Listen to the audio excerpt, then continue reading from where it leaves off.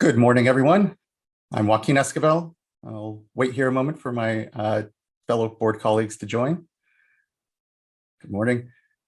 I'm Joaquin Esquivel, Chair of the State Water Board. Today is Tuesday, August 3rd. It is 9:01 a.m. and I'd like to call this meeting to order. I'd like to begin by introducing my fellow board colleagues today. Joining me is Vice Chair Doreen Diadamo, Board Member Sean McGuire, Board Member Laurel Firestone, and Board Member Nicole Morgan. Joining us as well as our Executive Director, Eileen Sobek, as well as our two Chief Deputies, Jonathan Bishop and Eric Oppenheimer. We also have our Chief Counsel, Michael Loffer, and our Clerk of the Board is Janine Townsend, and assisting her today are Margie Argel and Courtney Tyler. We are being webcast and recorded here, and so you are either joining us one of two ways, customarily through our webcast on Cal EPA website or YouTube Live, or you're here on the Zoom platform. In order to accommodate the continued COVID crisis that we're experiencing, we have only a remote board meeting today, which means if you're needing to comment on any of our items, you should already be here on the Zoom platform with us. If you aren't, you can send an email to commentletters@waterboards.ca.gov. At the top of today's agenda is the link to today's meeting, and to secure a password, you'll need to fill out a blue speaker card. Again, the instructions are on the agenda, but as well, you can email commentletters@waterboards.ca.gov, and the clerk of the board will help you get onto the platform for today.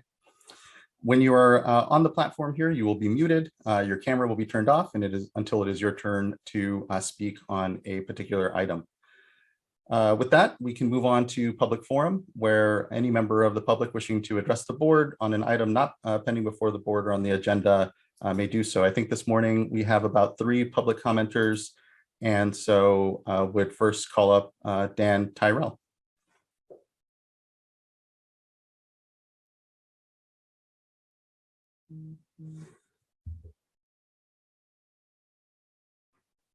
And Mr. Tyrell, you should be invited at this point to unmute and or share your camera.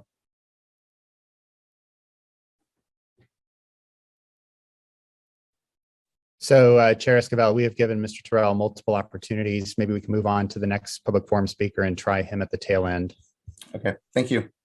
Next, we can move on to Eugene Solomon. Thank you, Chair and members of the board, staff members. My name is Eugene Solomon. I live in Redondo Beach, California. I'd like to speak with you today about the AES power plant in Redondo Beach. I'd like to share with you a brief story and then ask a rhetorical question if I can. Back in the 1970s, at the height of a gas crisis, Ford Motor Company came out with a new vehicle, or updated a vehicle, to be more fuel efficient in conformity with a lot of the industry. It was called the Ford Pinto. And the Ford Pinto was a compact sedan designed to be more fuel efficient, yet it had a major flaw. And at the crush zone in the back of the vehicle, so that they could sell it for under $2,000, they didn't put in an additional bracket for safety. An analysis was done by the Ford Motor Company engineers and by an economic advisor that the injury and death and societal cost of changing the engineering to make it safe, to prevent injury and death and impact on society, was not worth it. That what they would end up paying if it was discovered would be less than what they would make. And that's kind of what you have at the AES antiquated power plant in Redondo. You've got a plant that emits toxins to the surrounding communities, dangerous for the community. You've got a plant that is destroying aquatic life. And you've got a $10 billion a year company that paid in 2018 and 2019 a fine for the NPDES of $263,000. Now, this example of the Ford Motor Company and the Ford Pinto is held up as one of the worst ethical breaches in the history of modern business. That the trade-off of injury and death and impact on society and the economic choice, rather than the societal choice being made, It was one of the worst decisions ever. Now, if only there was an oversight board at the Ford Motor Company that could see the impacts on aquatic life, on the surrounding communities, the pollution. If only there was an oversight board like yourselves that could look and say, that's not something that we should do. And that's the choice that you have to make here in October. Now, we're not allowed to communicate with you directly. We can only communicate with staff. I can tell you how AES feels about the decision you're about to make. In 2020, they spent almost $200,000 lobbying your agency and met with your staff on numerous occasions, emails suggesting protocols for the meetings. And so far in 2021, they've spent zero. They figure the decision's already baked in. You've already decided to go ahead and extend it. And I suggest you don't be let the Ford Pinto continue to exist in Redondo Beach. Do not extend the AES power plant operations. Make the choice to protect the aquatic life, the residents, and the societal impact, and no longer extend the power plant. I thank you very much for your time and your efforts, and I wish you all a very good day. Thank you for your time this morning, Mr. Solomon. Appreciate your comments. Next, I'd like to call up Douglas Deach.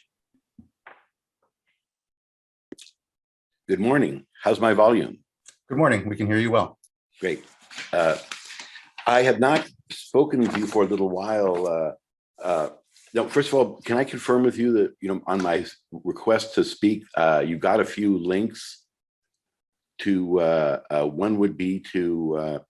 Yes, those came through, Mr. Deach. I can see them here in our speaker cards.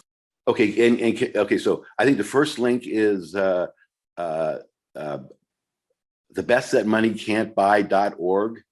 At minute 11, second 21 is my prior comment from 2016 that when we last spoke that I understood that you were going to review. And then also what I've handed out too, and that is, included, is the PDF that I handed out that day that I made specific reference to. And you should see that at dougforassembly.com. And actually, if you push the button there, it goes to exactly what I handed out. And what my purpose in having you review that, do you recall, Mr. Lawfer, what I'm talking about? This was maybe quite a Yes, I do recall the presentation you gave. I think we've now had multiple events, Mr. Deach. Yeah, but one of the events, the one I'm specifically focusing in on now, was that I came to the public forum, and for the purpose of replaying that again to refresh the recollection of the new members on the board and the few members of the board who were there before, about basically which was boiled down to my request that the State Water Resources Control Board intervene in the entire Monterey Bay to take over water management. And what I did was in there substantiate that request at that time. And at that time, Ms. Marcus said that and Doc itemized what the reasons of. Anyway, so that's what I'd like you to do is to please, not now, but to please review those two documents, because I've subsequently appeared before you at least two, maybe three times, reiterating that same request about State Water Resources Control Board intervention.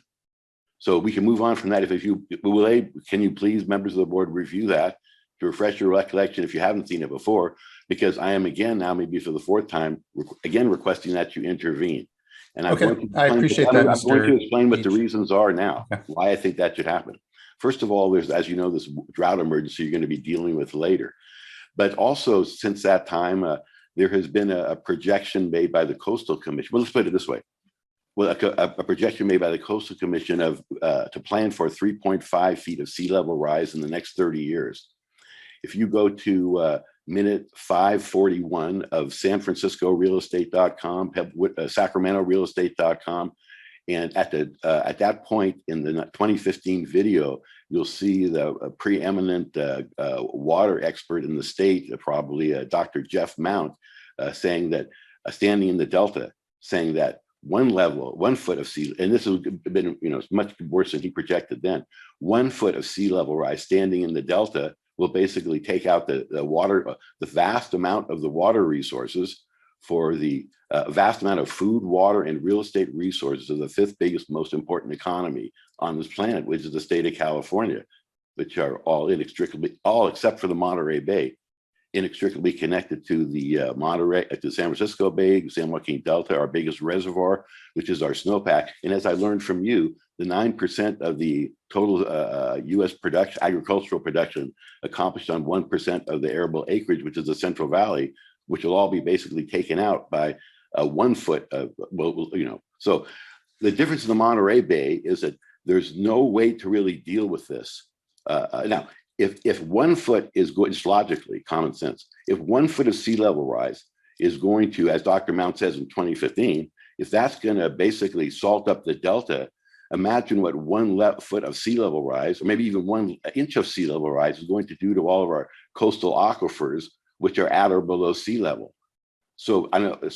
But anyway, so that's why you have to intervene, because we need a different plan to deal with our groundwater down there. And the plans that you have, you want to deal, you're mandated by the governor to deal with recycled water. Good idea, but it's the wrong type of recycled water. We need direct potable reuse. And Thank you, Mr. Deitch. Just you have about 10 seconds left of your 5 minutes. I apologize. So please go to dougdeitch.info. It's a Facebook page. And wait 1 second, 1 second, please. And it outlines what the 21,000 acre Monterey Bay estuary and monument will take care of using the repurposed water, 31,000 acre feet a year from the existing Castroville reclamation project, which we paid for as infrastructure at 100,000 acres, 2.1 billion. Thank you very much. Really appreciate your time this morning and highlighting the challenges, yes, of sea level rise. The board taking over the entire Monterey Bay is not something I think we're contemplating at this point, but we'll review the materials that you provide, Mr. Deitch. I appreciate your time this morning. Thank you. Thank you very much. Thank you. Circle back quickly to Dan Tyrell. Is he still, Mr. Tyrell, are you available? Good morning. Good morning. Can you hear me okay? We can. Wonderful. Hope everybody's having a great morning. I live up here in Northern California. Actually, a friend of mine was supposed to join me today, but he's running late, so I'm sort of speaking on his behalf as well. We're really just tuning in because our concern has to do with water usage and it related to the drought and agriculture. We live in an area of Northern California that's pretty well known for cannabis cultivation. And our big concern is the use of groundwater being pumped out of wells at a really high rate for both permitted and unpermitted uses, and it's affecting everybody's wells. I'm sure it's happening in other agricultural areas as well. From everything that I've read, it's been pretty bad. Personally, I have to have a new well dug because ours have gone dry. We're not receiving a lot of assistance from the county for regulation. And so my hope is whatever comes from your meetings today and moving forward, that there is something, some kind of enforcement that the state could provide or help to provide the counties with. So that way, people that are just normal mom and pop farmers who are out here just trying to make sure that our kids have enough water to drink and our animals have enough water to drink and we can have enough water to flush the toilets and stuff like that, that those needs are accounted for. And that's all I wanted to say. I appreciate your time. Really appreciate yours. Thank you for addressing the board this morning. I know that this is something that we have been looking at and certainly have been working with local law enforcement when it comes to providing assistance when there are illegal cannabis grows and particularly surface water impacts. I'll flag when it comes to groundwater pumping. I know that there may not be clear authorities when it comes to the board, and that it does speak to local GSAs and GSPs and ultimately what's allowed in the basin. But we're here as a state to definitely continue to provide data and information and help what we know is an issue around illegal cannabis, but also put it in the context of the greater drought, knowing that we have incredibly dry conditions out in the watersheds. That's leading to a lot of decline in our water tables, and and then of course the sort of looking across at the watershed and saying, well, who's actually not supposed to be pulling from water at this time? Again, our authorities are more clear around surface water. We'll definitely continue to make sure and get some additional information out there and continue to engage, knowing that we continue to hear these challenges up in the watersheds, and really appreciate you taking the time this morning to address the board about this. So thank you. Thank you. Okay, that wraps up our public forum rather, and appreciate everyone who's taking the time to address the board on issues that are not before the agenda today. Chair Esquivel, we do have one I yes. just added on. Oh, okay. Apologies. Mr. William Patterson. Okay, Mr. Patterson.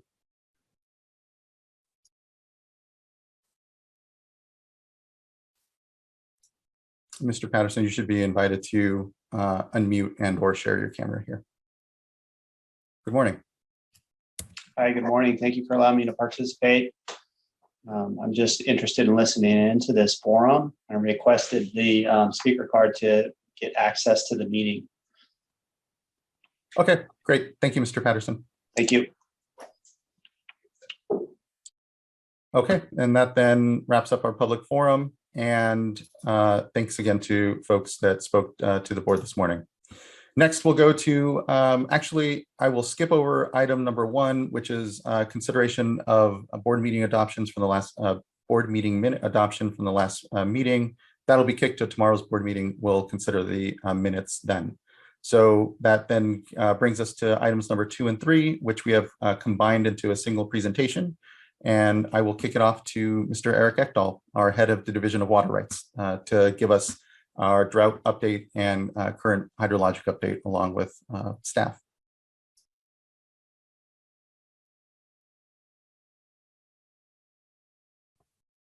Hi, thank you, Chair Esquivel, and good morning, members of the board. My name is Eric Ekdahl. I'm the Deputy Director for the Division of Water Rights.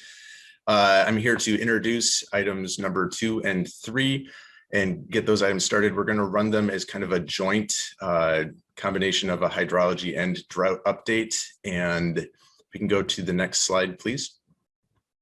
A brief overview or outline. We'll run through the hydrologic conditions statewide, and then we'll go into a quick overview of watershed specific drought efforts focused on Bay Delta, Mill and Deer Creek, Russian River, and then the Scott and Shasta rivers. At that point, we'll turn it over to colleagues in the Division of Drinking Water if they have any available or additional updates, and then highlight other actions. And so with that, I'd like to turn it over to Michael Macon from the Division of Water Rights to go through the hydrologic conditions update.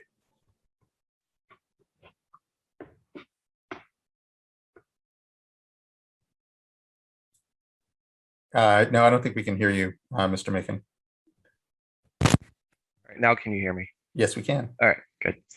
Good morning, board members. I'm Michael Macon, an environmental scientist in the Division of Water Rights, the Bay Delta Sacramento unit.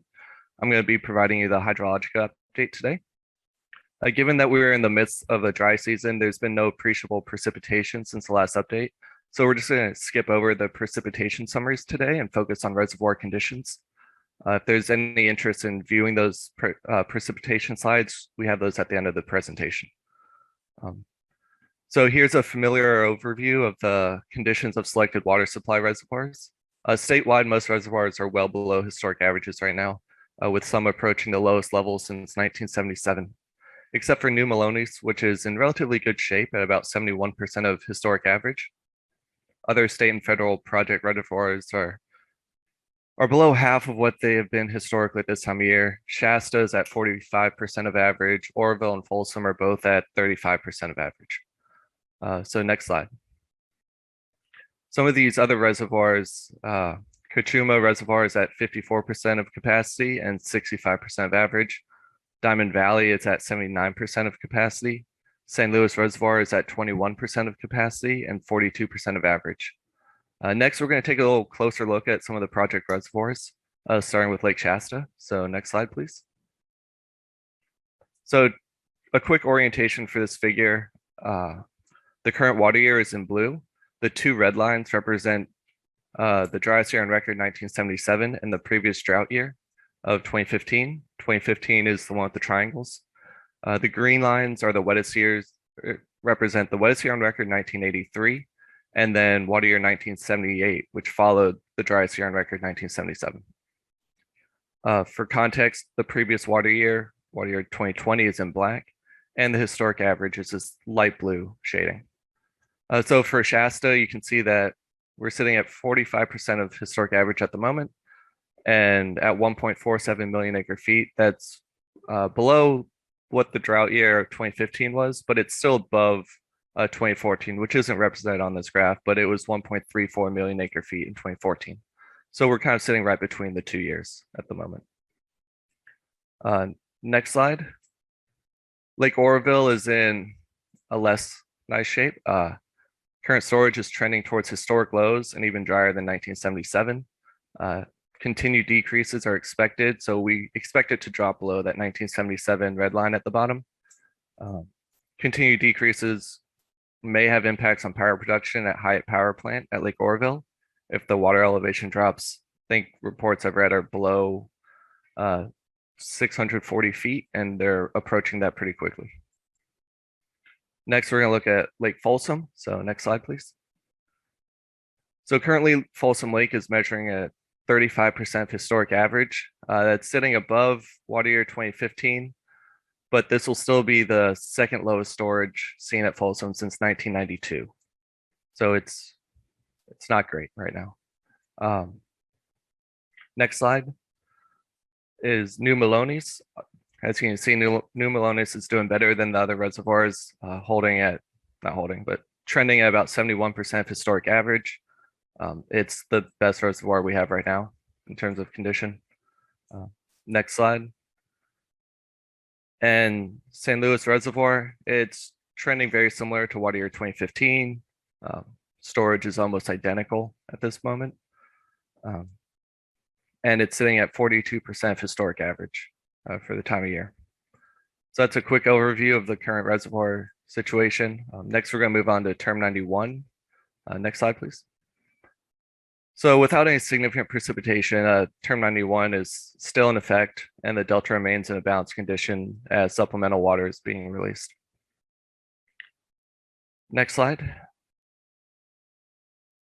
So this is a drought monitor for California, and as of July 27th, the status of drought in California continues to worsen, with more than 80% of the basin experiencing extreme to exceptional drought levels, with some exceptions at the southern end of the state. Next slide, please. Colorado Basin is not in any better shape. The entire state is experiencing at least abnormally dry conditions, with 3/4 of the state also experiencing extreme to exceptional drought as well. So if we take a step back, next slide, please. If we look at a seasonal drought outlook for the entire US, this outlook shows that nearly half the country is experiencing persistent drought conditions that are expected to persist through October, predominantly in the western and northern states of the United States. So it's not just us, but it's widespread right now. Next slide, please. Looking at a 14-day outlook for temperature, this is coming straight from NOAA. California is expected to have above average temperatures across the state, particularly in the southern Central Valley. Next slide, please.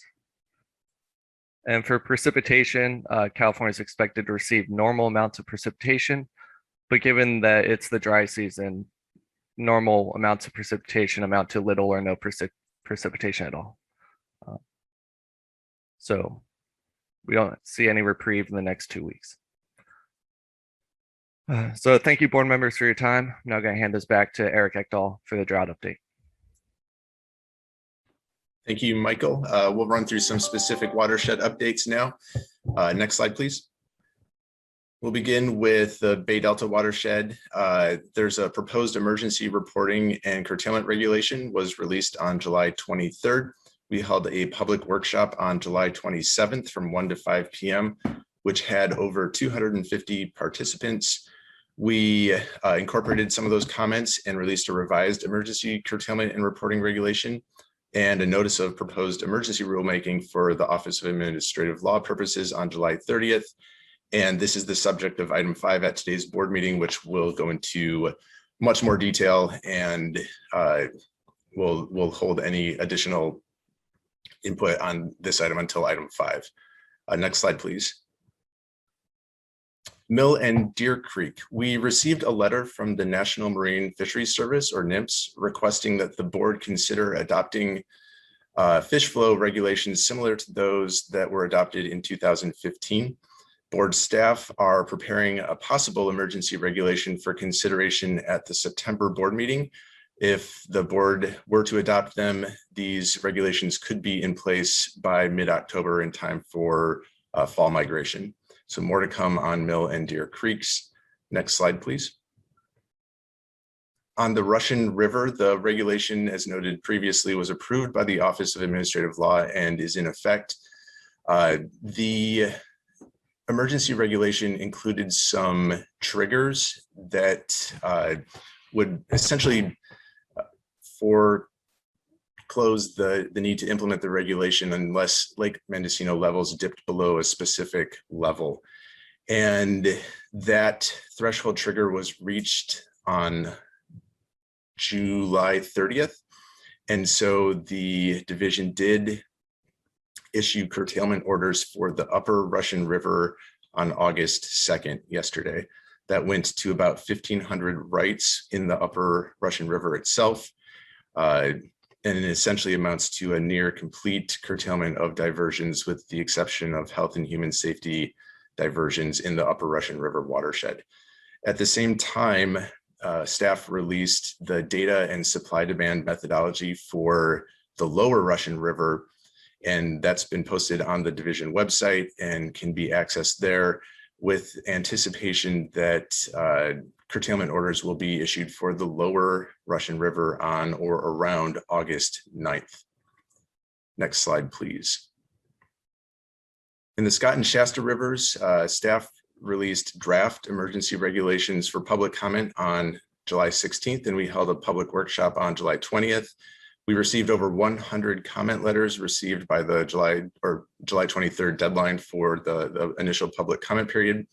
We are currently reviewing those comments to determine the potential to update the regulation, and we do anticipate bringing this to the board for consideration at its August 17th board meeting. Next slide, please. One final update kind of related to drought activities. We've mentioned the SB 88 notices of violation at the previous drought update. SB 88 is the metering and measurement requirements that were legislatively authorized in 2015 and approved through regulations adopted in 2016. We have issued notices of violation for several hundred diverters in Russian River, Scott, Shasta, Navarro, and I believe one other watershed earlier in July. At the end of July, we issued an additional 500 notices of violations for diverters in the Sacramento and San Joaquin watersheds, specifically focused on diverters who had reported more than 5,000 acre feet per year diversions. These notices of violations went to those that had not registered a measurement device and had not reported any data associated with SB 88 over the last 3 years. There's a list of all the non-compliant right holders available at the link provided there. And we encourage people to take a look and see if they're on that list, and if they are, to please come into compliance as quickly as possible. And this will be beginning to look at additional potential for NOVs throughout the remainder of the year. Next slide, please. And then just some additional updates and information. We have a drought page. We encourage everyone to go and look at latest updates on that drought page, and then to subscribe to the various subscription email list to stay in tune with the various drought activities going on within the division and the board. And there's a link for doing so there. And with that, I'd like to turn it over to, I believe, the next slide and Division of Drinking Water, if there are any updates from Darren Polhemus. Just really quickly, Mr. Ekdahl, just on the note regarding enforcement or letters going out regarding diversion reports and a lack of compliance. You know, in this drought, it's so critical that we have demand data so that we can go walk through and be able to curtail in a way that protects and understands what the uses are in a watershed. So we know that it's not, these letters don't often come welcome when they kind of seem as if we're being a bit threatening or really insisting on making sure we're getting this data. But it's because in the middle of this drought, it is so critical that we have this information in order to be able to do important things like actually implement the water rights system.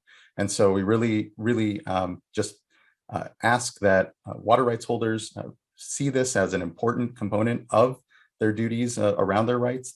It truly is, and that it's helping us all manage through difficult conditions in our watersheds. So just really implore folks to receive those well and make sure they are responding. So thanks. Mr. Polhemus. Morning, Chair Escobar, fellow board members. I did want to give a brief update from the drinking water division this morning. First, I'm happy to announce that we've begun hiring our drought positions given to us in the new budget.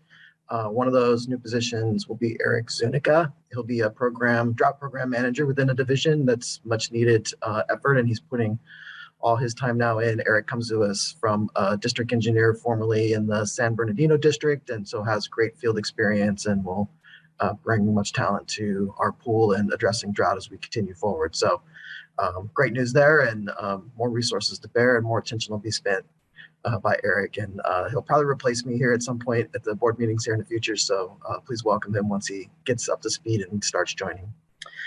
This morning, I did want to highlight a point that's been interesting as we go through the recent drought emergencies, and some of the ones I've announced in previous communities that have had drought issues previously shows the complexity of how drought deals with drinking water systems, in that it's oftentimes hard to distinguish what is drought impacted versus regular failures or drought influenced. And I think the only point I wanted to make from that is it's stressing the point that the SAFER program we began some time ago to dealing with water system resiliency is crucial going forward into the drought. The drought exacerbates a lot of those things. So case in point and an example is the Hornbrook system.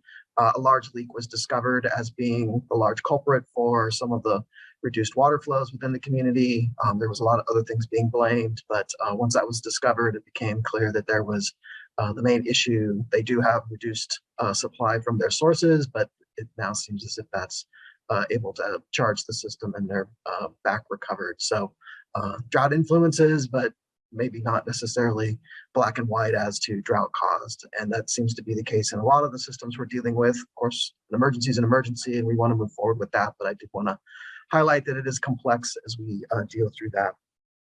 The other part I wanted to discuss today is the information orders that we issued. We're at 84 issued orders at this point. We're just in the beginning of getting those data pieces in. We've got several reporting cycles now, and going through the initial growing pains of something that's new. So we're QA/QCing data. We're getting some reports that are probably not as we anticipated, where people are claiming they're out of water, and when we call back up, well, there's one well that's out of water, not the system. So more kinks to be worked out there. We're just also getting to the point where we're going to have enough data to start doing some trending on groundwater and other things. So not a lot to report other than we're heavy into it and beginning to implement that system as best we can, doing the QA/QC and trying to clean up the reports and finding the systems that are failing to report and working on getting them into a reporting regime so that that approach can work. So more to come. I don't have great information to report other than we're in the midst of trying to get that going. And then finally, we do have 3 small systems that are in a drought emergency stance at this moment that we're dealing with. 2 of those are on hauled water and for the temporary time being, and we'll be working through those systems as we go. So that's my report for this board meeting, and I'll take any questions if there's any from me. Thank you, Mr. Palamas. Appreciate it.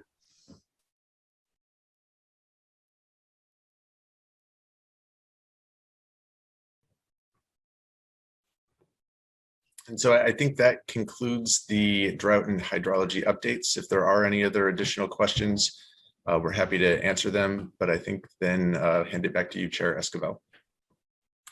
Thank you. I appreciate it. At this point, board members, any discussion or anything to flag regarding the drought update, or anything you'd like to hear from the drought update in a next board meeting? Okay. Thank you. Hearing none, then we'll conclude items number 2 and 3.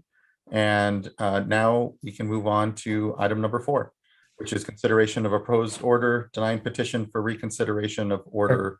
Oh, yes. Mr. Chair Esquivel, DeLauro, we do have a I number apologize. of We do have commenters public for this commenters. item. Yeah. Yeah, I apologize. I completely just went right through that. Let's take a step back. We're still on items number 2 and 3, and we have public comment to go through. So let's begin. I believe our first speaker is Jamie Anguiano.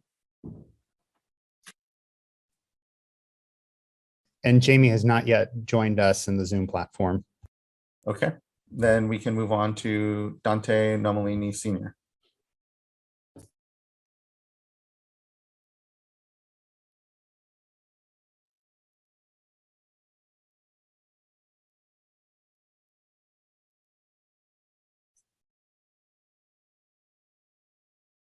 Good morning. You should be invited to unmute here as well, Mr. Nomalini. One moment, you're still muted. There should be a prompt to, there you are. All right, am I in? You're in now. Good morning. Okay, well, I've been around too long. Most of you know that. But we are going back into another drought cycle with emergency regulation, which we'll take up later on another agenda item. But I think it's important to note that droughts have been anticipated in the planning of our major water projects. And I have a slide that if you can present it, fine. If not, but the 29 through 34 6-year drought period was a firm part of the planning of both the state and the federal projects. And we used to talk about firm water yield. And the plan, of course, was to be able to perform an operation that would provide firm water in the 6th year of a drought. And that takes ample storage in order to carry water forward for 5 or 6 years or what have you. Now, the projects failed to develop water as planned. And there was 5 million acre feet of water that was supposed to come in annually to the Delta from North Coast watersheds. And that was to be firmly accomplished by the year 2000. Putting aside the reasons why it didn't happen, it just didn't happen. So what we've had is a series of drought years. 2009, we had a problem. There wasn't enough water to meet the needs. And therefore, there was a violation of the standard. Let's go to the next slide here.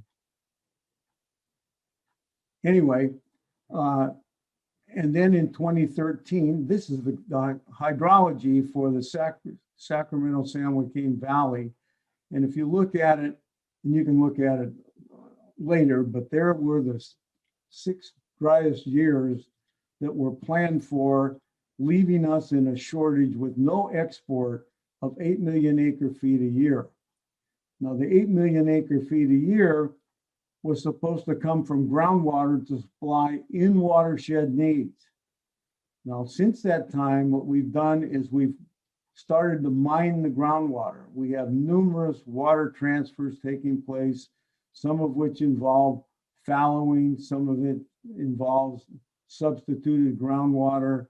In any event, what needs to be done is there needs to be a sober planning effort to see what our water projects can firmly deliver if the next 4 years are dry.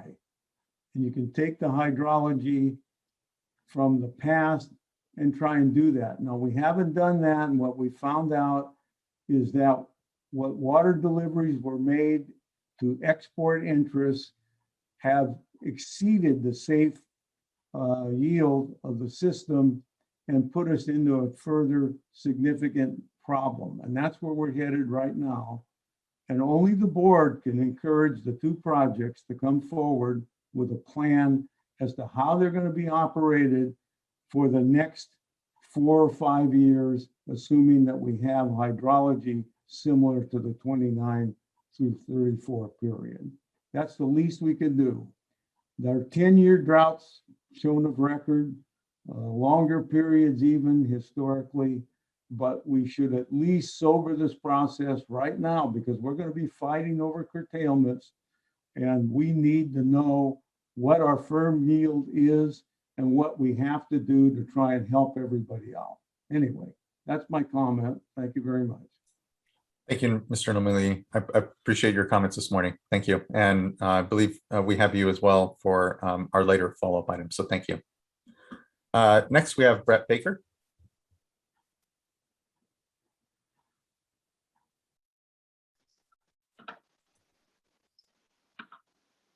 And Mr. Baker, you should be invited to. There you are. Good morning. You see me now? We can. I should speak for item number 5 as well, but yeah, I guess I just wanted to put some broader points on my esteemed colleagues' comments. I mean, I guess I'll start out by acknowledging that, you know, in the Delta, we do have a problem. It's not about us, and so I acknowledge that. I just want to also say that there are some realities, though, that I feel, and I'm speaking with the respect to the regs and the emergency regulations and the methodology here, that are ignored in what we're doing. There are some existing, I guess, if you will, systemic biases in what's going on here. There are tides 2 times a day, 25 hours that come into the Delta. In our history, there's always a tension between having water rights and I having water rights apologize, system. Mr. Baker. You're cutting out a bit. It might help if you maybe just go to audio. There you go. Is that better? That is. Thank you. Okay. And so there's always been a tension between rights and appropriations, and you know, your notice letters that went out. I've been speaking with a lot of our constituents, and as I go through explaining the priority system, I always mention Mexican land grants, and they kind of look at me like, well, where does that come in? And I say, I don't know. I read about it in the law book somewhere. We have a priority system. There is some semblance of how that needs to be appropriated.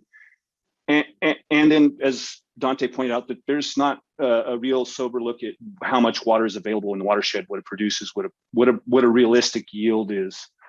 And then I look at the calendar on my wall next to me and I go, oh, hey, we're in August now. So I wonder what we're really doing here. And I think back to the last drought, I think we all wish we had more time to plan and prepare in between that experience and this experience. We try to make progress, and I'm speaking for us in the Delta here again. We've tried to progress in our reporting. We're very proud of the amount of the level of compliance we've achieved. We look forward to reporting real-time data via OpenET. So, I mean, our progress is we are making progress. With respect to the methodology, like I said, I mentioned it's fatally flawed in that it ignores the tides. It's some issues with natural flow. We've submitted comments. They're extensive. I hope you read them. But what it results in is no priority at all. So I think that we have, you guys are flipping an on and off switch here. And so I just, that'd be a more broad comment, I guess. But then I just want to think want you to think about as you adopt these regulations, the effect of them. Hopefully, I believe your goal should be that any information you request be useful, not be duplicative, not stuff you already have. You know, like I said, we are trying to make progress in getting you better information, better data. Useful data is useful, worthless data is worthless. So, and then I think with respect to the slides Mr. Macon was showing, we are in a bad situation. Let's not make it worse. I think the board has taken actions with respect to transfers. We all experienced the mass hysteria surrounding the toilet paper shortage of 2020, the great toilet paper shortage of 2020. And I think that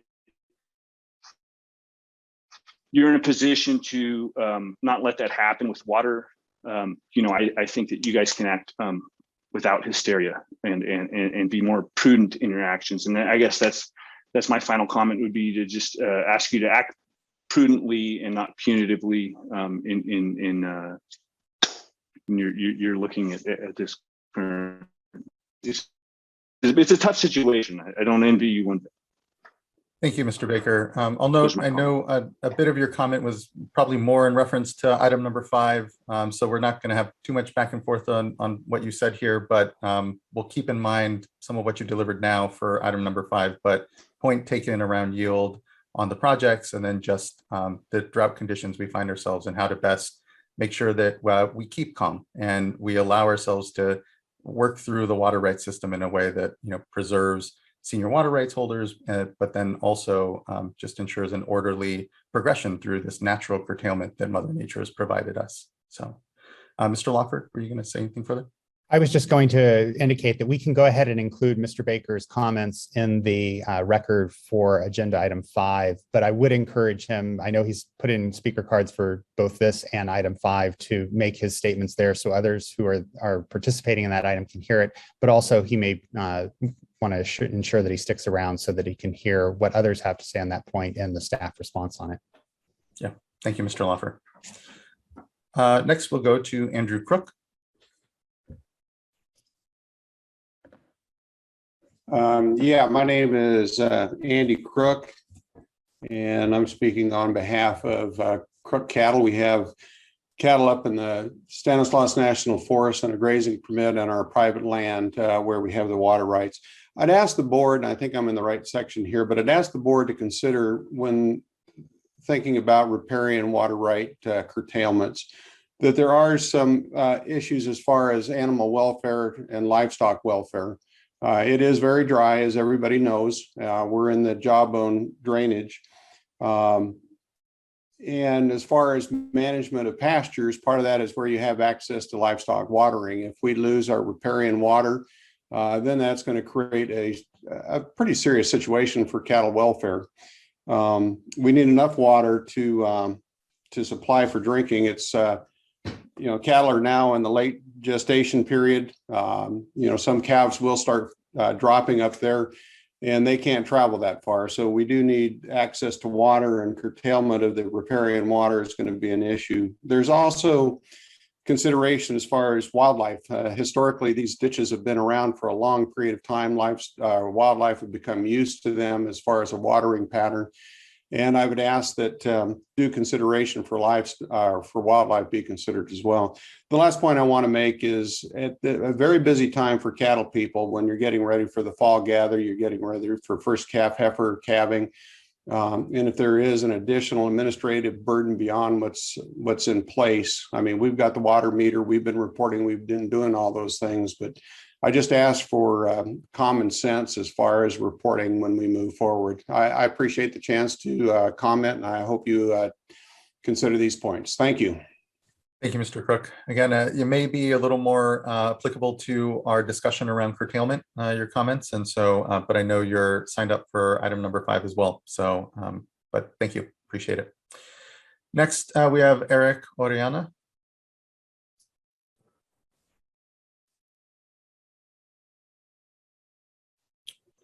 Good morning. Good morning. Thank you, board members. And thank you, Chairman, for the opportunity to speak today. I wanted to speak to the drought update. And the update that I give might overlap to another item, but I just wanted to make it clear that I'm speaking to this item, and there's just a little bit of indirect correlation to it. But I wanted to start off by saying that California is experiencing one of the worst droughts on record, as you all well know. And this drought has led many Californians to make tough decisions about their water usage. For example, one San Joaquin Valley resident that Community Water Center has connected with has had to purchase and personally install various pumps over the last years to ensure his household remains with access to drinking water. Still, this resident monitors the farms around his house, and it brings his domestic well offline when he sees farms pumping groundwater, because his experience has been that his domestic well pump fails when nearby agricultural wells are being used. This is just one example, and there are thousands of domestic well users across the state that have or will likely experience significant challenges to their human right to water. This past week, the Water Board began issuing curtailment orders in response to the terrible condition our state finds itself in. And these orders are prudent and necessary to protect California's water resources. As we have witnessed in the past droughts, the result of curtailments is that farmers will turn to groundwater and not reduce their water usage in accordance with the severity of this drought. We urge the board to work with the Department of Water Resources to ensure that their development of principles and strategies to protect drinking water during droughts includes guidance to GSAs to implement domestic well impact mitigation programs. Such programs are vital to ensuring Californians' human right to water and ensuring limited government resources are targeted to improving drought resiliency for community water systems. I wanted to appreciate the board's time today, and Community Water Center looks forward to continue to collaborate with the Water Board to help ensure California's human right to water. Thank you, Chairman and board members. Thank you, Mr. Oriana. And last, we have Craig Cooper.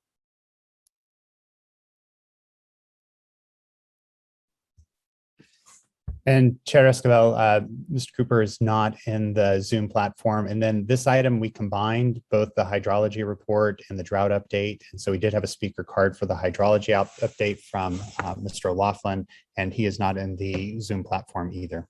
Okay. Thank you, Mr. Laffer. Much appreciated. And apologies for blanking over our public commenters here on items number 2 and 3. So that, board members, any comment, thought, or reflection?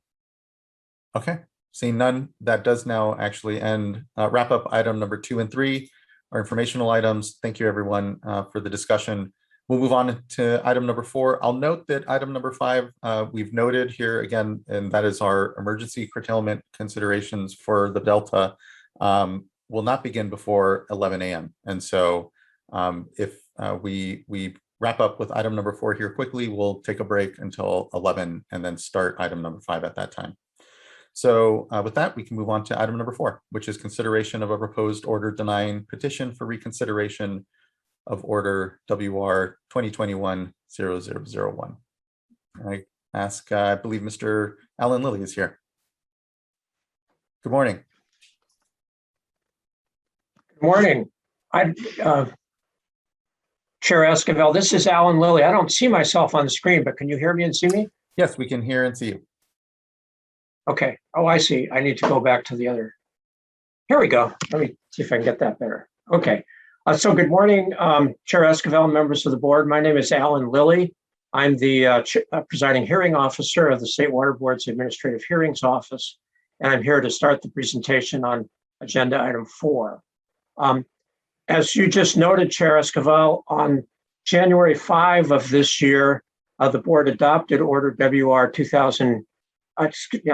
2021-0001, which assessed administrative civil liability against Mr. Simone for failure to timely file his supplemental statements of water diversion and use for his 2018 diversions. Mr. Simone filed a petition for reconsideration of that order on February 4. His petition raises 14 different arguments. They primarily repeat arguments he made during the AHO hearing process that led to the order that the board adopted in January. I have worked with Stephen Westhoff of the board's Office of Chief Counsel to prepare a proposed order, and that is the proposed order that is before you today. It responds to each of the 14 arguments in Mr. Simone's petition for reconsideration. I'm not going to go through those arguments now, but of course I will be glad to answer any questions that any of the board members may have. And in summary, I recommend that the board adopt the proposed order. So that's all I have on this item for now, but of course I will be glad to answer questions at any time. Thank you, Mr. Lilly. I appreciate the thorough work on the order and being so responsive to Mr. Simone's 14 points. Mr. Lawfer? I just wanted to make one point for the record. The board members should have received from Ms. Townsend a submittal from Mr. Simone. There were some technical issues with the way it first came in. And so once we received it in a clean PDF, it was distributed out. And so all of you should have that as part of the consideration for today's item. Thank you, Mr. Lawfer. Fellow board colleagues, do you have any questions for Mr. Lilly or any comments or thoughts here? We have Mr. Simone with us and can call him up to provide his comment. Okay, hearing none. Ms. Townsend, Mr. Simone, would you like to address the board?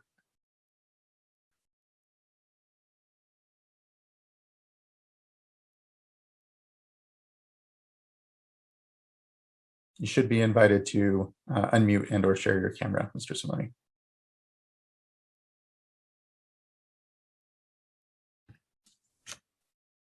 And we did have Mr. Simone on earlier, so I know technically he wasn't having issues at that point. Here we go. Good morning, Mr. Simone. You should be invited to unmute as well here. Can you hear me now? Yes, we can. Good morning. Okay, that's fine. I finally got through it. The comments I choose to make is first, I want to make sure that my letter of, I got to change this view. That my letter of July 28th, 2021 is part of the written record. And I've also included a letter that I had with my discussions with Mr. Quilisi is his name. Let me see if I have that letter here. And then I have 2 photographs. So I'd like to make sure that those are included as part of the written record. Mr. Quint, that was the name, that was the letter that I sent. And it was my discussion, it enshrines my discussion with Mr. Quint concerning the water rights that we were discussing and how to report them.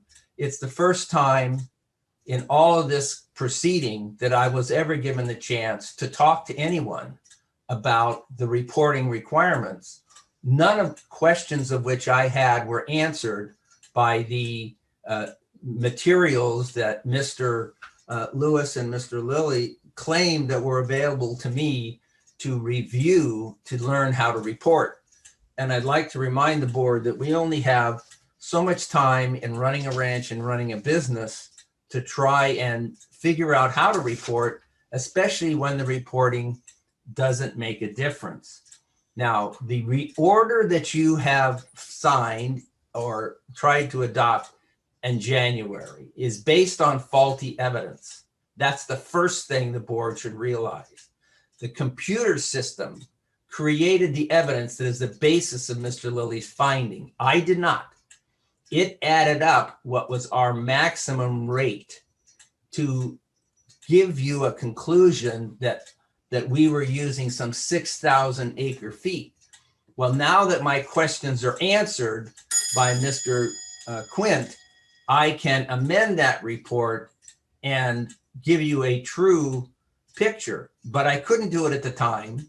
And when I was first reached out to the board to answer questions, I was not given any response. Then when I got a letter from Mr. Lewis demanding $500, I tried to talk to him about it, and I was told that's not his job, that he was not going to talk about it. I don't think the board should treat any human being that is trying to report in this manner. The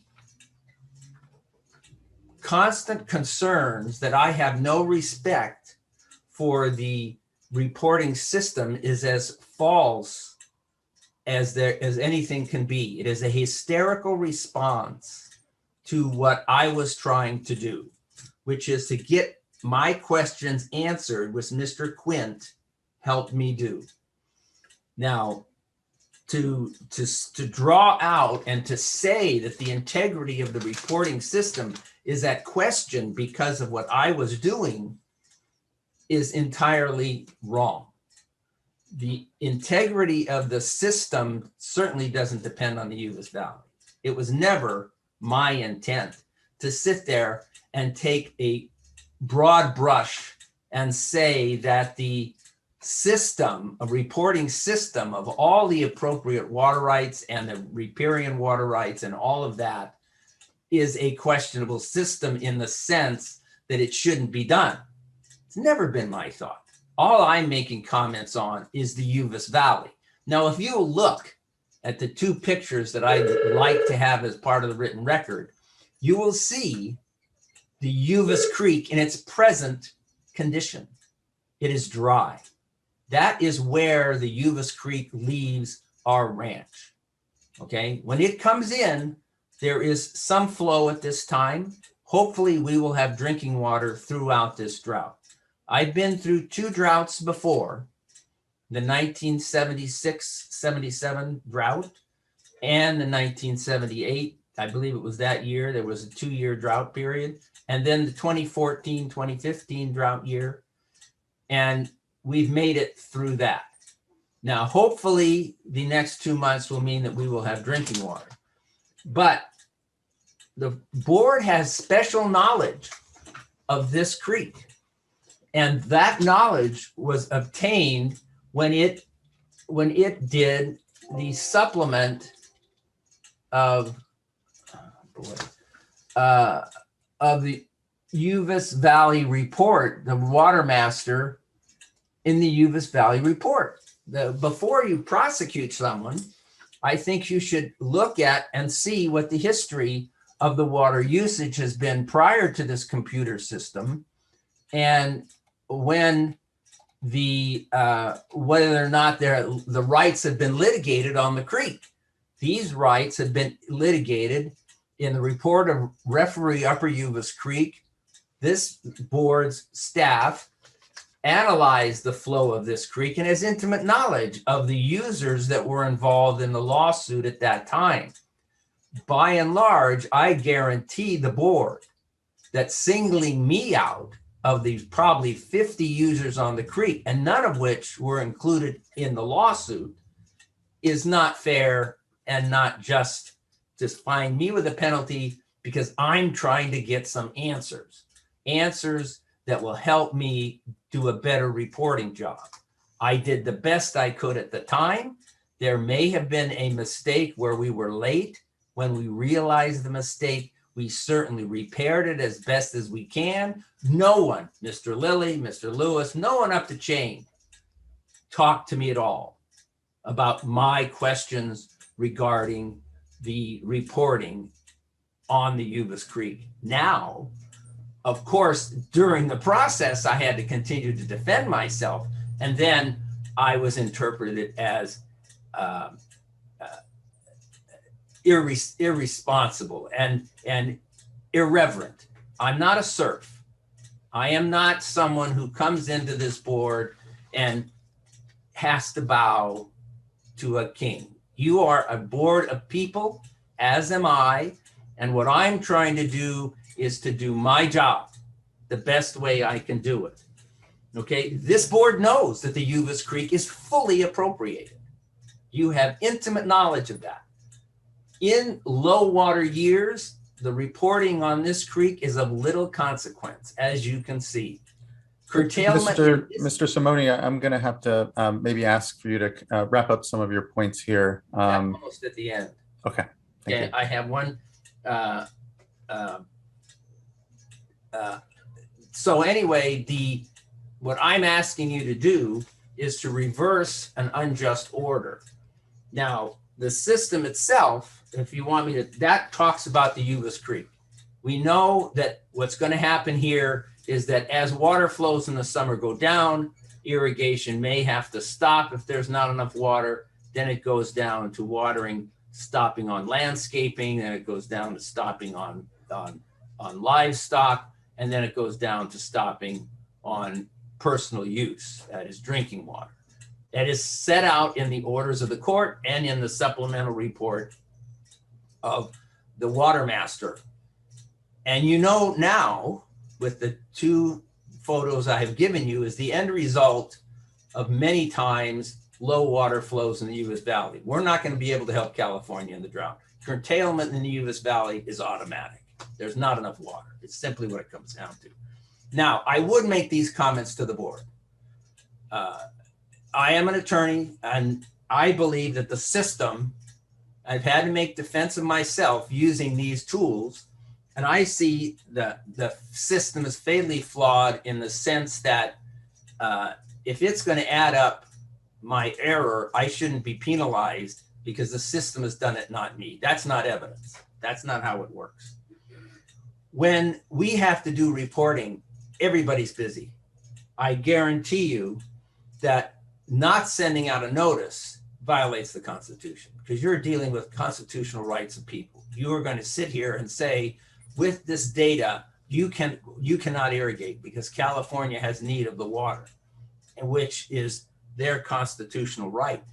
So to do, before you curtail that right or draw information on that right, a courtesy notice. We're not serfs. We're equal people to you. You have to give us notice, and the system doesn't provide for notice. They want to eliminate all the work. Well, notice has to be sent out. It should be sent out in paper form so everybody can get it. I guarantee you that I'm almost done. I have two more points to make. Mr. Simone, I would ask that you try to wrap up here soon. I will. I guarantee you that many of the people on the Uvis Creek who are drawing water are not reporting to you, far more than I am. Okay, and I'm doing my reporting as best as I can. So we need to have some sort of notice being sent out. And that is my comments on the legal system. If it's limited to computers, you're going to be impacting people's constitutional rights, and they're going to avoid you, is what's going to happen. And they are. Up at the Uvis Creek, above us, we are the bottom. That's why we're most concerned about the flow. Those at the top are drawing, they're not reporting, I guarantee you. Okay, Mr. Simone. That's it. Thank you very much. Thank you for your comments here and your time. I don't find anything factual or otherwise in your comments here for me to have a different opinion on my support of the Administrative Hearings Office's recommendation to adopt this item here. But fellow board colleagues, do you have any questions for Mr. Simone or Mr. Lilly, or have any other comments or thoughts?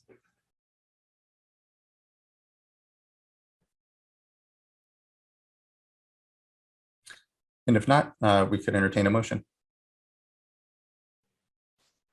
Sure. I'll just want to thank the Administrative Hearing Office for all their work here. I know, and Mr. Simone, for your attention to this matter, and I think your commitment going forward that you are going to, work with our staff, work through the reporting system. And I know there are notices that go out, and all water right holders receive them.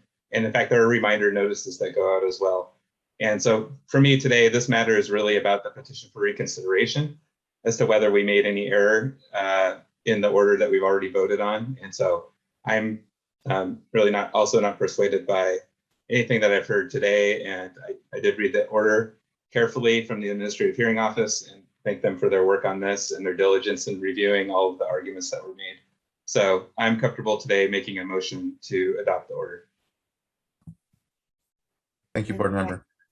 And I concur with what the chair and board member McGuire said. So with that, I'll second the motion. Thank you, Vice Chair. Ms. Townsend, can you please call a roll call vote? Yes. Board member McGuire. Aye. Vice Chair Diadamo. Aye. Board member Morgan. Aye. Board Member Firestone, Aye. Chair Esquivel. Aye. Thank you. Thank you. And the motion carries, and the item, the petition for reconsideration is, or the order is adopted, which denies the petition for reconsideration. So thank you, everyone. With that, we have about a 15-minute break here before item number 5 will begin. Mr. Lawfer, anything we should consider before we go ahead and break? No, the board should be fine, and that will give both commenters as well as board staff adequate time to get prepared for item number 5. Okay, thank you. Thank you, everyone, for the morning so far. We will reconvene here at 11 o'clock and begin item number 5. So thank you. See you soon.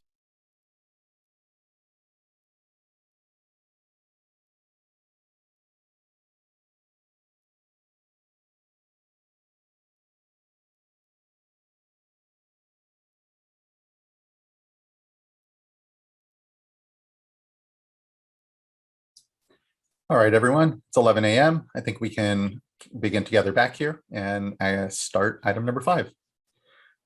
So again, item number 5 will be a consideration of a proposed resolution to adopt an emergency curtailment and reporting regulation for the Sacramento San Joaquin Delta watershed. And I think here to kick things off for us, we have Ms. Diane Riddle. Good morning, Ms. Riddle. Good morning.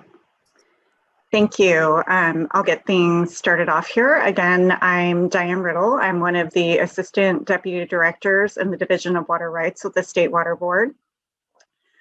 I'll be introducing this item.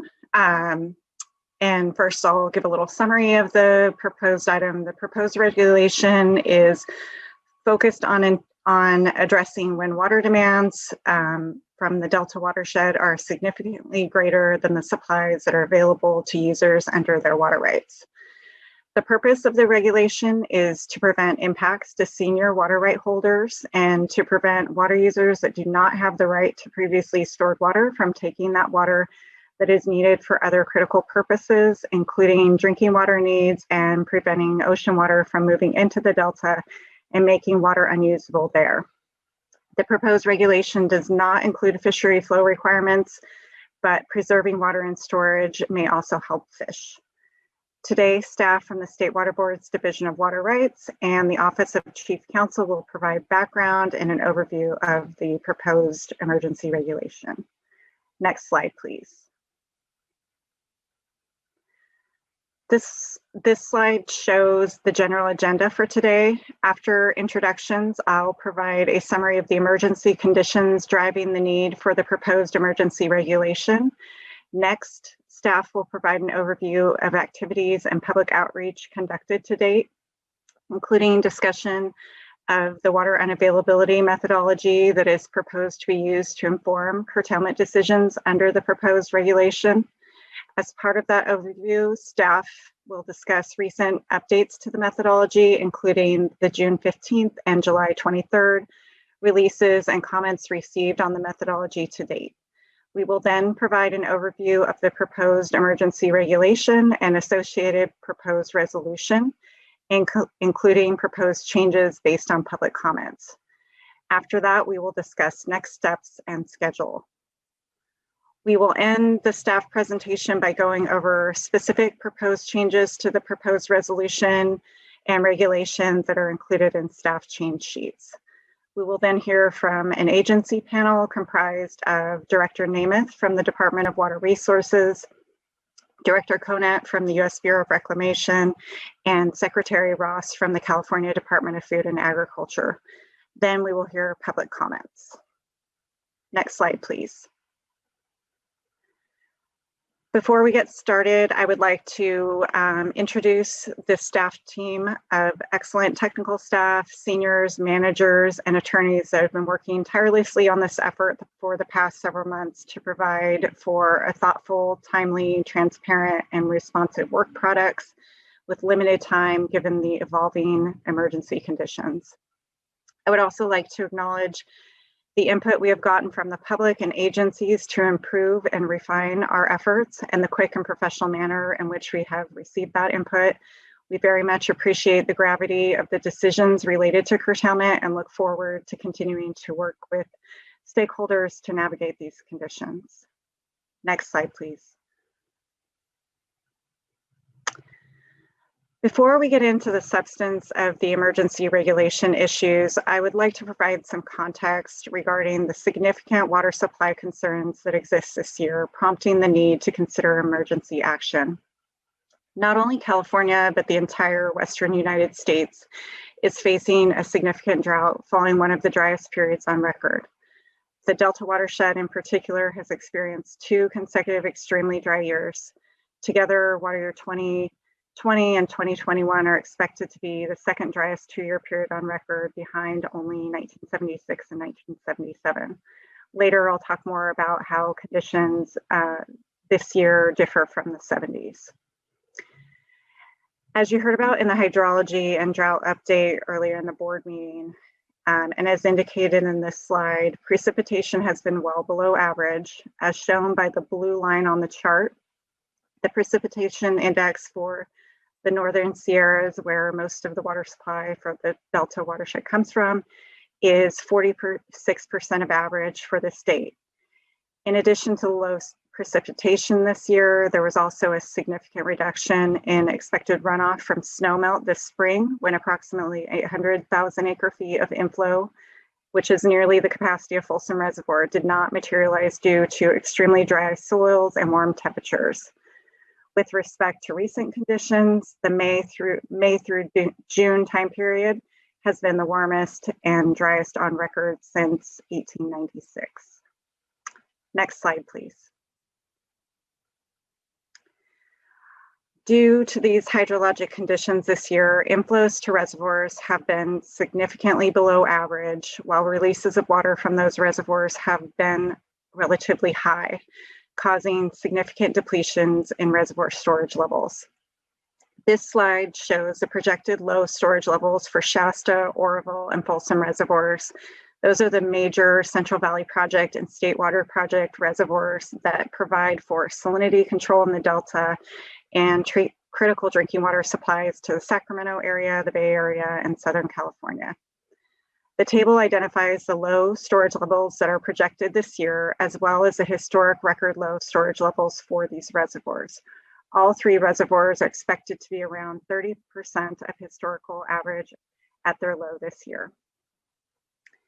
As you heard about in the hydrology presentation, Oroville is projected to reach a new historic low in October this year, nearly 200,000 acre-feet lower than was previously the previous low in 1977. Folsom is projected to be near its historic low, just 10,000 acre-feet shy of that was reached in 2015.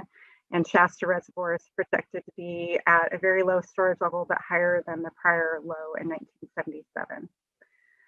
These low storage levels create significant concerns given the Central Valley Project and State Water Project's obligations to meet salinity requirements in the Delta, which require around 200,000 acre-feet of water a month or more.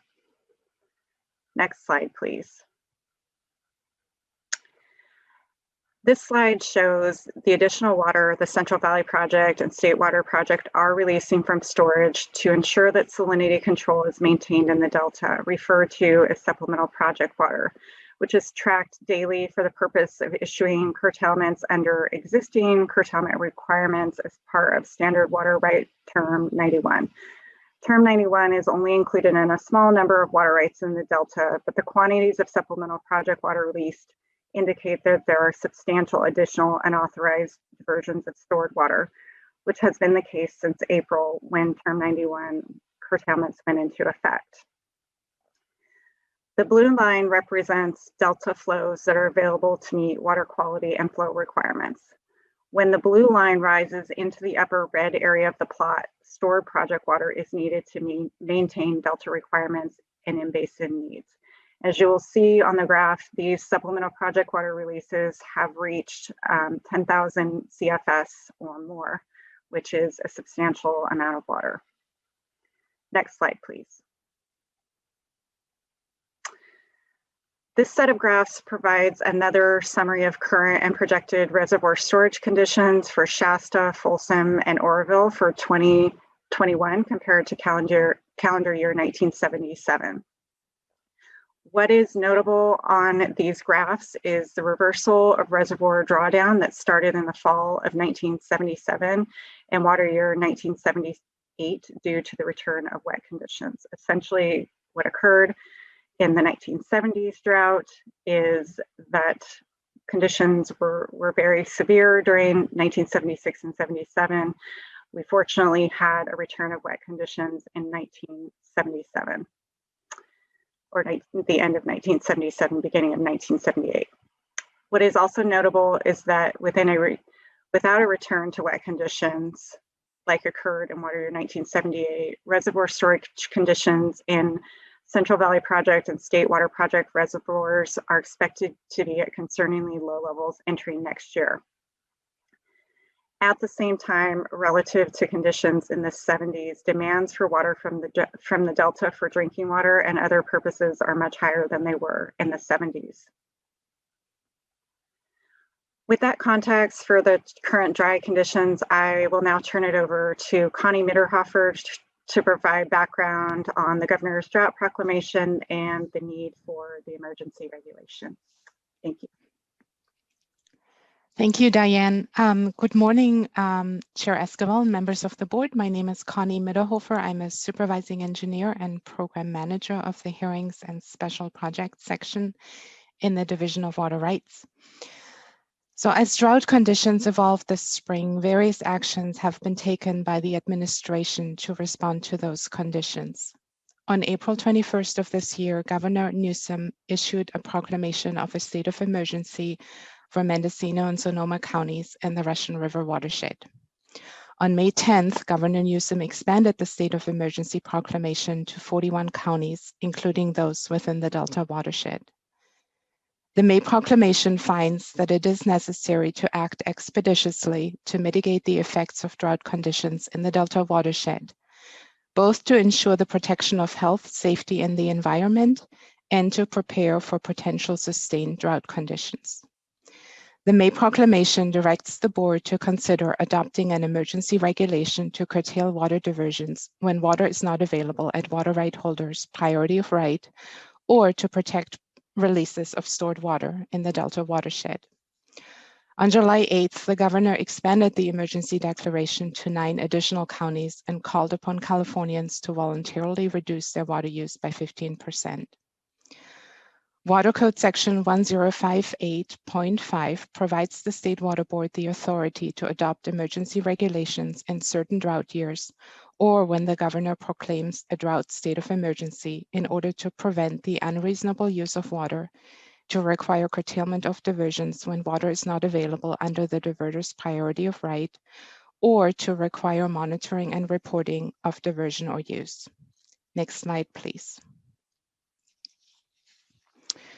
The Delta provides critical water supply for the state for multiple uses. It is the state's largest surface water source, supplying 2/3 of Californians with at least some portion of their drinking water. It is also home to numerous fish and wildlife and plant species listed as threatened, endangered, or special status. Given the importance of the Delta water supplies, it is critical that shortage issues be addressed. While various actions have been taken in response to the dry conditions, including reducing or eliminating contract water deliveries, implementing mandatory and voluntary conservation efforts, and changes to required minimum flows, data indicates that there are still significant imbalances between supplies and demands. Given these conditions, there is an urgent need to address the shortages by 1, developing a sound methodology for comparing available supply and demand, and 2, given the State Water Board the tools it needs to prevent diverters from taking water they do not have a right to use. The state has an obligation to ensure that water right holders and claimants who do not have water available at their priority of right and do not have a need or responsibility to provide water for minimum health and safety cease diversions of water. That water is needed for more senior rights and to protect critical water storage for minimum health and safety, salinity control in the Delta, and some ecosystem protection. Next slide, please. Adoption of an emergency regulation is necessary to address the immediate and dire water shortages in the Delta watershed. The current system for curtailing most diversions and enforcing those curtailments does not provide for timely and effective implementation of the state's water right priority system during the current drought emergency, when thousands of water rights and claims require curtailment and enforcement in a short period of time. Without a regulation, the board is limited to issuing warning letters and notices of water unavailability to right holders and claimants. Notices, however, are informational only and are not orders to stop diverting. There's no evidence that notices of water unavailability are actually resulting in curtailments of diversion. In fact, available data indicates that depletions have remained high. In response to the June 15th notices the division issued, the division is seeing a response rate of only 20% for the completion of certification forms. And that 20% only reflects the percentage of right holders that completed the form, not the percentage of right holders that had ceased or planned to cease diversions. There's an increased need for more certainty that diversions will cease when water is not available to address health and safety water supply needs and other critical purposes for preserving previously stored water releases. Additionally, there's a need for additional reporting from water users to better evaluate water unavailability. In order to more effectively implement the water right priority system in the Delta watershed, the board needs access to accurate information regarding water rights, water diversion and use, and projected demand at a time step that allows the board to more quickly and effectively determine water unavailability. The proposed emergency regulation, if adopted, would enable the State Water Board to enforce the water right priority system and protect critical water storage by giving the board the authority to issue curtailment orders.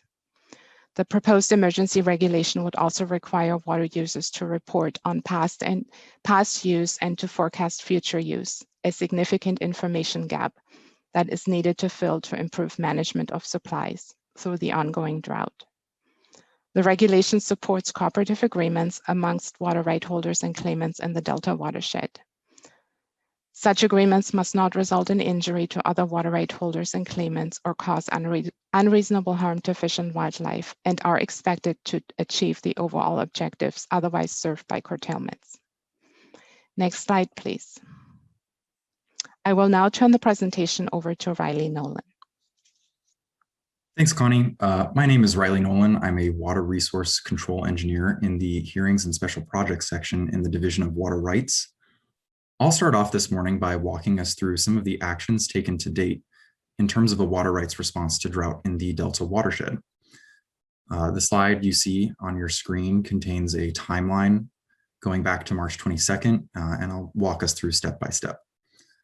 So starting on March 22nd, the Division of Water Rights issued a warning letter to all diverters in the state of California, warning them of dry conditions and the likelihood of water supply shortages, and strongly urging right holders and claimants to prepare for the impacts of drought. As was previously mentioned, hydrologic conditions deteriorated rapidly in the spring, and in response to those hydrologic conditions, Governor Newsom expanded the proclamation of a state of emergency to 39 additional counties, including those in the Delta watershed. The emergency proclamation directs the State Water Board to consider the adoption of emergency curtailment regulations to curtail water diversions outside of right holders' priorities of right. Shortly after the governor's May 10th proclamation, the Division of Water Rights issued its water unavailability methodology for the Delta watershed. This methodology was opened up for a 2-week public comment period during which the public were given the opportunity to provide both written and live comment. On May 21st, staff from the Division of Water Rights held a staff workshop on the water unavailability methodology, in which an overview of the methodology was given, along with outlining the data sources used in the methodology, any assumptions in the methodology, the bases for those assumptions, and the output of the methodology itself. The workshop was then turned over for public comment. On June 1st, staff from the Division of Water Rights presented an informational item at the board meeting, summarizing the methodology and some of the public comments received during the public comment period and at the May 21st workshop. On June 15th, the Division of Water Rights issued notices of water unavailability to all post-1914 appropriative right holders in the Delta watershed. These notices of water unavailability conveyed to post-1914 appropriative water right holders that the board's best available data indicates that water is unavailable at their priority of right. The same letter was also mailed to more senior riparian and pre-1914 claimants, warning them of dry conditions and the likelihood that water would be unavailable to their priorities of rights or claimed priorities of rights in the near future. On June 15th, the division also issued an update to the water unavailability methodology pursuant to those comments that were received in the public comment period. This takes us to July 23rd, when the Division of Water Rights issued the draft emergency regulation text, emergency curtailment and enhanced reporting regulation text for public comment. On July 23rd, the division also expanded the notices of water unavailability to some senior claimants in the Delta watershed, including all pre-1914 appropriative claimants in the San Joaquin River watershed, all pre-1914 appropriative claimants junior to 1882 in the Sacramento River watershed, and some pre-1914 appropriative claimants senior to 1882 in the Sacramento River watershed, located in headwater subwatersheds that face local water unavailability. That same letter also spoke to the supply deficit in riparian supply and warned riparian claimants in the San Joaquin River, Bear River, Upper American River, and Putah Creek that they either already face or are projected to face unavailability between now and September. The letter also reminded riparian claimants of their obligation to share any deficits in supply correlatively. On July 23rd, the division also issued an update to the water unavailability methodology. This takes us to last Tuesday, July 27th, when staff from the Division of Water Rights held a public workshop on the emergency regulation and also covered those recent updates to the water unavailability methodology. And finally, last Friday on July 30th, the Division of Water Rights issued a revised version of the draft emergency regulation and an accompanying change sheet summarizing those edits that were made in response to comments received both in written form and live at the July 27th workshop. On July 30th, the Division of Water Rights also issued the Notice of Proposed Emergency Rulemaking, which is a part of the emergency rulemaking process outlined by the Office of Administrative Law. And in addition, the division also released the Finding of Emergency, Informational Digest, and Fiscal Impact Statement associated with the emergency regulations. Next slide, please. So I'll also be summarizing the groups that submitted written comment in response to the July 23rd posting of the draft emergency regulation text. We received written comment from a total of 122 commenters, including Assemblymember Adam Gray, State Senator Shannon Grove, the Bureau of Land Management, 10 municipalities or similar entities, 12 non-governmental organizations or NGOs, 44 irrigation districts or similar entities, and 53 individuals, businesses, and homeowners associations. I'd also like to note that we accepted live comment at the July 27th staff workshop and encouraged live commenters to follow up with written comment in cases where they proposed a change to the methodology or a change to the emergency regulation text or associated documents. So I've listed the commenters who submitted written comments on the next 2 pages. And if we could go to the next slide, please. I'll just leave these up for a few seconds for you to take a glance before handing it over to my colleague, Lisa Hong. Next slide, please.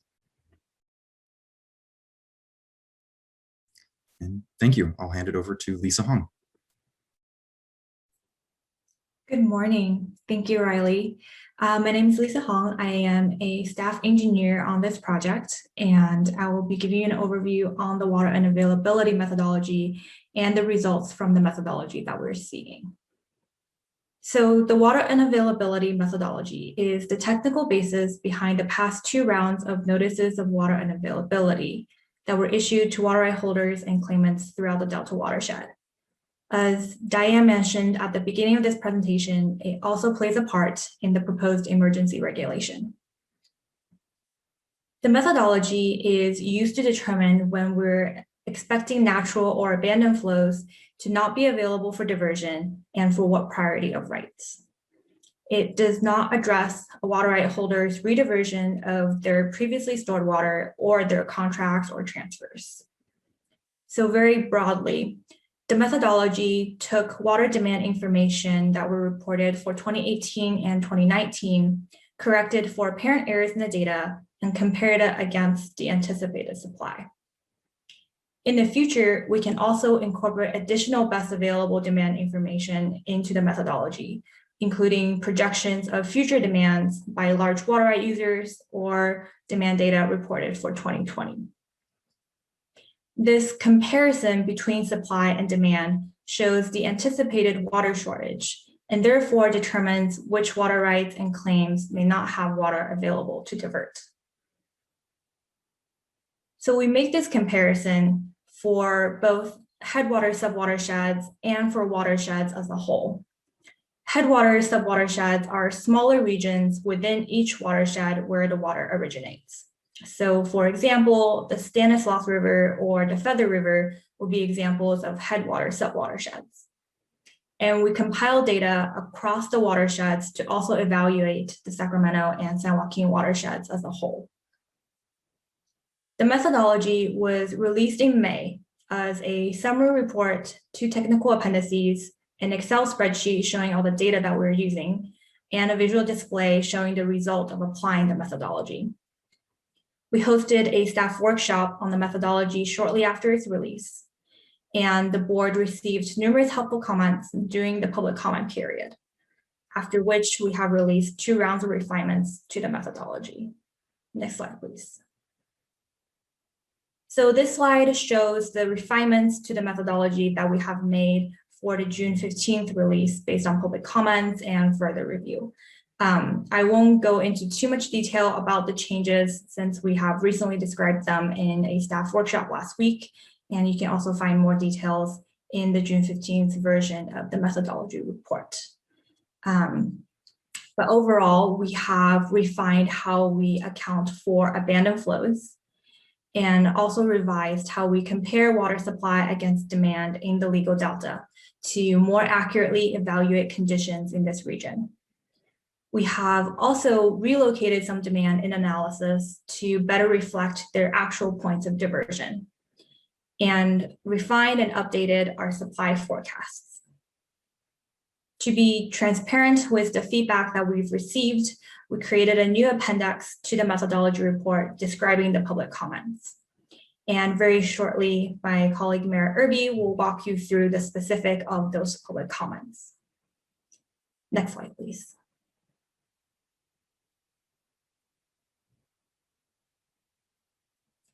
So we released a second round of revisions to the methodology on July 23rd.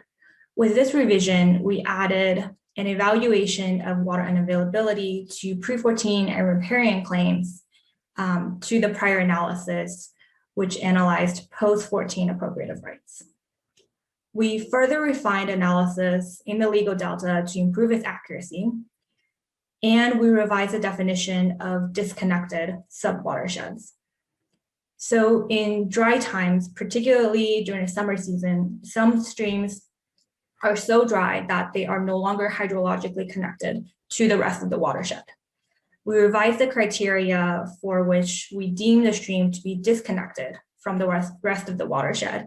And these disconnected streams are then not considered when we evaluate the condition of the watershed as a whole.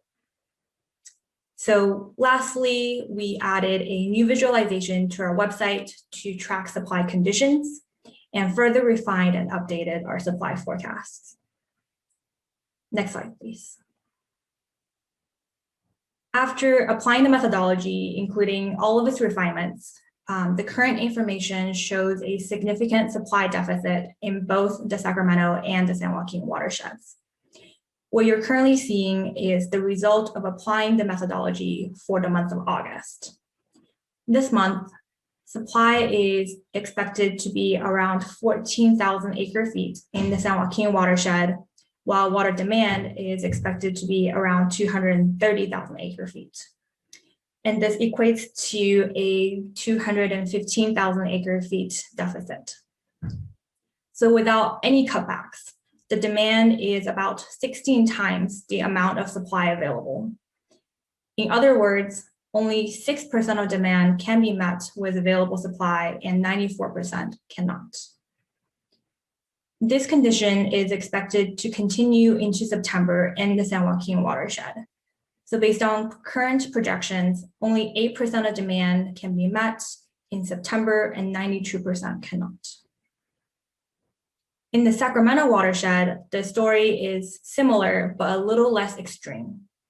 Supply is expected to be about 260,000 acre feet, while demand is expected to be about 800,000 acre feet. And that gives you a bit over 500,000 acre feet in deficit. The demand is 3 times the amount of supply in the Sacramento watershed, meaning that only 1/3 of demand can be met and 2/3 cannot. The conditions in the Sacramento watershed will be a little bit different in September.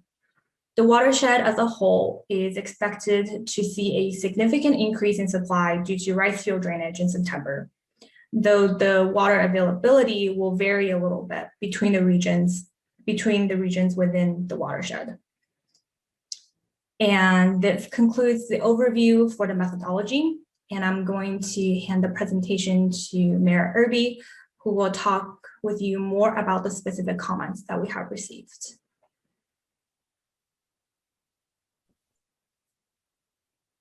Thank you, Lisa.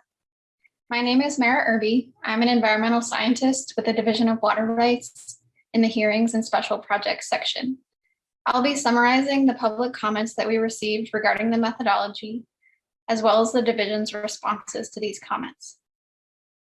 As Riley described a moment ago, public comments regarding the methodology were received following the initial release of the methodology on May 12th and the release of the first revised methodology on June 15th.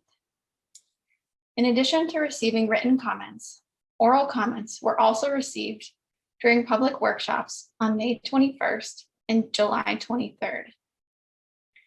Revisions responsive to public comment have been made to the methodology, as Lisa just described, within the June 15th and July 23rd revisions of the methodology.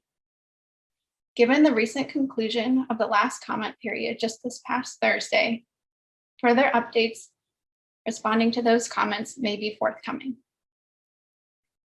In general, commenters supported the methodology and the implementation of the water rights priority system, as well as acknowledged the substantial improvements it contains as compared to the analysis performed during the prior drought.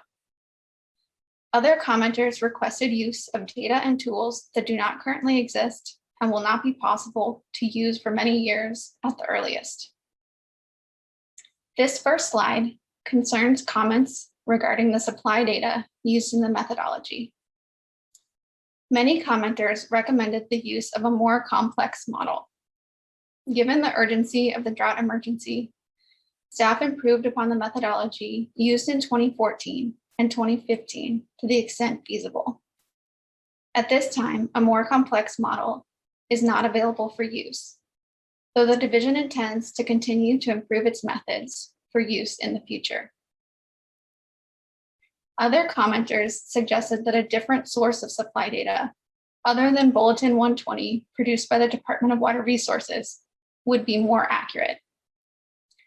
Staff did evaluate whether supply data from the recommended California-Nevada River Forecast Center supply data would be a more suitable primary source, but found that a change was not warranted. The CNRFC data is used as a secondary source of supply data. Commenters also encouraged use of real-time supply data. This could not be implemented because daily supply data is not available at all locations and are less reliable than monthly data. However, sub-monthly data will be considered for use in temporary suspensions of any curtailment orders due to projected precipitation or runoff events. Commenters also encouraged accounting for water transfers. Water transfers are not specifically accounted for by the methodology, as they do not change the availability of water to other water right holders other than those involved in the transfer. Further, commenters suggested specific accounting for channel accretions and depletions. Accretions are included in the methodology as part of the return flow calculations. Depletions of supply due to vegetation or groundwater interaction are not currently included as a conservative assumption, but will be further considered. Commenters also suggested that Stanislaus River water should not be available for diversion downstream due to an existing adjudication. However, the adjudication only addressed appropriated water rights within the watershed, not riparian rights or rights on the larger San Joaquin River or Delta watershed. Next slide, please.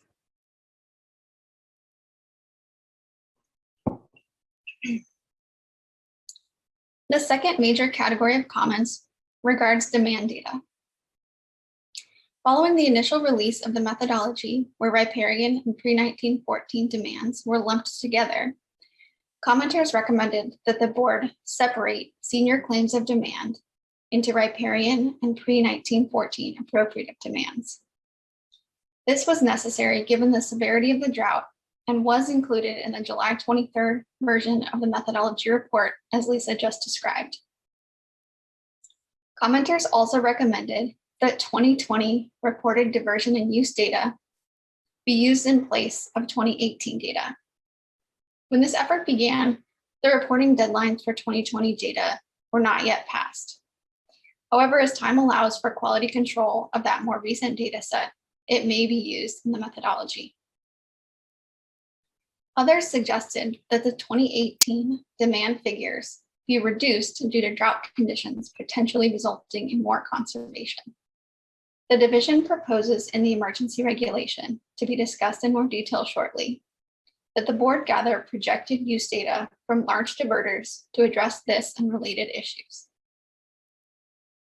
Many commenters also regarded the user-reported demand data as unreliable and noted that senior claims of right are unverified in most cases. They recommended the use of more real-time demand data. A quality control process was conducted on the demand data to improve its accuracy. In addition, the reporting requirements of the proposed regulation may help to make more real-time like data available for large diverters. But at present, monthly data is the only comprehensive demand data available. A commenter also recommended that non-consumptive uses, which would be exempted from curtailment under the proposed regulation because they would not reduce available supply, be certified. The proposed regulation already would require these uses to be self-certified under penalty of perjury by diverters when they report their water use. Next slide, please. Other comments the board received concerned the treatment of return and abandoned flows in the methodology. These flows were considered in addition to natural flows as available supplies to meet demands.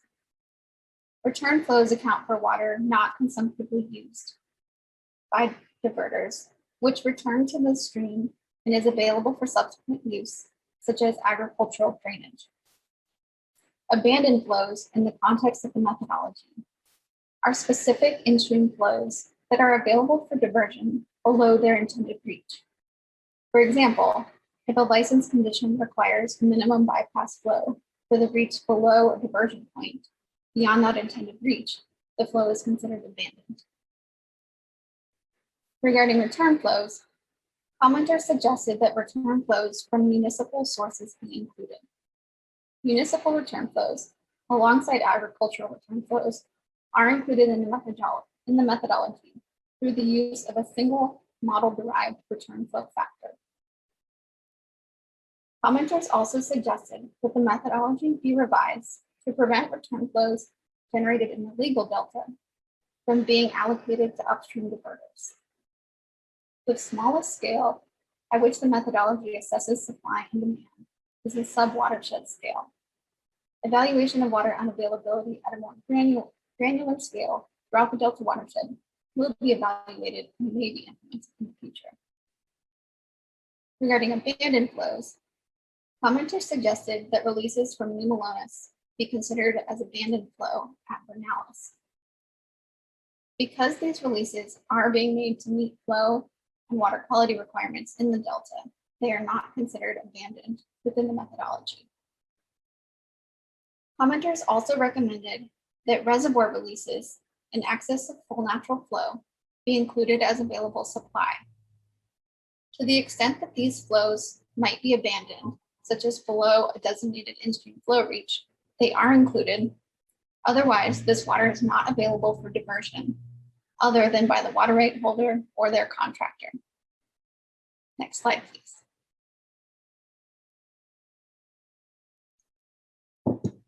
Another common category of comments received regard issues specific to the treatment of supply, demand, and water availability in the legal delta. Commenters requested that the board consider water residence time, tidal inflows, and water quality in the legal delta.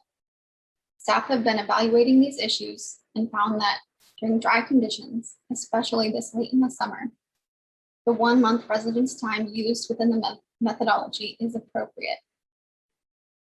The large releases of previously stored water that provide salinity control in the legal delta that Diane described earlier in this communication illustrate that there is not a significant amount of freshwater storage in the legal delta at this time, or those additional flows to control salinity would not be needed.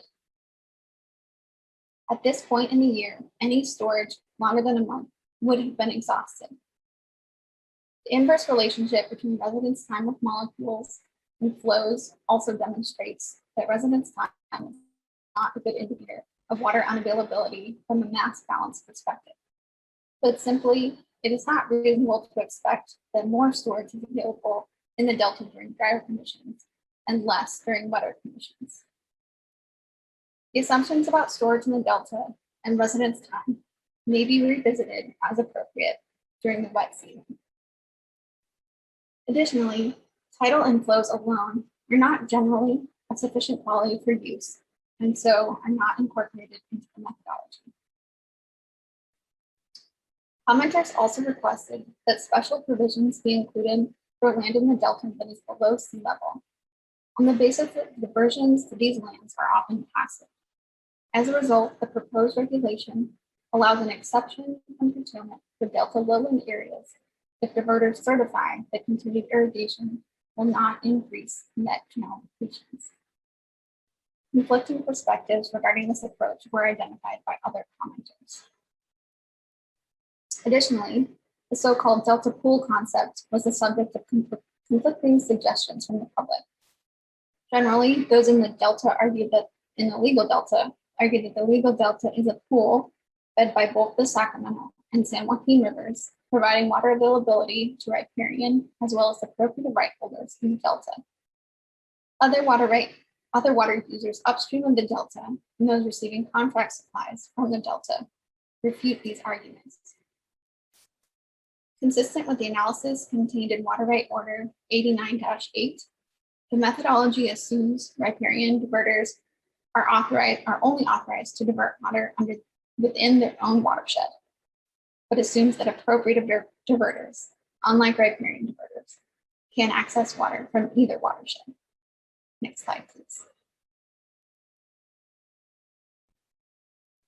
Additional comments were received regarding the Central Valley Project and the State Water Project and their contractors.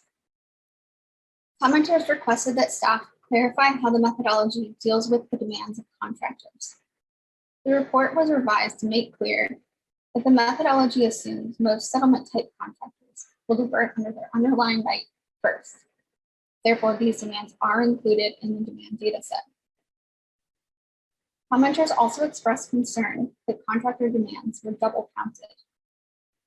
While both settlement contractors' underlying rights and the project's rights were included in the methodology, This does not result in a double counting of demands that would have a meaningful effect because the project's demands have been made the most junior and therefore do not have water available to them according to the methodology. If these water users were to receive contract water, it is not included in the analysis as the methodology concerns only natural and abandoned flows, not the rediversion of stored water under contract or the original water right. In contrast with the settlement contractors, the exchange contractors' demands are assumed to be met by previously stored water, given the nature of their contract, and are not therefore included in the demand data set. This approach was not reflected in the July 23rd version of the methodology spreadsheet or graphs, but this correction has been made and will be reflected in the revised version shortly, prior to any decisions on the curtailments. The correction did not result in a change in the determination that water is unavailable to pre-1914 and post-1914 diverters in the San Joaquin River watershed. If shortages of deliveries of previously stored water to the exchange contractors occur, these assumptions in the methodology will be adjusted to account for those demands. Commenters also suggested that the project should not be made most junior in the analysis. During the dry season, this is appropriate in recognition of area of origin protection, which gives higher priority to in-basin uses, and the fact that authorized in-basin uses of the project water are expected to be met by previously stored water, not accounted for in the methodology. During the wet season, adjustments will be considered to account for the priority of in-basin uses. Next slide, please. Other miscellaneous comments included the assertion that the methodology provided inadequate justification to curtail rights or claims within the San Joaquin River watershed. However, the San Joaquin River watershed is part of the interconnected Delta watershed. As such, it is appropriately included in the methodology, which shows inadequate supplies to meet all rights within the system, and according to the priority system, junior rights must therefore be curtailed. Other commenters requested the exclusion of areas disconnected from the larger Delta watershed during dry conditions. As a result, the proposed regulation enables diverters to submit information for consideration regarding discontinuity of the stream system where curtailment could not make water available for downstream senior diverters. Commenters also requested that the board consider water users with no alternative water sources. The proposed regulation also provides a provision for this issue by allowing health and safety exceptions. Further, commenters requested that the board support voluntary agreements. The board's support for voluntary water sharing agreements is included in the proposed regulation. Lastly, commenters suggested the board use online alerts to lift curtailments. Staff plan to notify diverters of the lifting of curtailments via email communication from our email subscription list, as well as making information available on our Drought webpage. Next slide, please. In addition to requesting electronic communication regarding the lifting of curtailments, commenters asked that a clear timeline and process be outlined for the suspension of curtailment orders. The July 23rd revision of the methodology describes that sub-monthly curtailment decisions will be made based on actual or forecasted precipitation events to ensure curtailments are suspended in a timely manner when additional supplies become available, particularly refilling depleted reservoirs. Datasets that may be used for this purpose include the quantitative precipitation forecast from CNRFC, atmospheric river activity subseasonal outlooks from the Center for Western Weather and Water Extremes, use of the USGS basin characterization model, and other tools. Other updates to data and assumptions are possible and will continually be evaluated, including to address issues identified in public comments. As we move to the next slide, I will hand off to my colleague Nicole Williamson to present on the proposed emergency regulation.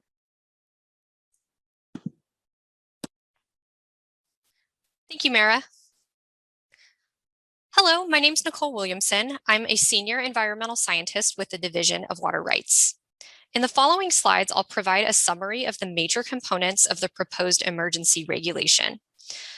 As discussed earlier, the draft emergency regulation was released for public review on July 23rd.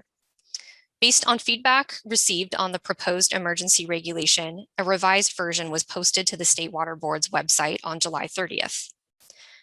Since July 30th, additional clarifying revisions have been made to the proposed emergency regulation. A change sheet dated August 3rd that shows these additional minor revisions will be displayed and discussed following the staff presentation. Next slide, please. Section 876.1 of the proposed emergency regulation would provide the Deputy Director for the State Water Board's Division of Water Rights authority to issue curtailment orders in the Delta watershed when flows are insufficient to support all demands. The emergency regulation would provide for the issuance of initial orders to water right holders and claimants or their agent of record on file with the State Water Board Division of Water Rights.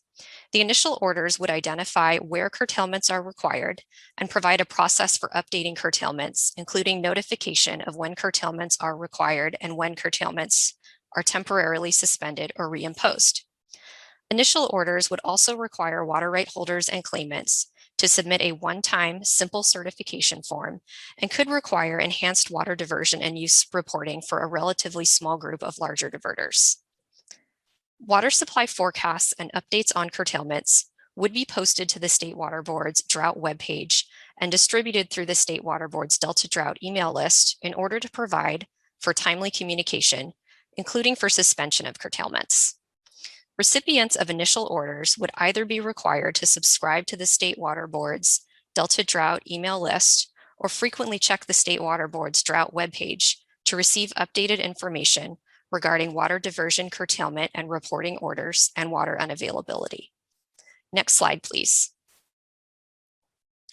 The regulation would authorize the Deputy Director to rely upon the water unavailability methodology or other comparable tools, which could include updates to the methodology for curtailment decisions. Real-time publicly available and reliable information would also be used to support sub-monthly suspension and reimposition of curtailments resulting from precipitation and runoff events. State Water Board staff would use the best available information, such as water supply forecasts from the California Department of Water Resources and other similarly reliable sources, to determine when curtailments of water diversions should be temporarily suspended. It is State Water Board staff's intent to lift curtailments as soon as information indicates that it may be warranted.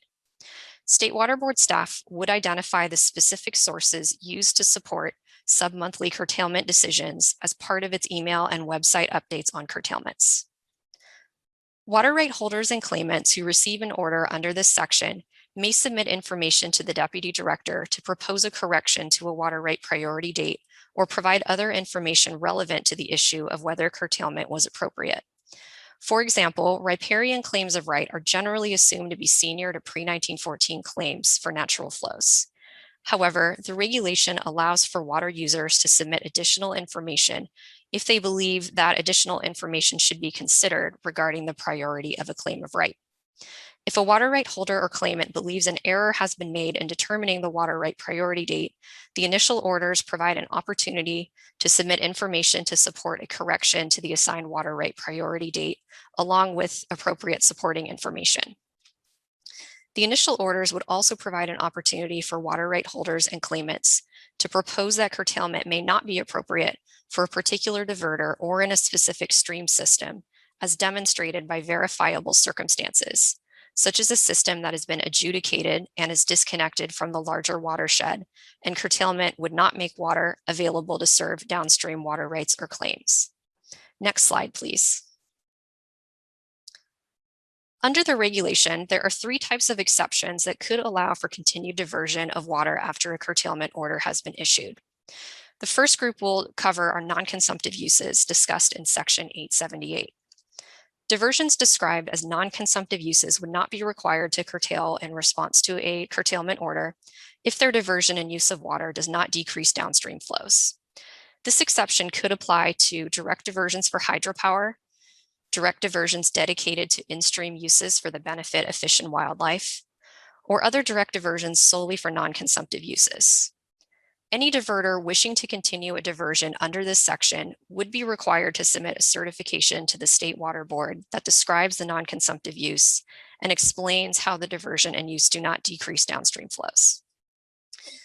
Section 878 would also allow an exception to curtailments for direct diversions located within the legal delta used exclusively to irrigate lands below sea level when comparison of diversion and drainage records provide evidence that continued irrigation of those lands does not increase net channel depletions.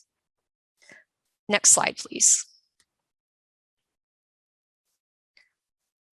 Under section 878.1, diversions of water necessary to satisfy minimum human health and safety needs would be authorized to continue after issuance of a curtailment order. Minimum human health and safety needs refers to the amount of water necessary for prevention of adverse impacts to human health and safety for which there is no feasible alternate supply. Minimum human health and safety needs include indoor domestic water uses, such as human consumption, cooking, or sanitation.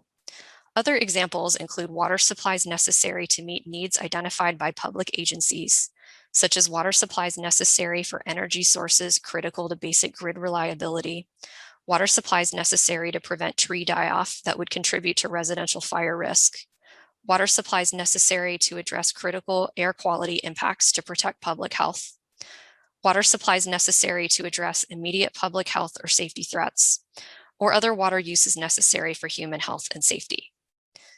Diversions for minimum human health and safety needs not greater than 55 gallons per person per day with no feasible alternate water supply would be permitted to continue without approval from the Deputy Director, though certification of compliance with the requirements would be required to be submitted. If more than 55 gallons per person per day is needed, the water right holder or claimant would be required to submit a petition to the Deputy Director to receive approval. Next slide, please. Under section 878.2, water users could propose alternative water sharing agreements or cooperative agreements among water right holders and claimants in the Delta watershed to share or forbear the use of available water and avoid curtailment. Such agreements must not result in injury to other water right holders or cause unreasonable harm to fish and wildlife. Such agreements would be expected to achieve the overall objectives that would otherwise be served by curtailment. The Deputy Director could approve a request subject to conditions, including record keeping and reporting requirements. In considering a proposal, the Deputy Director could consult with other entities that may have technical or legal information that should be considered in evaluating a proposal, such as the California Department of Water Resources and the United States Bureau of Reclamation. The Deputy Director would also consult with the Delta Water Master on any proposals among diverters within the legal delta. An alternative water sharing agreement proposed under this section may be implemented pending review by the Deputy Director if potentially affected water right holders, including but not limited to the California Department of Water Resources and the United States Bureau of Reclamation, concur with the proposal and no objections are submitted to the Deputy Director. Next slide, please. The proposed reporting requirements of the emergency regulation include three components. The first component would provide authority for the Deputy Director to require water right holders and claimants issued an initial order to submit a one-time simple certification form indicating that they have and will continue to take actions needed to comply with any curtailment orders that may be issued under section 876.1, including regularly reviewing information posted on the State Water Board's Drought webpage or subscribing to the State Water Board's Delta Drought email subscription list to determine when curtailments are required and ceasing water diversions when curtailments are ordered. The second component would provide authority for the Deputy Director to require enhanced diversion and use reporting. Pursuant to existing water right reporting requirements, water right holders and claimants are already required to maintain records of diversions and report their diversions to the State Water Board yearly for the previous calendar year. The proposed emergency regulation would require more frequent reporting by a relatively small subset of water users. In order to minimize the burden on the majority of diverters in the Delta watershed that are smaller and may have more limited abilities to report on a regular basis, These reporting provisions would only apply to the largest diversions in the Delta watershed, including those with a total authorized face value or recent annual reported diversion amount of 1,000 acre-feet or greater. These water right holders and claimants may be required to submit monthly reporting information, including prior diversion volumes and demand projections for subsequent months. This information would be used to improve the demand data set for implementing the methodology. The third component of the proposed reporting regulation would provide authority to the Deputy Director to issue orders requiring reporting of additional information about water rights and claims to inform curtailment decisions, such as information regarding the basis of claims of water right. Pre-1914 appropriative and riparian claims of right are not permitted by the State Water Board, or in most cases validated by a court. As such, there may be instances in which additional information is needed related to these claims to inform curtailment decisions. This information may be used to improve the demand data set for implementing the methodology and may inform curtailment decisions, but is not intended for other purposes. Next slide, please. Section 879.1 would provide that compliance with the emergency regulation is a condition of all water right permits, licenses, certificates, and registrations for diversions. Section 879.2 would clarify authorities under which the State Water Board may pursue enforcement for violations. It is anticipated that any enforcement would likely be focused on larger diversions that have a significant effect on flows or in response to complaints submitted.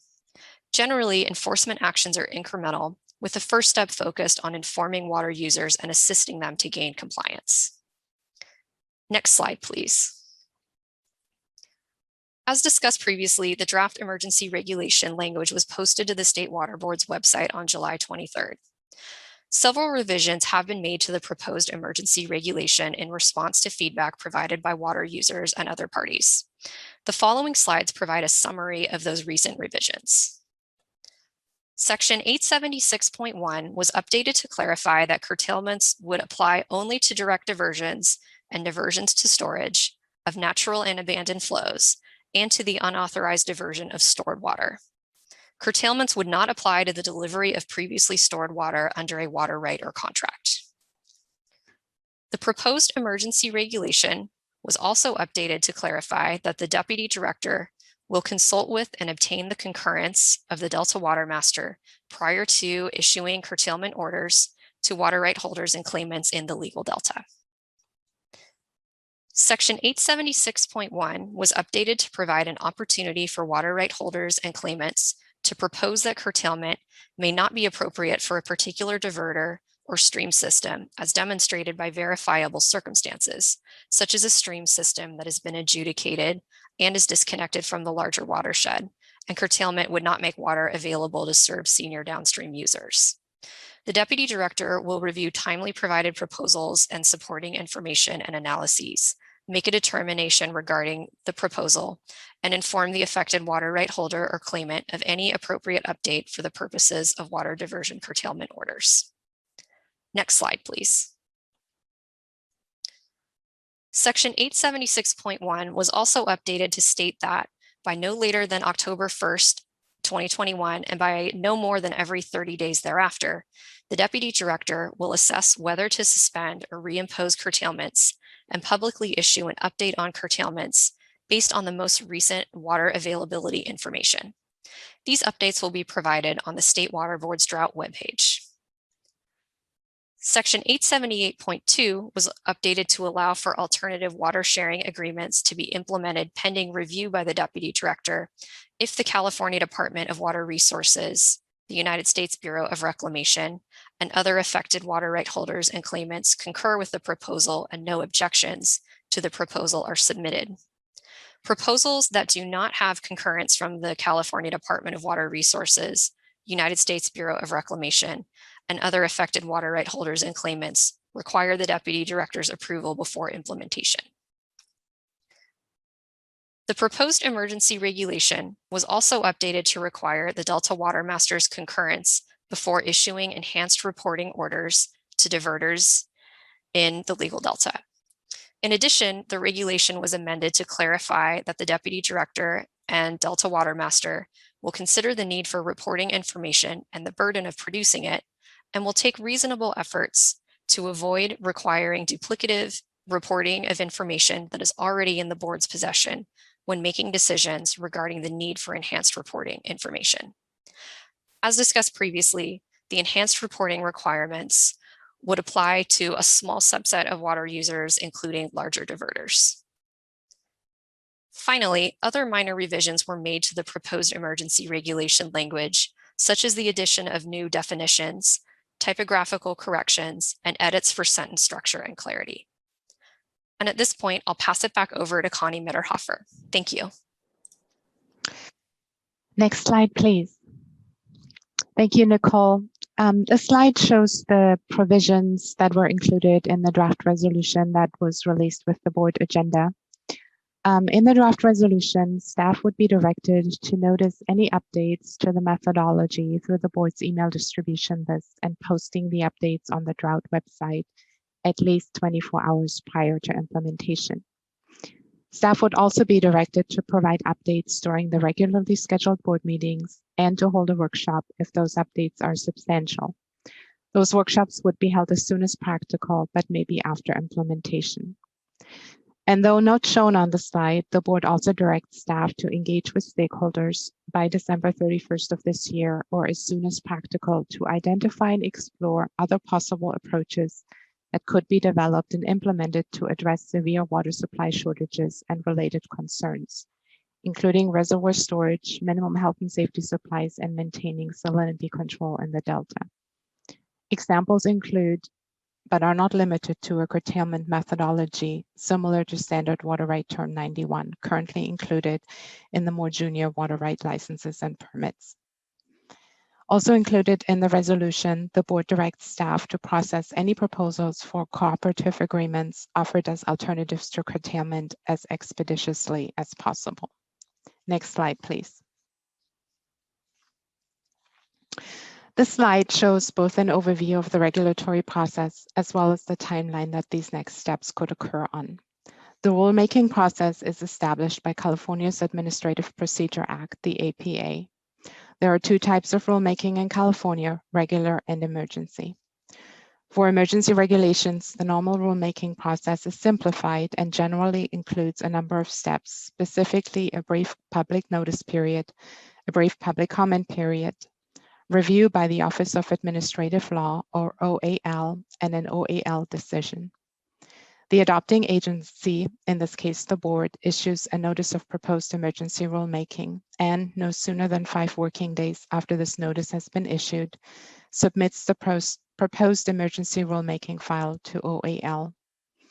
OAL then has 10 calendar days within which to review and make a decision on the proposed file. During this 10-day calendar period, OAL posts the notice of emergency rulemaking on its website, which starts a 5 calendar day comment period. After the comment period ends, OAL has 5 calendar days to approve or disapprove the emergency rulemaking. If OAL approves the emergency rulemaking, it will file the approved regulation with the Secretary of State, upon which it becomes effective. As mentioned earlier, the draft regulation text was initially released on July 23rd and distributed both in hard copy and through the board's email distribution list.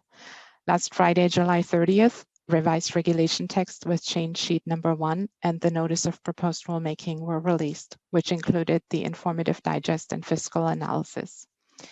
If the board adopts the proposed regulation today, we would submit the rulemaking file to OAL within a week. Adding those 10 calendar days that I previously talked about and submittal to the Secretary of State, the regulation would become effective at the earliest on August 16th through 19th and remain in effect for up to 1 year. Next slide, please. The slide shows the differences between curtailment orders and notices of water unavailability. The division would be issuing curtailment and informational orders very quickly after the regulation becomes effective. Notices of water unavailability inform water right holders that based on best available information, water is estimated to be unavailable at their priority of right. Notices of water unavailability are not orders to stop diverting. Water right holders and claimants should use the information made available by the board to inform their water diversion and use decisions within the context of California's water rights system. A curtailment order, on the other hand, is an order or a directive to stop diverting. Notices of water unavailability will no longer be issued if the board adopts the proposed emergency regulation. Instead, communications regarding water unavailability will occur via curtailment orders as specified in the proposed regulation, including communications regarding suspensions and reimposition of curtailment orders. Next slide, please. We wanted to remind everyone of some of our available resources and ways that you can contact us and stay informed. If you have any questions, you can send us an email at bay-delta@waterboards.ca.gov or leave us a voicemail on our Delta Drought phone line. Staff are monitoring the email box and phone line and will get back to you as soon as possible. We also strongly encourage you to subscribe to our Delta Drought email distribution list if you haven't done so already. Information on water unavailability in the Delta watershed will be distributed via that email distribution list that is shown on the slide.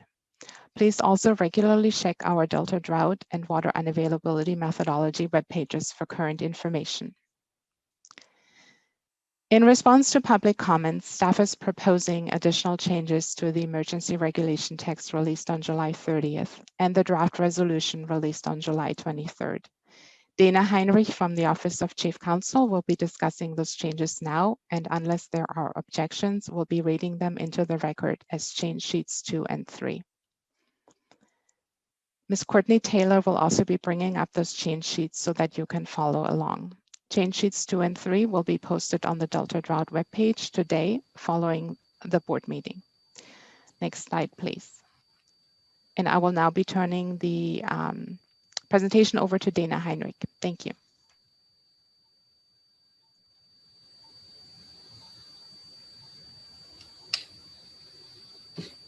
Hello, my name is Dana Heinrich. I'm an attorney with the State Water Board's Office of Chief Counsel.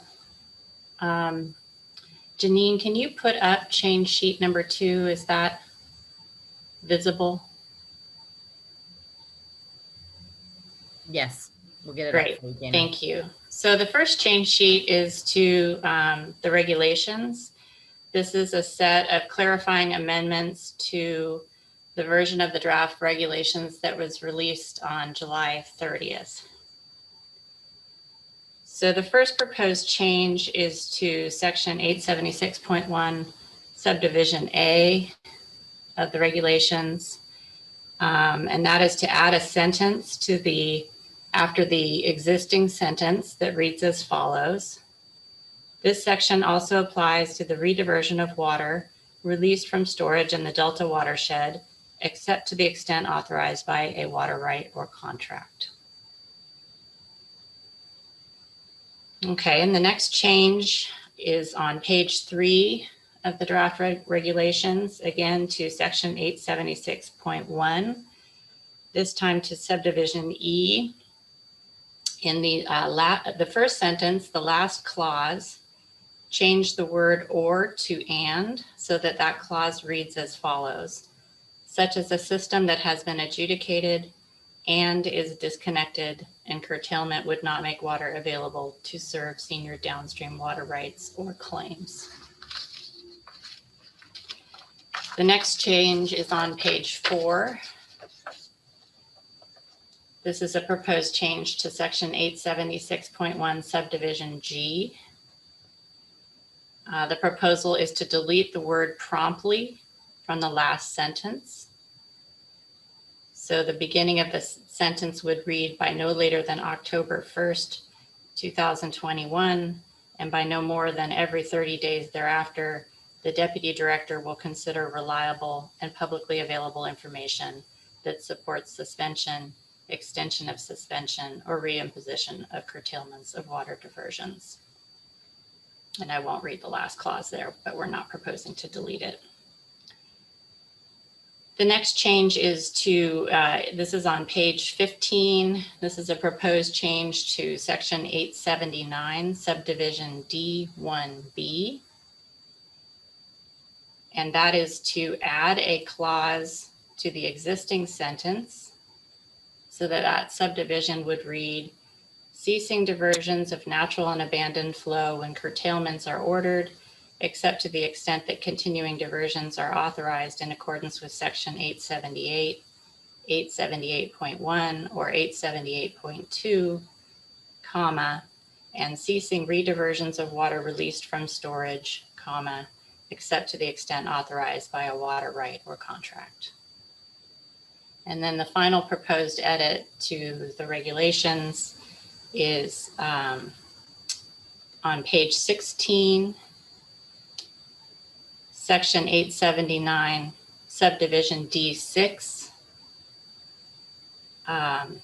Modify the phrase take reasonable efforts to make reasonable efforts so that that subdivision reads as follows. In determining whether to impose reporting requirements under this subdivision, the Deputy Director and Delta Water Master will consider the need for the information and the burden of producing it, and will make reasonable efforts to avoid requiring duplicative reporting of information that is already in the board's possession. So unless there are any questions about those proposed amendments, we also have change sheet 3, which is some proposed changes to the resolution.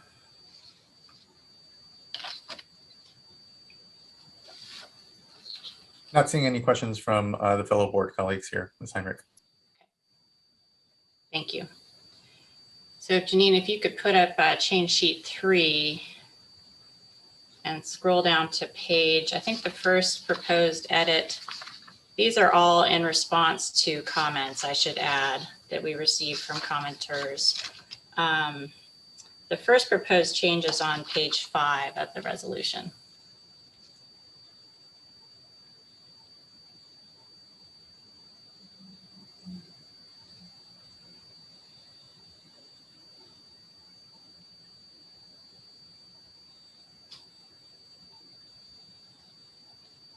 Thank you.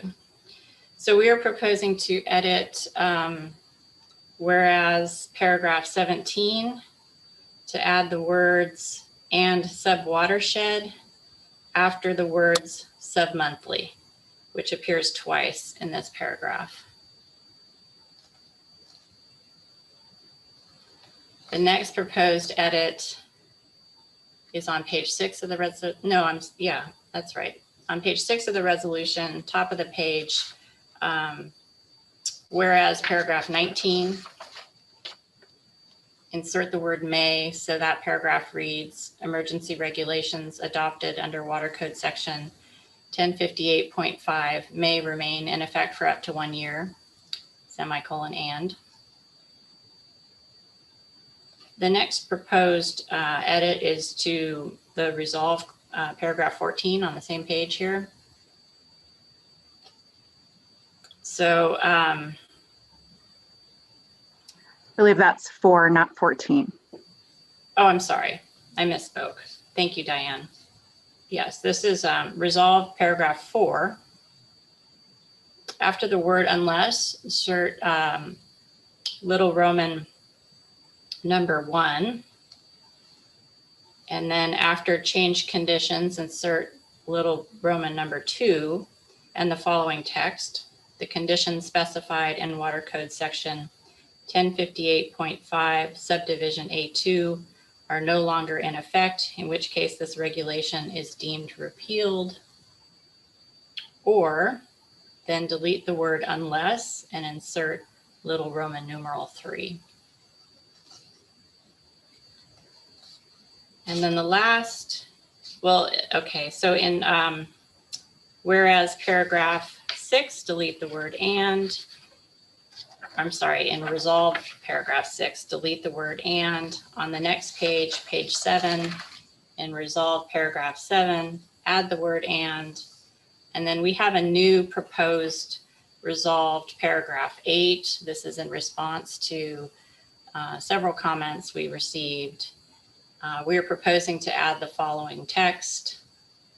Except for purposes of enforcement of a curtailment order issued pursuant to this regulation, comma, this regulation and any curtailment order issued hereunder shall not be cited as authority for or evidence of the validity or priority of any water right or claim affected or protected by this regulation.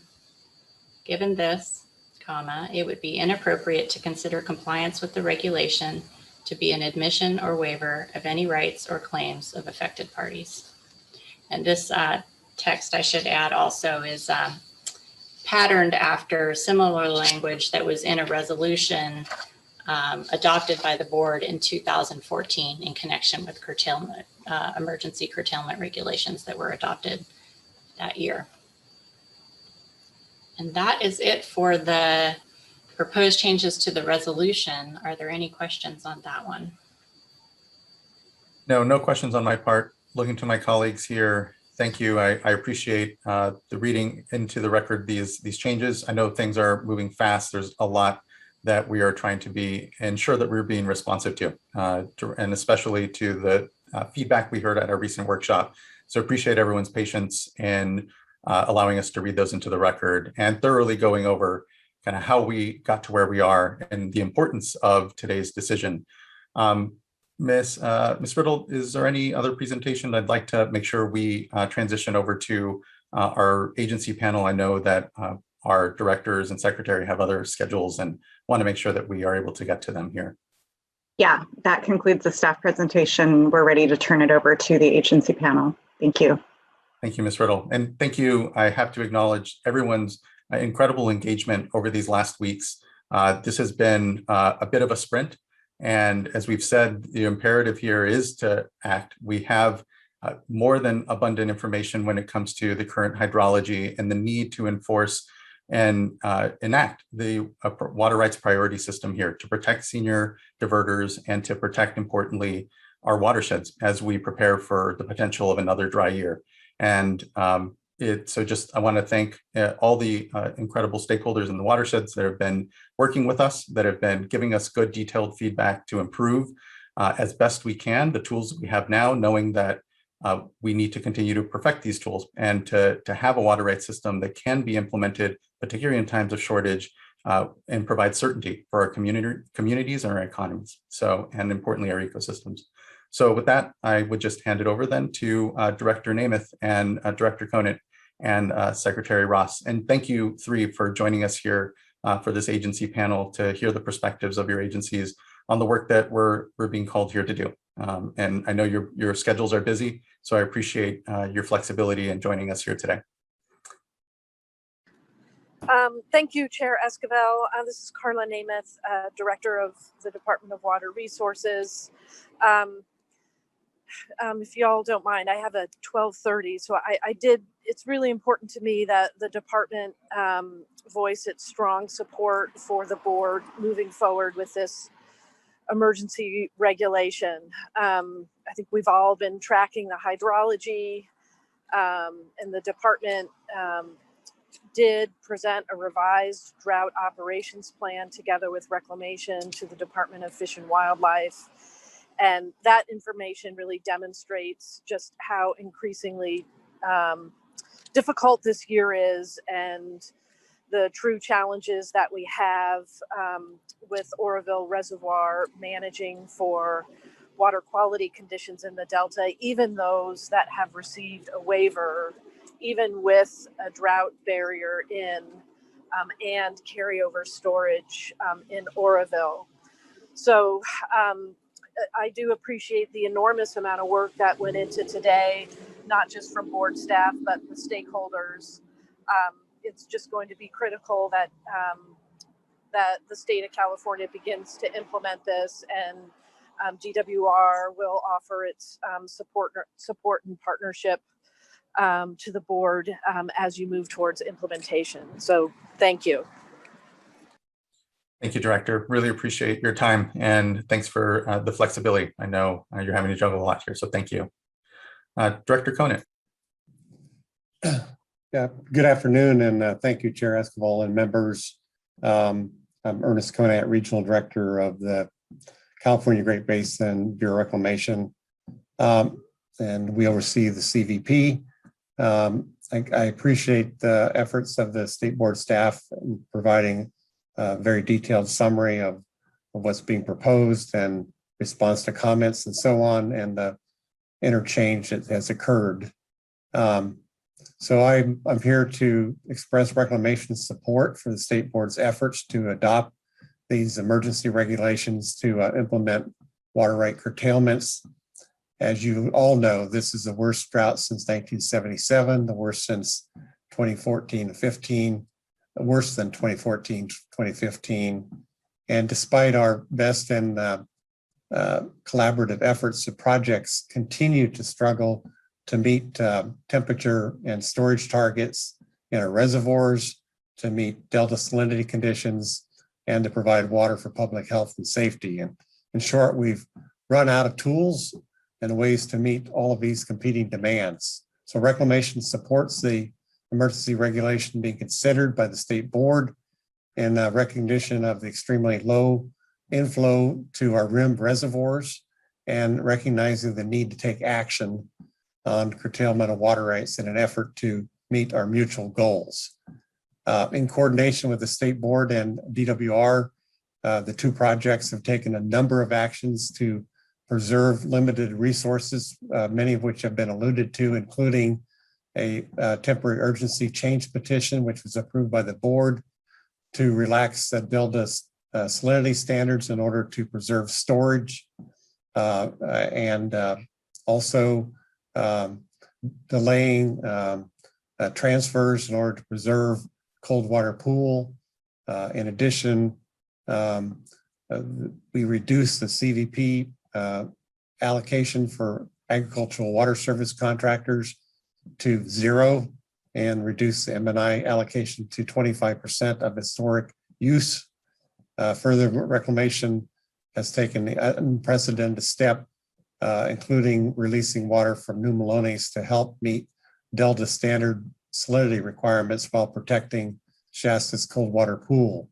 And lastly, we've supported DWR's efforts in installing and building the drought salinity barrier in the Delta. So these are just a few high-level examples of how Reclamation and DWR have collaborated and taken actions in collaboration with other agencies. But the fact remains that water supplies are extremely limited across the state, and we are running out of options. So as a staff presentation described in detail, the CVP and SWP reservoirs are using stored water releases daily to meet delta outflow and other project requirements, while at the same time attempting to preserve stored water supplies for later in the season and for temperature management. And the fact further remains that unauthorized diversions of stored water supplies are making achieving these dual goals even more difficult this year. So therefore, I urge the State Board to consider and adopt the regulations before you. And I thank you for providing this opportunity for us to speak in support of the regulations. And as Director Mann indicated, we stand prepared in any way to assist the State Board in any technical manner that we can to support this action. So thank you very much. Thank you, Mr. Conant. As we noted earlier, this is a west-wide drought, and know that you're having to balance other competing needs in other states. And so appreciate the great time and attention you've provided for us and continue to in leadership when it comes to the management of these projects, and knowing how critical that federal and state relationship is between the State Water Project and the Central Valley Project. Just appreciate, I know, all the coordination that's going on. It's going to continue to serve us, and appreciate your offer for help as well. And when it comes to understanding our water rights system, the hydrology we have, and bringing to bear the technical resources that I know the federal government is a partner on when it comes to helping the states respond to drought. So I appreciate it, and thank you for your time here and support today. Yeah, thank you. Secretary Ross, I really also appreciate your time and flexibility in joining us here. And thank you. Thank you, Mr. Chair. Can you hear me? I'm having some speaker We problems. can. Very Yeah, good. we can hear you Very well. good. Thank you. I'll be brief. Obviously, the decisions that you're asked to make as members of the State Water Board have tremendous impact for all citizens of California, and especially for agriculture this year. There's plenty of pain to go around. We have many who, have left many acres fallowed. We have folks that have crops in the ground right now and they're worried about getting them out. But we also have crashing ecosystems, and we're still working together. And I really appreciate the leadership of this board of making sure we get safe, clean drinking water to people throughout the state of California. So this drought is very real. The rapidity with which we're facing the situation is frightening. But it's also very real. We have seen this year, because of extreme heat happening earlier in the year, we started irrigating earlier, more frequently, and now we have the situation that we have. Mother Nature will always rule the day, and Mother Nature and climate change have brought us the situation that we have. And therefore, the decisions that you have to make have very real impacts on people, but not making these decisions would have even more horrendous impacts for people. Very worried about salinity intrusion, which would have long-term consequences for people, for drinking water, for the use in agriculture, and for the species that need fresh water. So I support the decisions that you're being asked to make today. It is necessary, but I do want to call out how very much I appreciate, Mr. Chair, you and the board members always working hard to make sure that voluntary approaches will be considered and that there is a real opportunity for alternative water sharing agreements to help us achieve what has to be done this year. And so I know that with the leadership that we have throughout the Delta, that is possible. And I know that there are good people who are working on that. I know that your water master is enthusiastic in trying to bring people together to try to make that happen.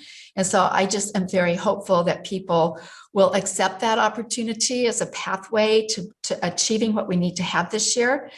But I also want to share with you how deeply concerned I am, as you all are, for our future, for next year, for the possibility of another season like we've lived through.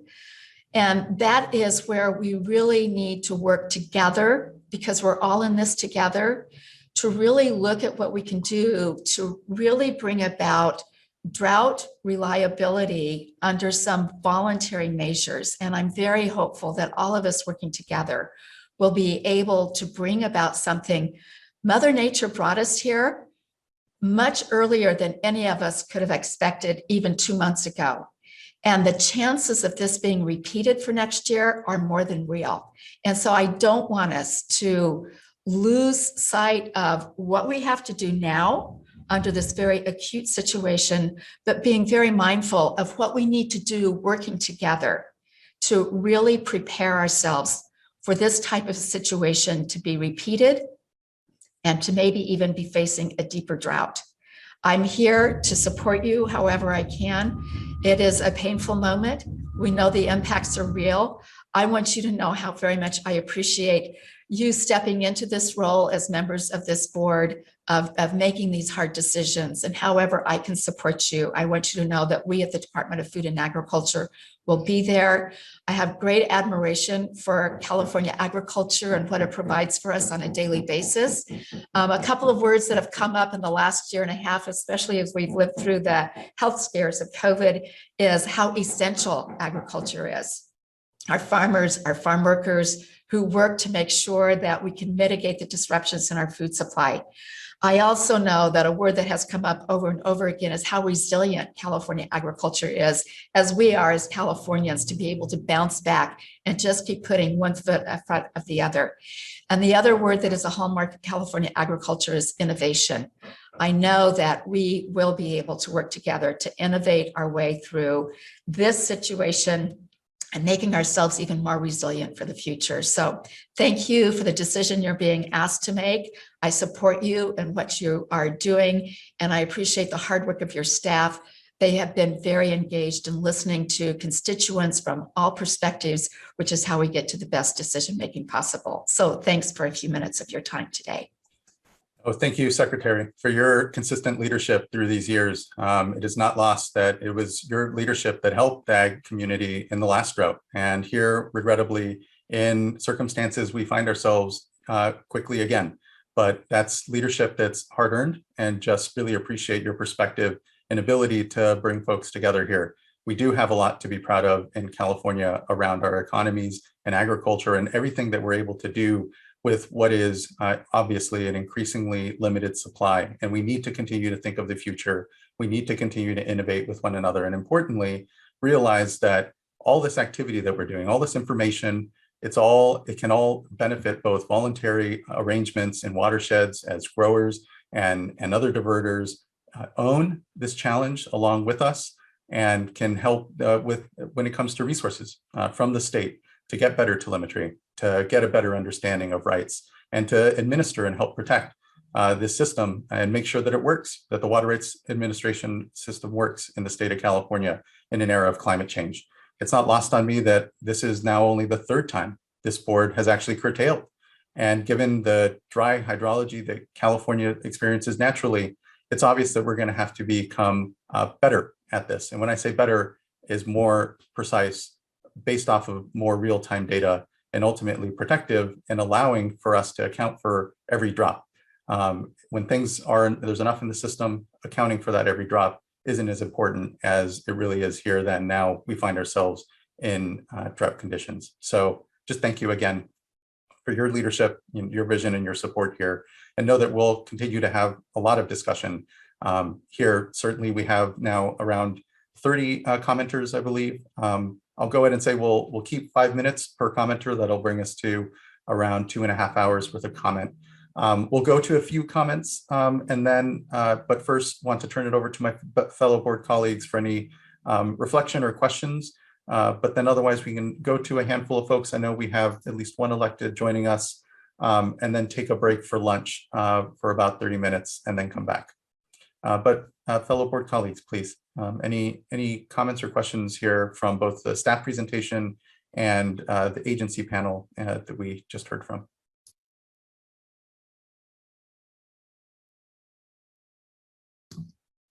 I just want to take a moment to thank you, Secretary Ross and Director Conant for your and Ms. Nemeth for your leadership. This is a very difficult issue, not just for those that are directly impacted by it, but for us at the board as well. We don't undertake these decisions lightly, and your inspirational words, I think, really do help to set the tone. We're all in this together and just doing the best we can. And just thank you again for your leadership. And hopefully we'll have a good, productive discussion as we move forward. So thank you. Thank you so much, Vice Chair. Any other fellow board colleagues with anything at this time? Okay. Hearing none, I want to thank you again, Secretary and Director Conant and Director Nemeth. Really appreciate your joining us here. I don't believe actually Assembly Member Gray is on the panel any longer, and so I don't believe we have an elected I want to make sure that we get to. So why don't we, before we go ahead and get into comment, then take a 30-minute break, allow ourselves to grab a quick lunch, and then we can begin to proceed into the comments.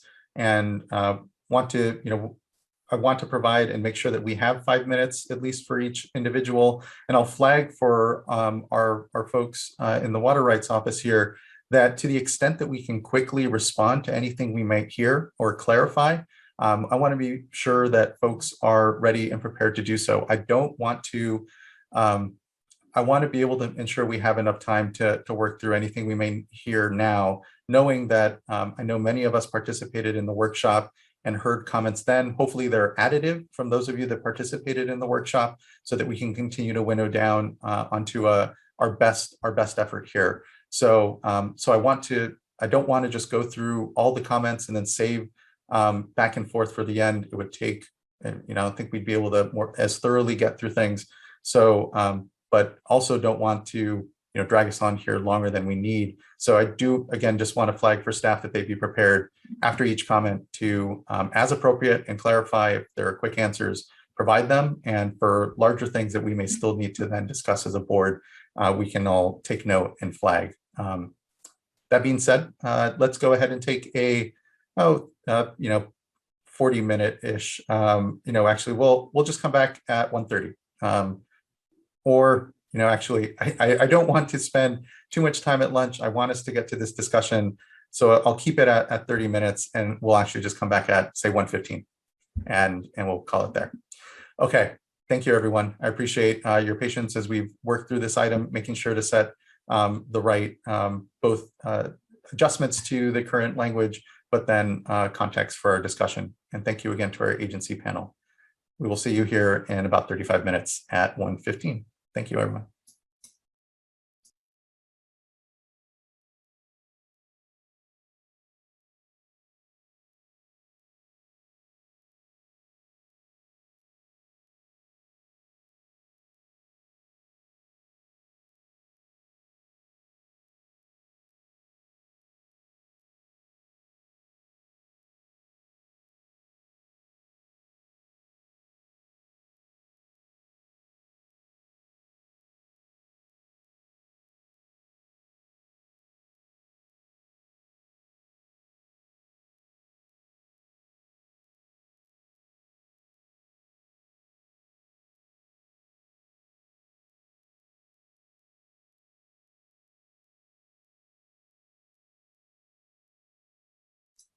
Okay, everyone, we're at 1:15, and I think we can begin to gather back.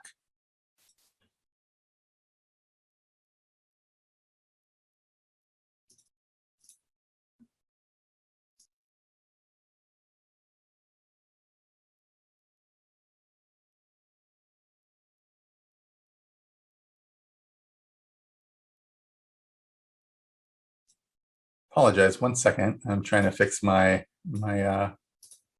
view here. Okay. I think we can, at this point, unless my fellow board colleagues over their lunch have come up with any questions or thoughts or concerns that you would like to start off our discussion here with, we can begin to go to our commenters and begin to hear their concerns. And again, just appreciate everyone's patience and work on this item, and particularly our folks in the program here. With that, I think we can go to our first commenter who we have listed here, which is for Janine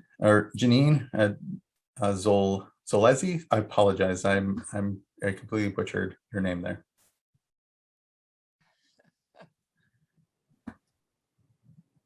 Thank you. Hello. I figured I would be first as I'm eating my lunch, so I apologize. Oh. Thank you.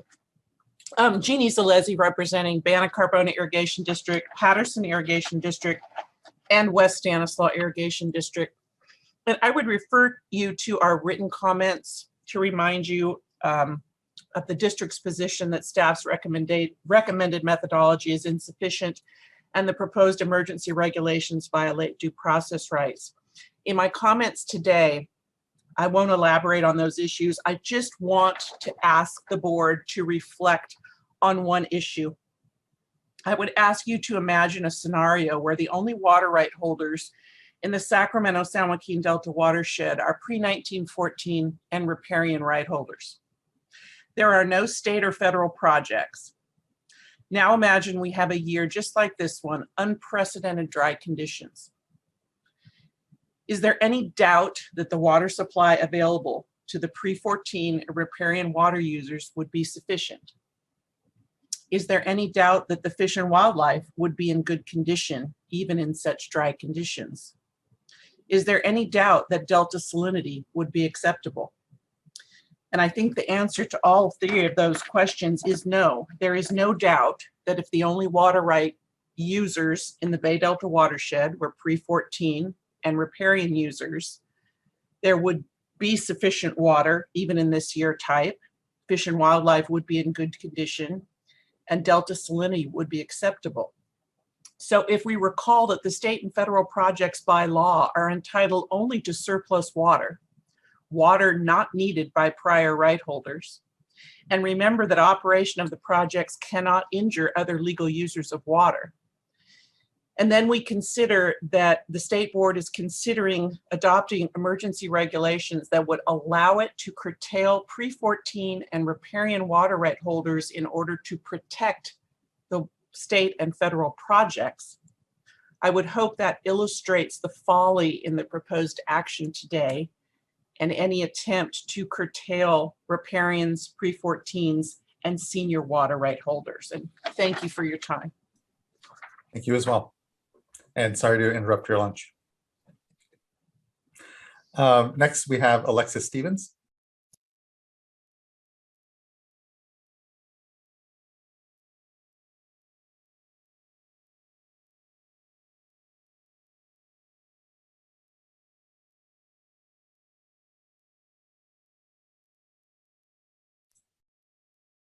And if not, then we can also then move on to Mr. Balfour.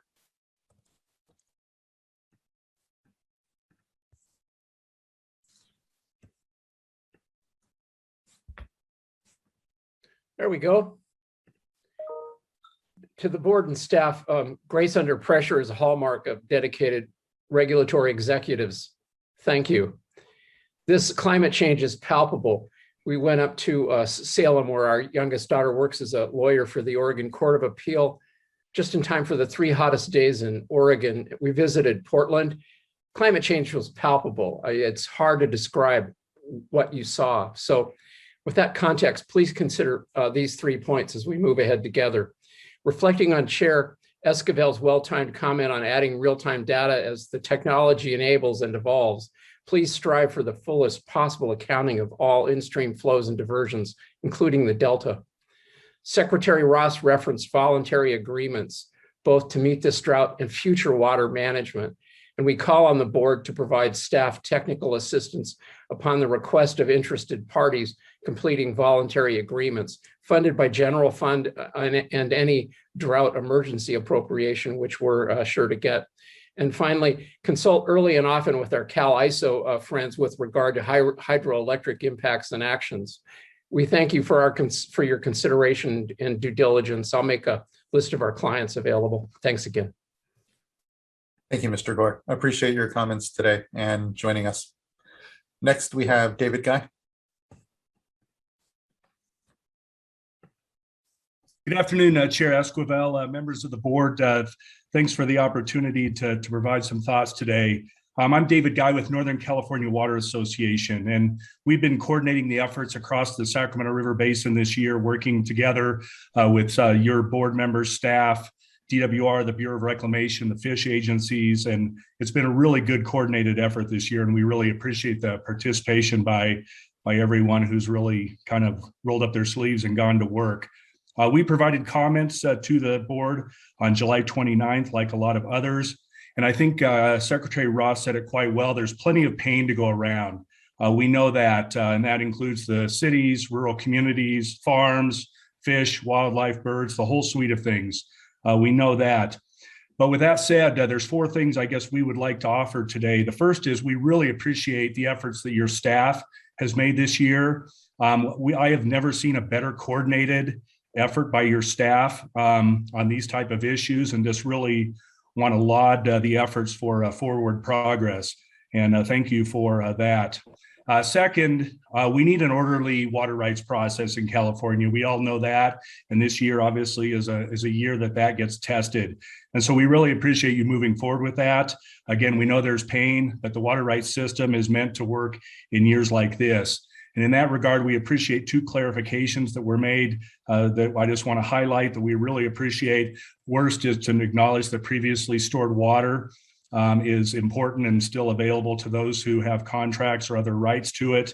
And then also, we really appreciate your new process for lifting or suspending curtailments. And I think that's a very good process. With respect to the third point, with respect to the water availability analysis, we think you've made a lot of progress since 2014 and 15. Really pleased by that. We've had Mark Van Camp, Steve Grinnell, others working very closely with your staff, and it's just getting better all the time. It still has some work to do, still some work to go, obviously, but I'm hoping that your emergency order will help spur some work between now and early next year when we know this will really start to matter. And we've had those efforts going for a couple of years, and we really hope that your staff will make the commitment to really work with our folks to get that analysis as perfect as we can going into next year. And then just finally, now that we're kind of getting near the end of the irrigation season, we're really focused on water for birds and the Pacific Flyway. And I know that we've talked about having some of those conversations with you all. And I think there's some things that the State Water Board can do to help with that as we go into the fall. We know with Klamath being in a really dire situation, that the Sacramento Valley is going to be a particularly important feeding and resting ground for the birds this fall. So we look forward to working with you and your staff to see if we can to make as much water available for the birds and Pacific Flyway, consistent with the governor's proclamation from several months ago. So with that said, I really appreciate the efforts that you've all made going forward, and look forward to working with you as we head towards next year. Thank you, Mr. Guy. Thank you for being open and working with our folks in the program here to try to get as best a proposal we can here before the board, and acknowledge that there's a better system out there that we can all jointly invest in and contribute in. And I just appreciate the collaborative approach that your folks have brought to the table here, and helping us, again, refine a product, lend technical expertise here across the watersheds to try to get this just right. So again, much appreciated. Thank you. Yeah, thank you. Well said. Next, we have Mark Van Camp. And Mr. Van Camp was, if necessary, and it appears he has left the Zoom platform. Okay, thank you, Mr. Loffer. And so then next we would go to Dante Nomalini, Sr.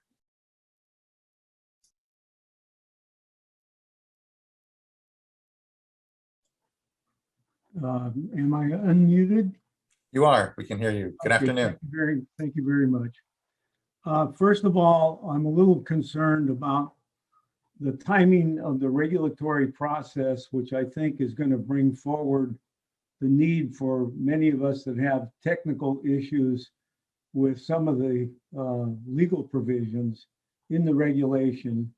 And it would probably bring forward, I think prematurely perhaps, litigation on the subject. Putting that aside, I think progress has been made in working with your staff, and I would share in the compliments to your staff who work very hard and have accepted, in some cases with limited understanding, but I think if they were more familiar with what's going on in the field, and in particularly in the Delta, we would come much more closely to resolution of the physical aspects. The problem that I see is the regulation is tilted in the direction of facilitating contract deliveries by the state and federal projects. I had mentioned earlier on item 2, the problem with the projects exporting water and delivering water under their contracts without the view towards further years being sequential dry years. And I think Secretary of Agriculture highlighted the need to get some real focus on what we're going to do next year if it happens to be dry. Now, in terms of the projects, they have the responsibility for salinity control in the Delta. It's not a shared responsibility with other water right holders. It's their responsibility to do it. And the law, and particularly I've set forth in the handouts that I've turned in today, we need not focus in on them, but it's clear that there should not be exports from the Delta unless salinity control is being provided. And the salinity control that's available in the Delta is a product of not only the agricultural standards, but the standards for fish and wildlife, the standards to protect export pumping, and standards for navigation.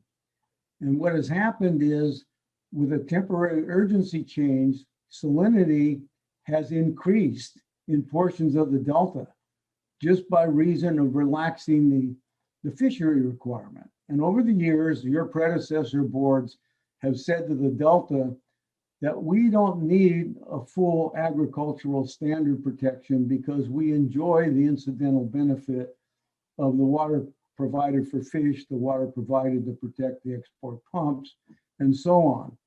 And that has been kind of the hallmark of the state board's attitude towards Delta water quality criteria. Now, we have a major part of the Pacific Flyway, just like the Sacramento Valley. We have terrestrial habitat that's critically important for wintering waterfowl. And therefore, a serious question that comes to mind is that we continue to export in view of this crisis that we have. And we're doing that supposedly under health and safety. Well, health and safety at the export pumps is not divided into who gets the water. It goes into a pot. So I was very impressed by the fact that the board has other mechanisms to address human health and safety issues associated with the lack of water. And I think that's important to pinpoint those areas and go over there and make sure people have an adequate supply. Just a general exemption on exports from the Delta for health and safety is not the right way to do it. That water might be going to warehouses that are growing marijuana plants. So the focus should be on the real health and safety. The second thing is we have water that's already been exported, that's in San Luis and other water banks, that was exported without a view towards meeting future dry years. That water should be brought back into the Delta for salinity control before there's an imposition on senior water rights. So anyway, with that, I'll cease my comment. I hope you accept into the record the handouts that I provided to your staff today.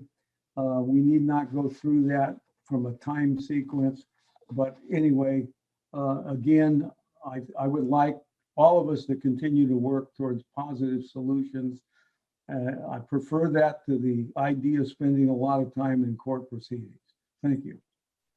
Thank you, Mr. Nomalini. I appreciate that and agree. I think that we can have a lot of more productive conversation here and commit to, especially as we look toward another potential dry year, continuing this discussion and continuing to refine our understanding of the Delta, its dynamics, and importantly, how water rights overlays over all of this. It's so critically important, and appreciate your contributions to refining our proposal and our work here today as well. So thank you. Next, I would call up, and just a quick question for Mr. Loffer. When it comes to the handouts that Mr. Nomalini provided, are those able to be accepted in? Just want clarity, I guess, on his request. So, sorry about that. Fighting multiple microphones in the hearing room today. My understanding is those were already distributed to the clerk and that they have been emailed around, but if not, we'll make sure that they get distributed. Okay, thank you. Appreciate it. And so then we can go on to our next commenter, which is John Eric.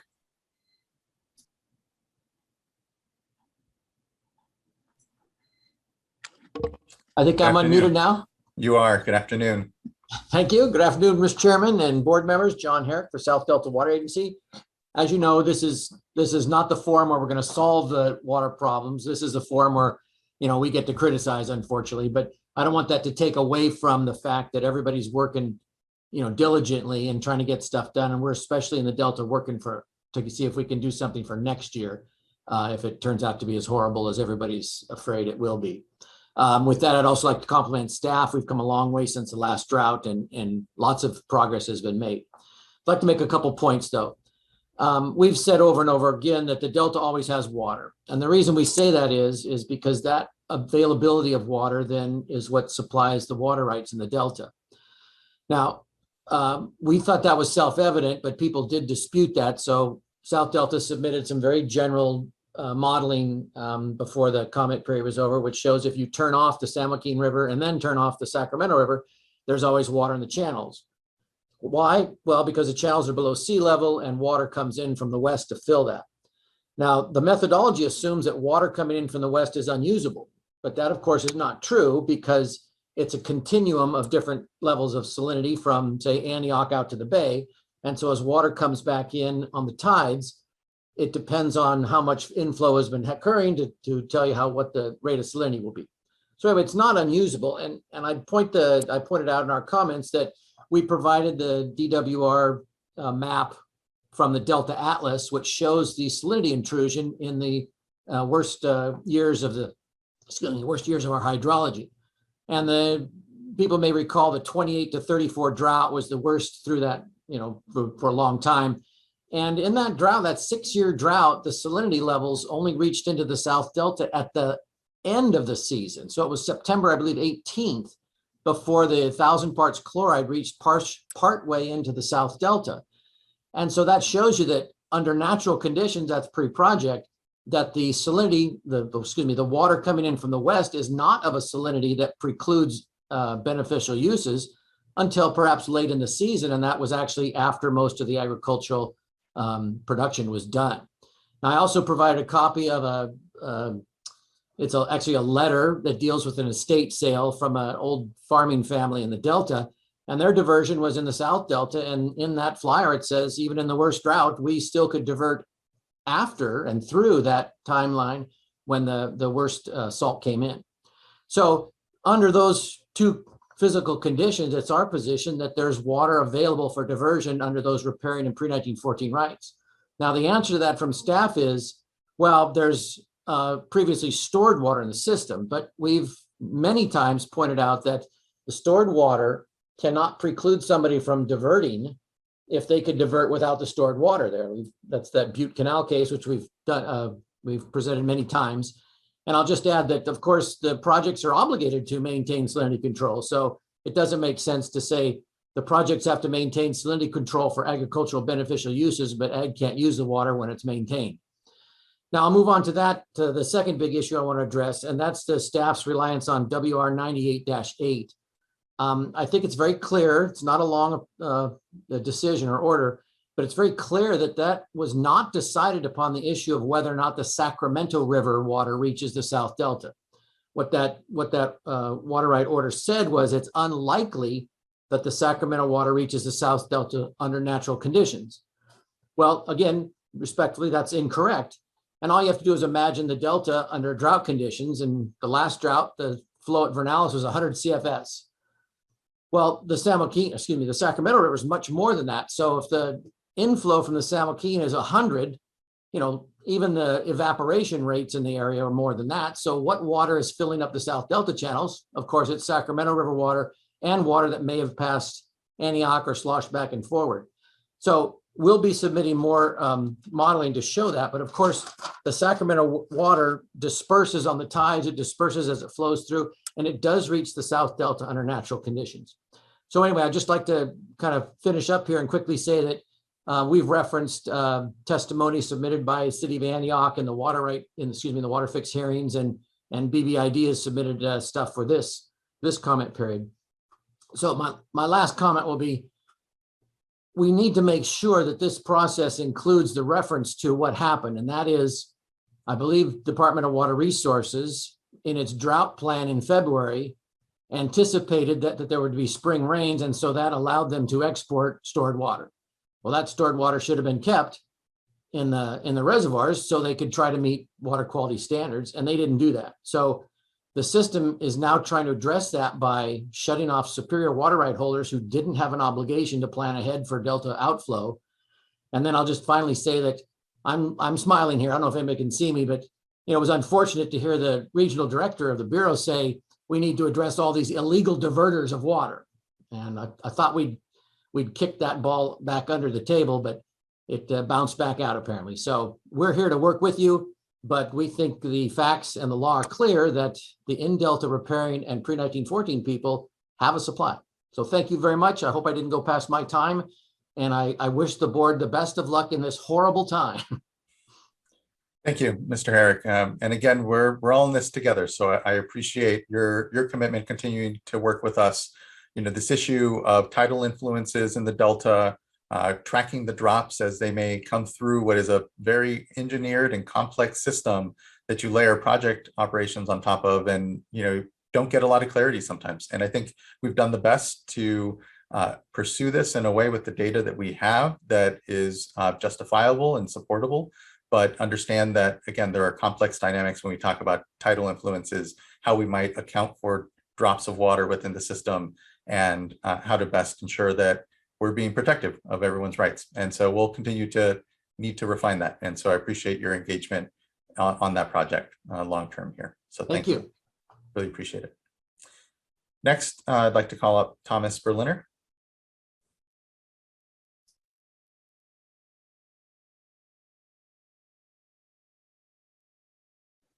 Can you hear me? We can. And I think your camera may be on as well currently, just so you know. There you go. All right. Good afternoon.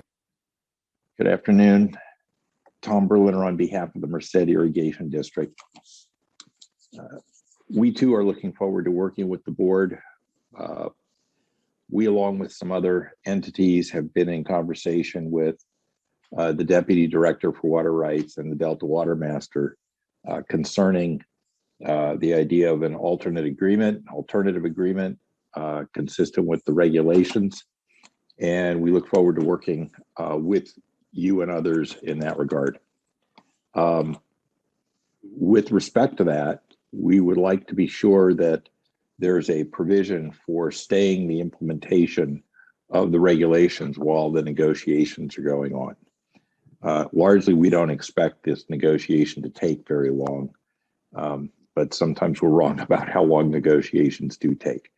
But it appears to us that, generally speaking, we're really talking about 2022 as far as implementation of the regulations. We'll get through 2021 irrigation season with the water that we have in storage without the necessity for diversions off of the Merced River. Related to that, I think the regulations could use some clarification regarding when they will be toggled on and off rather than just either repealed or maintained to permit for diversion of natural flow when precipitation permits it, so that water can be stored for next year. In simple terms, it would be nice if the regulations provided that effective October 1st, diversions could be restored from natural flow, obviously being very optimistic that we're going to have some flow in October to divert. We also think it would be useful. We have all agricultural districts, urban areas have all had a lot of experience with drought mitigation measures, and many of those have already been implemented in the last couple of years as they were during the prior drought. So we're used to doing that, but if there are things that the water board has in mind, we think it'd be useful to engage and get some opportunity to work with the board and for the board to provide some guidance and recommendations on the measures that would help with the drought. Obviously, not all measures are going to be applicable to all situations, but it's a smorgasbord of an approach, and we think it'd be useful to make sure that everybody's up to speed on the kinds of things that are currently being thought of that perhaps we haven't yet instituted, or somebody's got an idea that we should take a look at. A big concern is if we are allowed to divert from natural flow, what's going to happen with that water next year? How's it going to be used? And we do want to be sure that we have a very good understanding come about February or so, what the thinking is from the water board going into next year, so that we're prepared with our farmers to be able to tell them how much water is going to be allocated to them. There are a couple of other points. This one's a little bit difficult to explain, but I'm going to try to say it pretty simply, which is that Merced Irrigation District, for example, operates one of the rim reservoirs. We have obligations to various interests downstream, and we make releases on behalf of those interests. Some of those folks coordinate really well with us, and we can maximize the efficiency of those deliveries. but others have refused. And just so you get a sense, I've inquired of the Deputy General Manager for Water Supply of Merced as to what his estimate is of how much extra water has to be put in the system that comprises losses rather than just the necessary carriage water to deliver what's required to the downstream entities that are entitled to the water. As a result, it was around 80,000 acre feet a year. As a result of some more recent agreements with some of the downstream folks, we've been able to reduce that to 40,000 acre feet a year. But 40,000 acre feet is a lot of water that has to go downstream that's not serving any of those that are entitled to the water any good. It's just wasted water in that respect.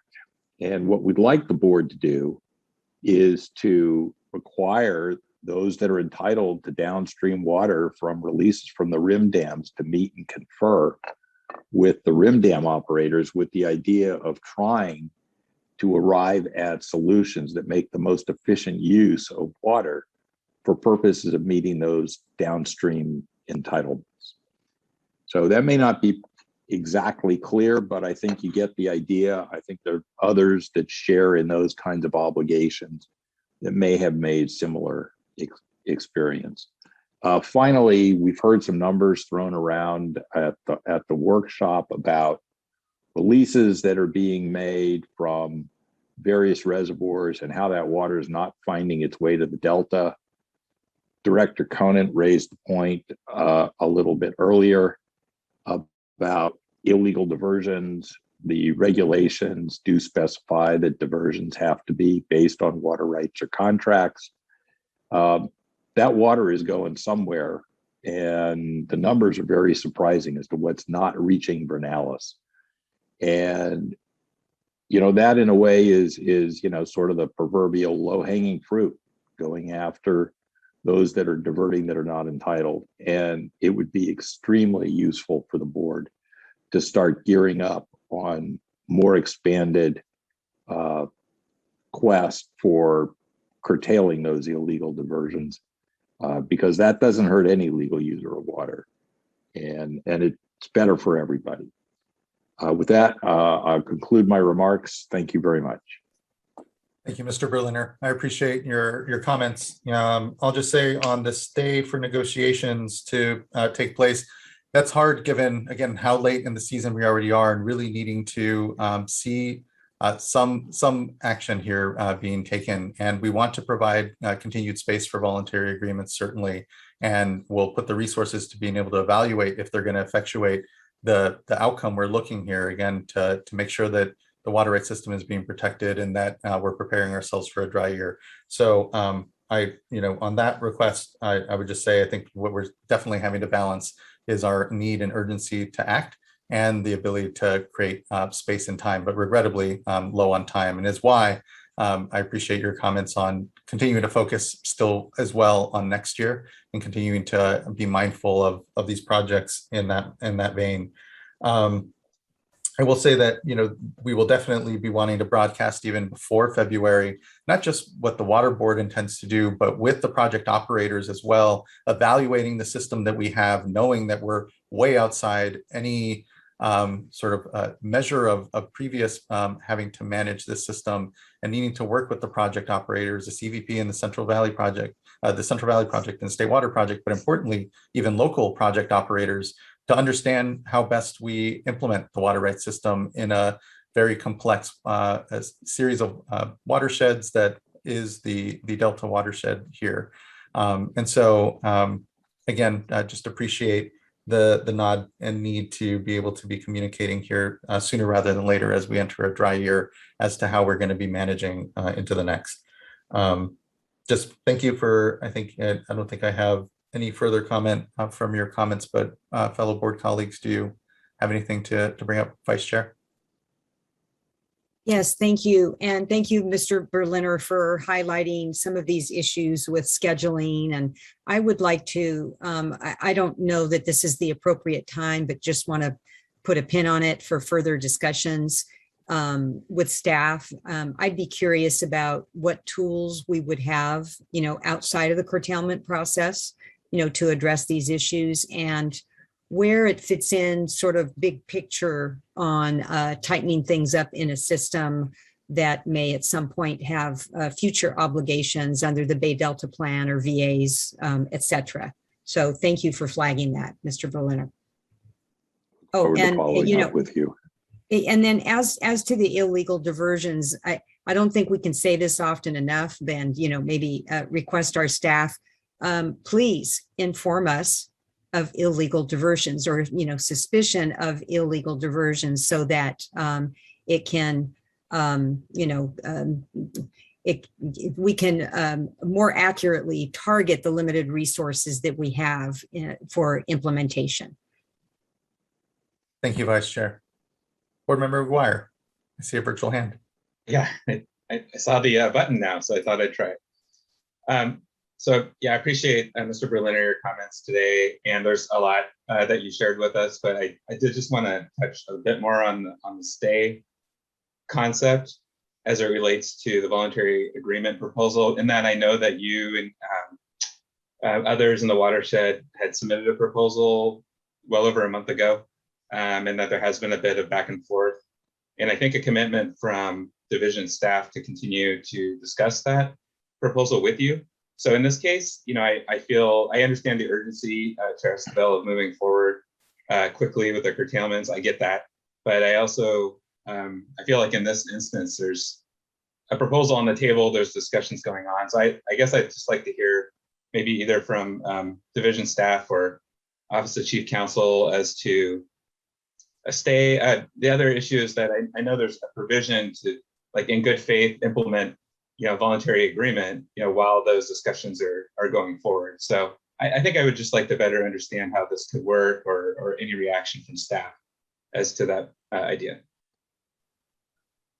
Thank you. That I think you touched upon what I think the appropriate response at this point may be, and that is there are provisions in the proposed emergency regulation that allow for voluntary agreements to be implemented before the board approves those, or the division approves those voluntary agreements, provided that the Department of Water Resources and Bureau of Reclamation and other possibly affected water right holders are in agreement as well. I think that would be the first step for water users to work with with DWR and Reclamation. I also think there is the possibility for short-term voluntary agreements as well as long-term voluntary agreements. So perhaps they can't reach ultimate resolution on all of the issues, but there is some compromise that could be reached in a shorter period of time. I would suggest that as a possible option as well. And I'll let OCC chime in if there is more they would like to add.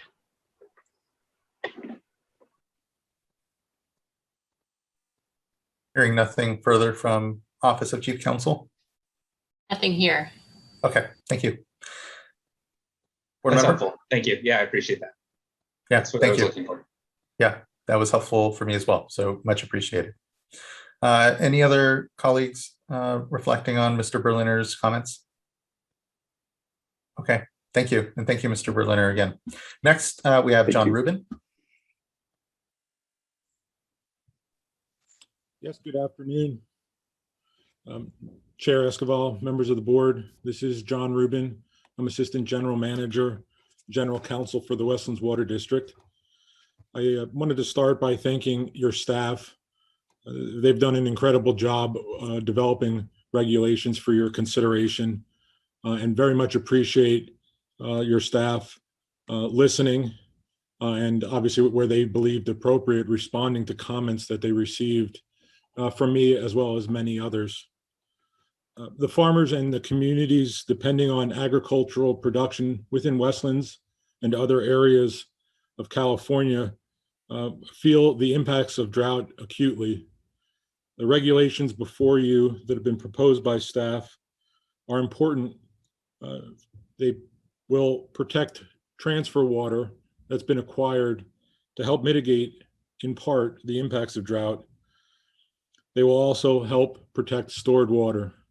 And for those reasons, Westland supports the resolution that's been presented to you and hopes that you adopt the resolution and the regulations take effect. Thank you. Thank you, Mr. Rubin. I appreciate your participation and comments today. Thank you. Next, we have Brett Baker.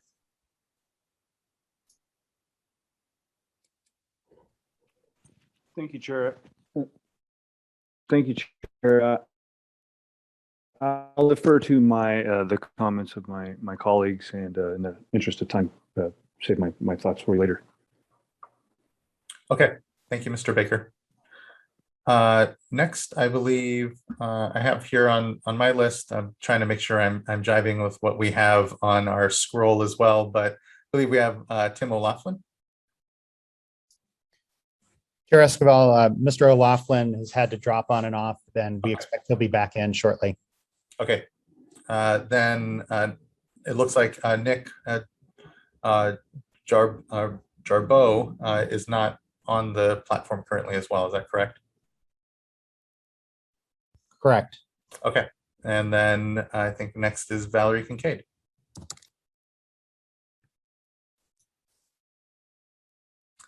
Good afternoon. Good afternoon, Valerie Kincaid for San Joaquin Tributaries Authority. Can you hear me okay? Yes, Great, we can. thanks. Great. The SJTA provided written comments noting the legal and technical deficiencies of the proposed regulations, so I'm not going to repeat those here today. I'm going to instead focus on an issue that I think that this regulation brings up first and foremost, which is trust between water right holders and the State Water Resources Control Board. I think that is an integral issue here because these regulations ask water right holders to trust the State Water Board more than other regs ask. Specifically, they ask that the water right holders trust the State Water Board will do curtailments based on the water right priority system, even without providing due process. And most critically, they request that water right holders trust that orders will be lifted in time to allow people to refill and operate their reservoirs as they do with local control. I think there's a fundamental issue with trust, and I'll talk a little bit about issues where I think we have missed opportunities to build trust, and then hopefully note some opportunities that we still have to continue to build trust and maybe recover from this kind of situation we're in. So I want to talk a little bit for about a minute about background of curtailment. Over the last 50 years, the State Water Board has navigated through several droughts, the 77 drought, the 87 to 92 drought, the most recent 2014-2015 drought. And we went back and actually looked a lot of the comments and actions and write-ups of the 77 and 87 to 92 droughts. And in both of those droughts, the State Water Board took the same position. They were clearly focused on facilitating local water management. They set up drought water banks to try to facilitate the movement of water to those who needed it. They did do individual specific waste and unreasonable use hearings. They also did very specific curtailment orders where they gave certain folks hearings and looked at specific water rights. So they did very, very focused enforcement action, but very broad. Their broad action was, of course, supporting local management and trying to get water to folks who didn't have enough in that time. In 2014-2015 curtailment, that position changed a little bit. The State Water Board issued curtailment orders telling local water managers how to handle their systems in shortage. That resulted in litigation and challenges. I think we all know and remember that. And in the 2021 regulation, now we not only have controlling local systems in times of shortage, but the breadth and the 1-year component are also now controlling local systems and how they are going to refill and recover in their reservoirs. So you've seen a significant shift from supporting local management to taking over local management. And I think that that's an opportunity missed to build trust within the system.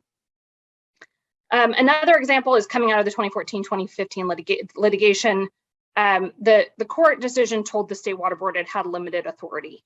This regulation proposes regs that basically ignore the two components, which is a limitation on pre-14 and riparian rights and requirements for due process. And again, I think that's a missed opportunity to create trust with water right holders. I think we could have created a draft regulation that respected those orders, certainly respected the ones that the State Water Board isn't appealing, which is the due process issue. And I think we missed an opportunity to do that. Also, coming out of the 2014-2015 drought, there was State Water Board direction to staff to develop a planning process for the next drought that did, some of that was started, but it resulted in the water report, which we participated in and liked, but it was not planning. It was kind of a retrospective. So again, a missed opportunity to really unpack this and figure out how stakeholders can work with staff to get on the same page for the next drought. Missed opportunity to build trust. The methodology, as your staff reported today, they started developing that in April and May with notices originally coming out in March. We participated in that, stakeholders participated in that, the SJTA provided written comments. We sat with staff and tried to work through that with them. And then in the end, the 723 report reported out that they made some changes, but largely the changes that we requested couldn't be made, and that they would be moving forward with a deficient methodology. That's an interesting conclusion. You could have moved forward understanding that the methodology needed work and not move forward based on curtailments with that methodology. Again, a missed opportunity to build trust. Moving forward with the deficient methodology is not the greatest idea. I have 2 or 3 more points and I'll wrap up. Timing, I think a lot of people have talked about insufficient timing. That this process started, as your staff reported today, in March.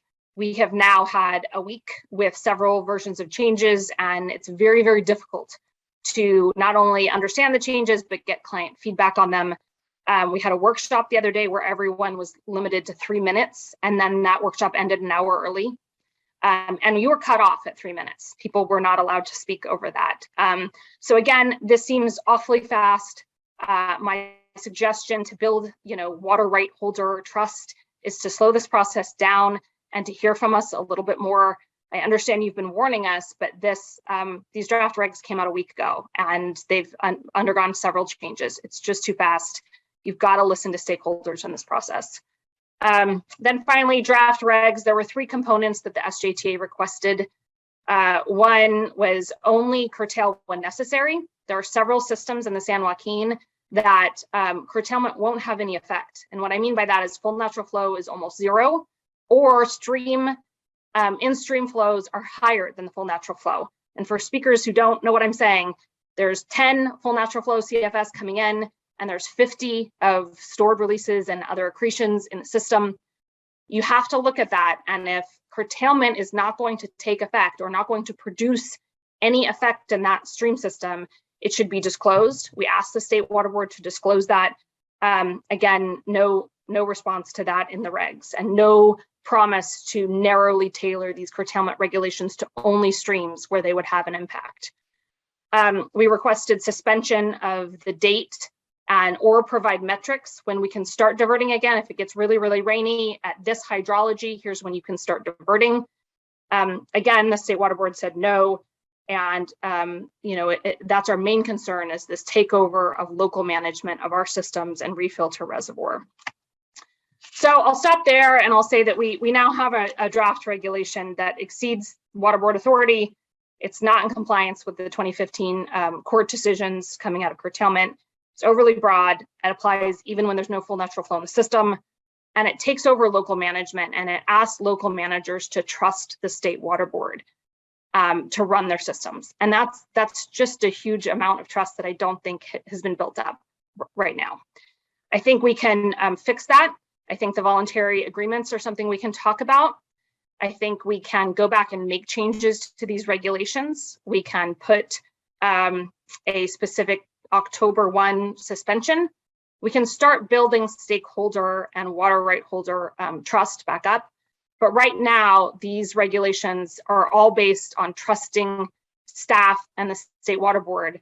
And we just have a major concern. We're moving away from local management, and we're moving to top-down regulatory control of our systems. And it's concerning And so we want to stand with you. We want to build that water right holder trust back up with the board. But from the perspective of the SJTA, I think we really need to be committed to that and make some foundational changes to this regulation for that to happen. Thank you. Thank you, Ms. Kincaid.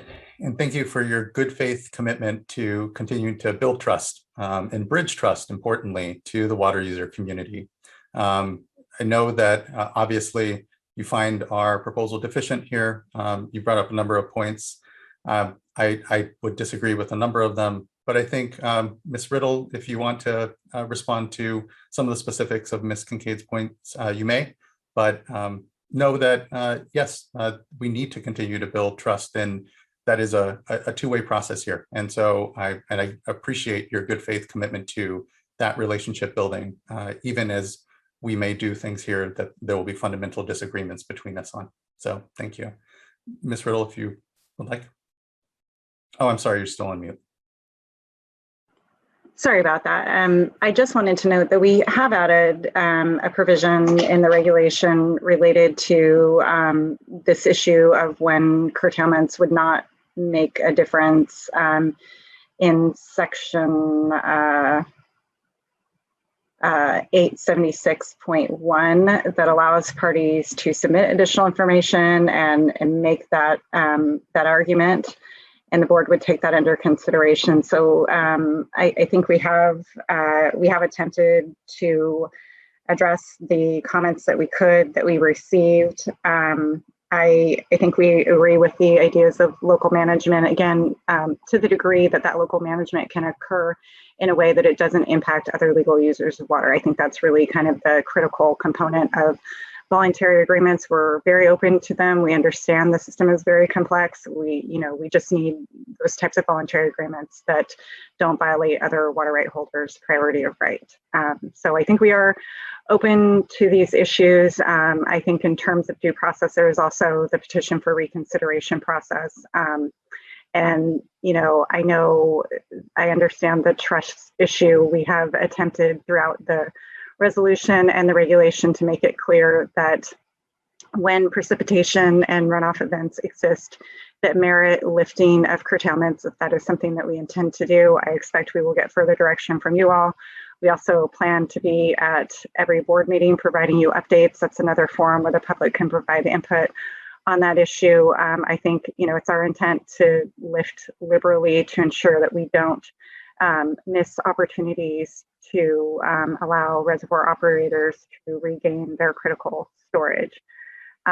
So I think we have certainly heard the comments of the SJTA, which are similar to comments that we've heard from others, and we have attempted to acknowledge those.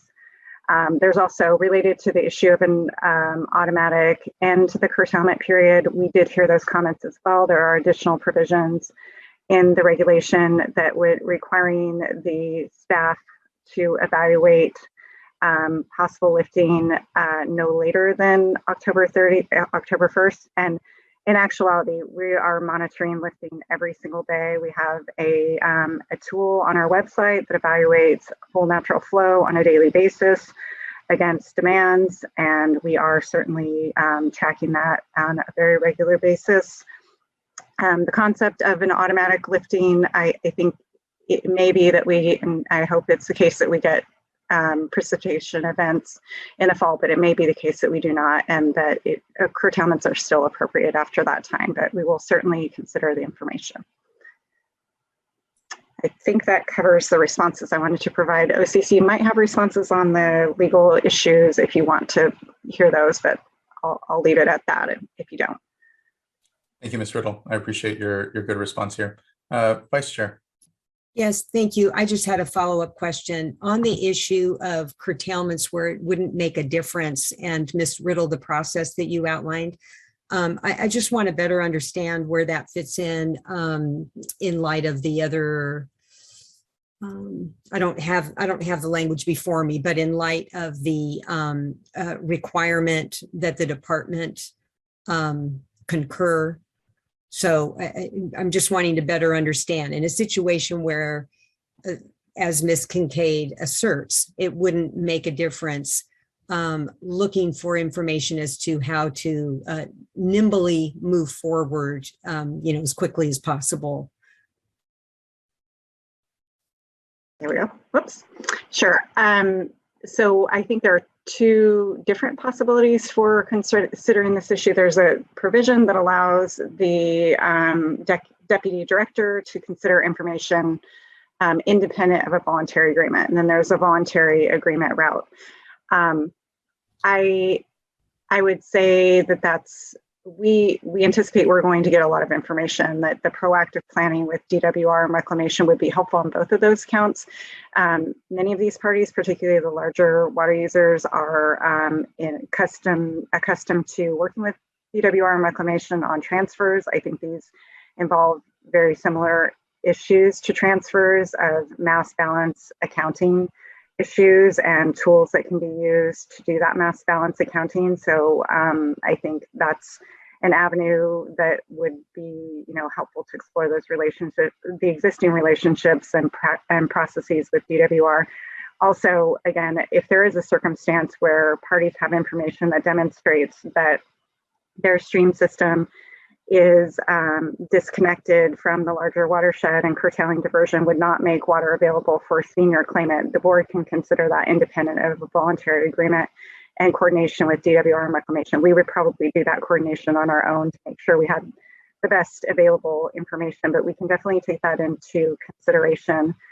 I guess on another count with respect to when parties are submitting information to us and the lag that may exist between our response. I think we are definitely going to prioritize responding, but that would also be something that's considered as part of an enforcement situation. If we have a sitting request for an exception or a voluntary agreement and we haven't responded to those yet, that would certainly be something that I think is considered, and I would not anticipate that would be a situation that if it's a good faith submittal of a voluntary agreement, a good faith submittal of information to support that, a curtailment should not be issued because of disconnection or something like that, that would definitely be something that the division would take under consideration before pursuing any enforcement action. And the Water Master's office, I know as well.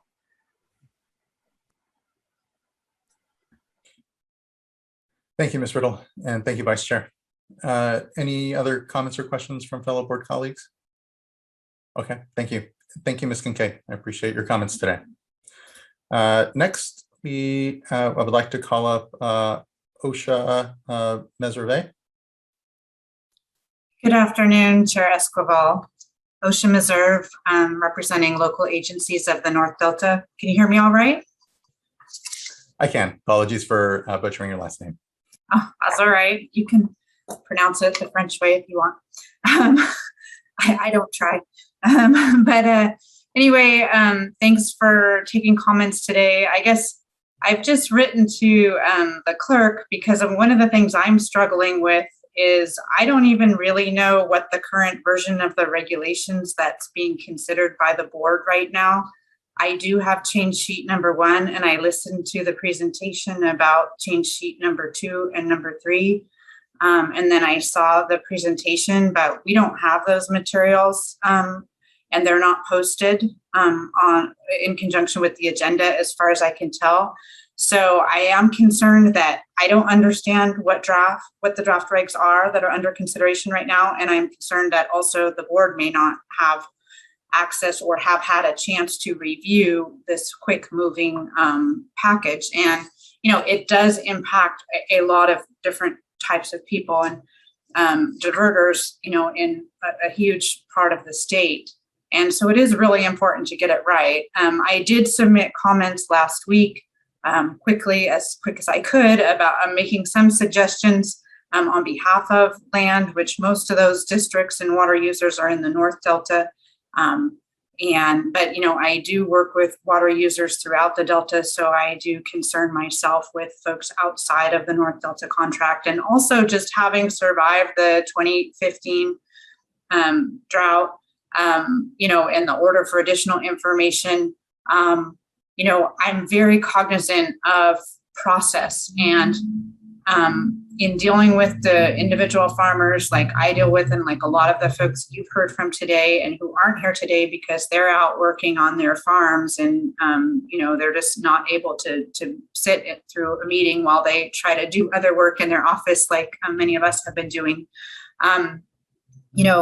They can't speak for themselves, but the reality is that yes, they receive mail, yes, they have email, but the process that we're looking at with these regs, I think, will be very unworkable in terms of curtailing water rights if they should need to be curtailed. I also want to support the comments that Mr. Nomolini made and others, John Herrick. I do think that the burden is shifting in a way that I think those of us that work in the Delta in particular are uncomfortable with and do not agree with.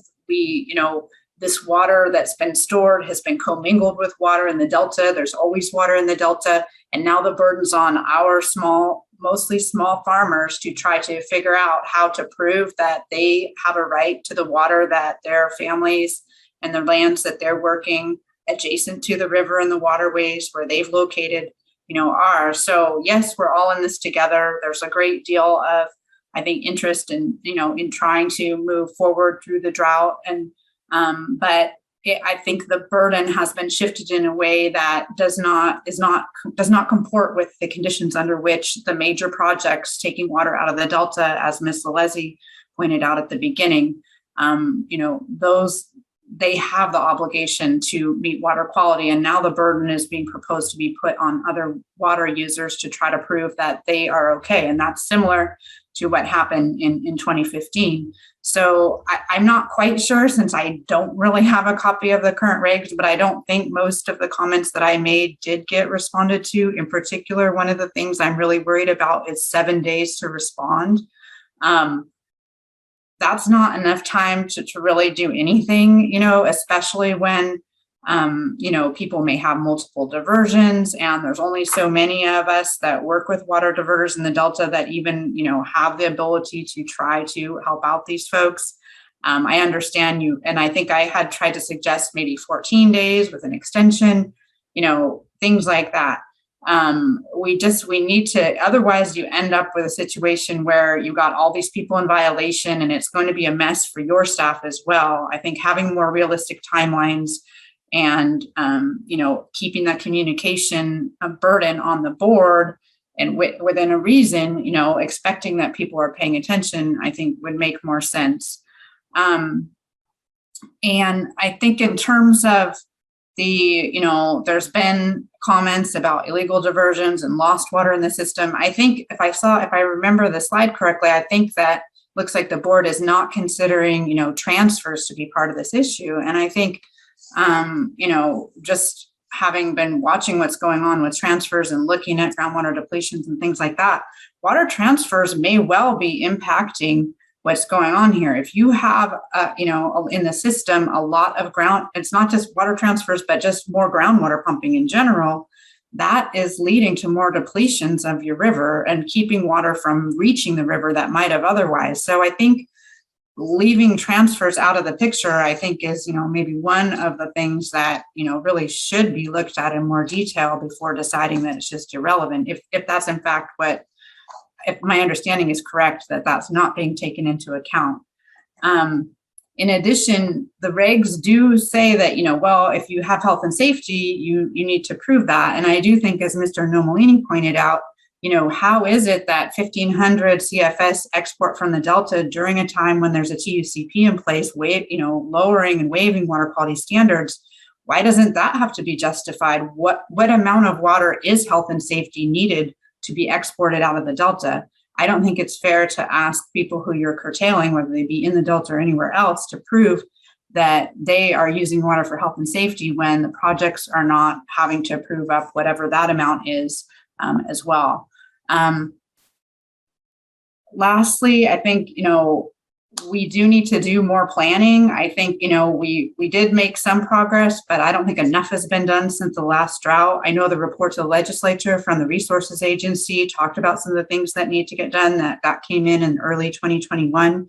And I think, we just need to keep our attention on this long-term planning. But with respect to the regulations today, I would ask that this item be at least continued so we can see what the full proposal is. And to the extent that for water users in the Delta, this is more likely to apply in 2022, I think we do have the time to get it more right and to look carefully at, there were very detailed comments came in from BBID, track changes that Dante Nemolini and Central Delta had done.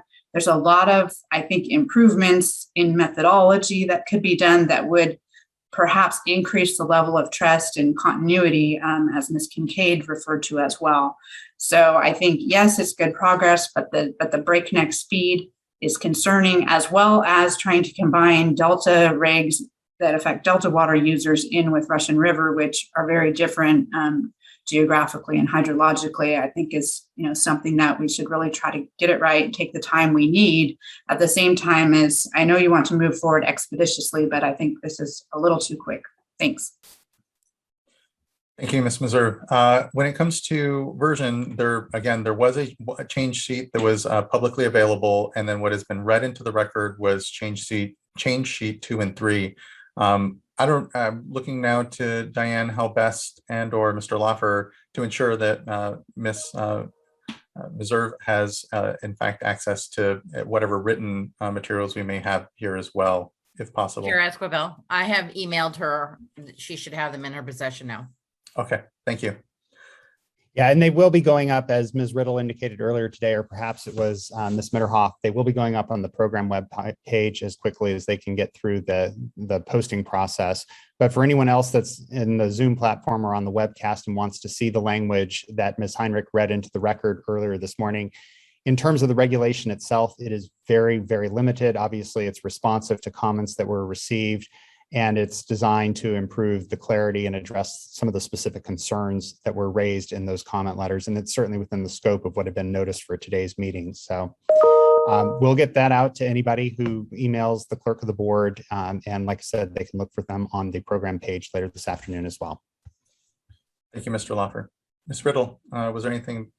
Sure, I can respond to some of the other issues that were raised by Ms. Meserve. In terms of the reporting requirements, that is a minimum time frame. It is not the maximum time frame. The actual time frame that responses will be required will be determined in coordination with the Delta Water Master. I think for a lot of these Delta issues specifically, that it is very much the intent of the Delta Water Master to work closely with the entities in the Delta, both to ensure that our implementation of the regulation is reasonable and the enforcement of the regulation is reasonable, taking into account where smaller diverters that may not be as sophisticated may have limitations, and working very closely with the leadership in the Delta on those topics. So this regulation is not it's not primarily a reporting regulation. We are merely asking for the reporting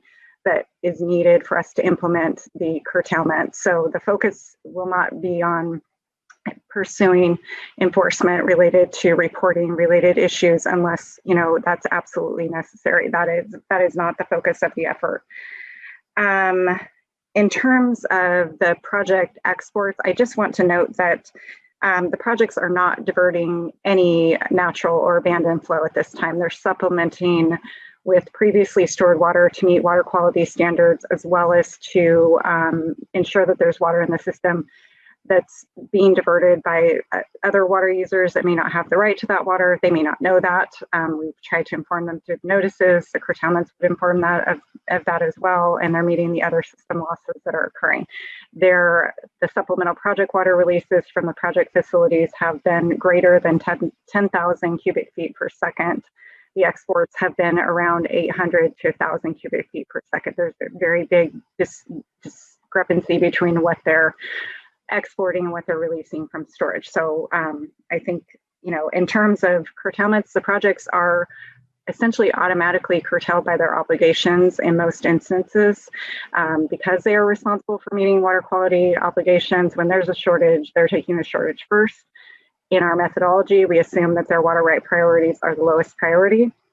We did receive comments on that from, parties that disagree with that determination, but I think we've given, the projects the least favorable kind of disposition in the curtailment process. So I think that issue is addressed.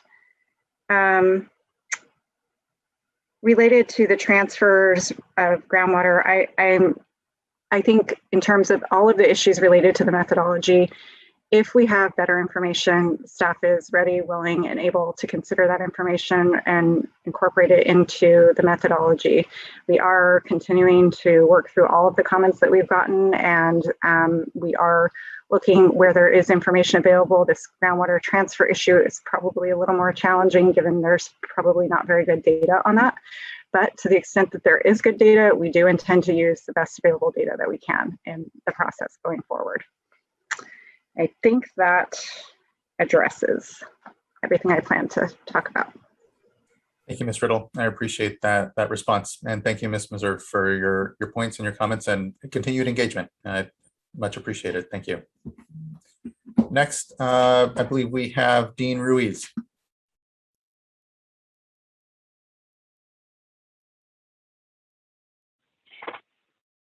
Good afternoon. Can you hear me? We can. Good afternoon. These comments are made on behalf of Woods Irrigation Company and Woods Robinson Vasquez irrigation system, and on a large number of individual water right claimants within the Delta. I won't want to repeat what a lot of others have said. I just want to focus on the process a little bit and some of the comments that Ms. Riddle just, or explanations Ms. Riddle just made in response to some other comments. Particularly, the concern is the 7 days to respond to the information and the certification, et cetera.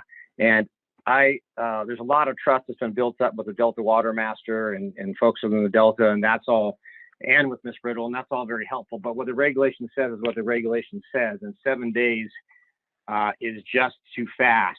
I support the collaborative effort that's going on, but when something is this fast and there's mismatched requirements in such a short period of time, the collaborative effort can break down. So in the spirit of collaboration, I'm requesting or suggesting that there be a significant amount of more time provided.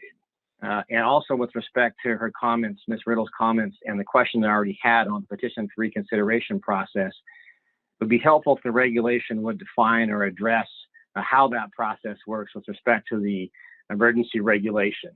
Typically, there's 30 days or enough time to respond or provide a petition for reconsideration. That needs to be defined in how that would work in this process, because the ability to file a petition for reconsideration and to have it decided should occur prior to folks having to get involved and spend a bunch of time and effort on responding within the 7 days. So that process should be clarified. And related to that, the regulation also seems to put a lot of emphasis or a lot of responsibility on agents for water right holders to inform them, to contact them. As someone who's an agent for a large number of water right holders, that can be burdensome. Believe it or not, there's still a lot of folks who don't communicate well in the Delta, who don't regularly communicate with emails, et cetera. It takes sometimes weeks and months to get information from some of these folks to do the water right reporting annually. So that should be considered also, that there's a lot to do in a short period of time, and it shouldn't be done until there's an ability and a clarification as to how the petition for reconsideration process will work in the overall context. Thank you. Thank you, Mr. Ruiz. I appreciate your comments. Next, we have Willie Whittlesey.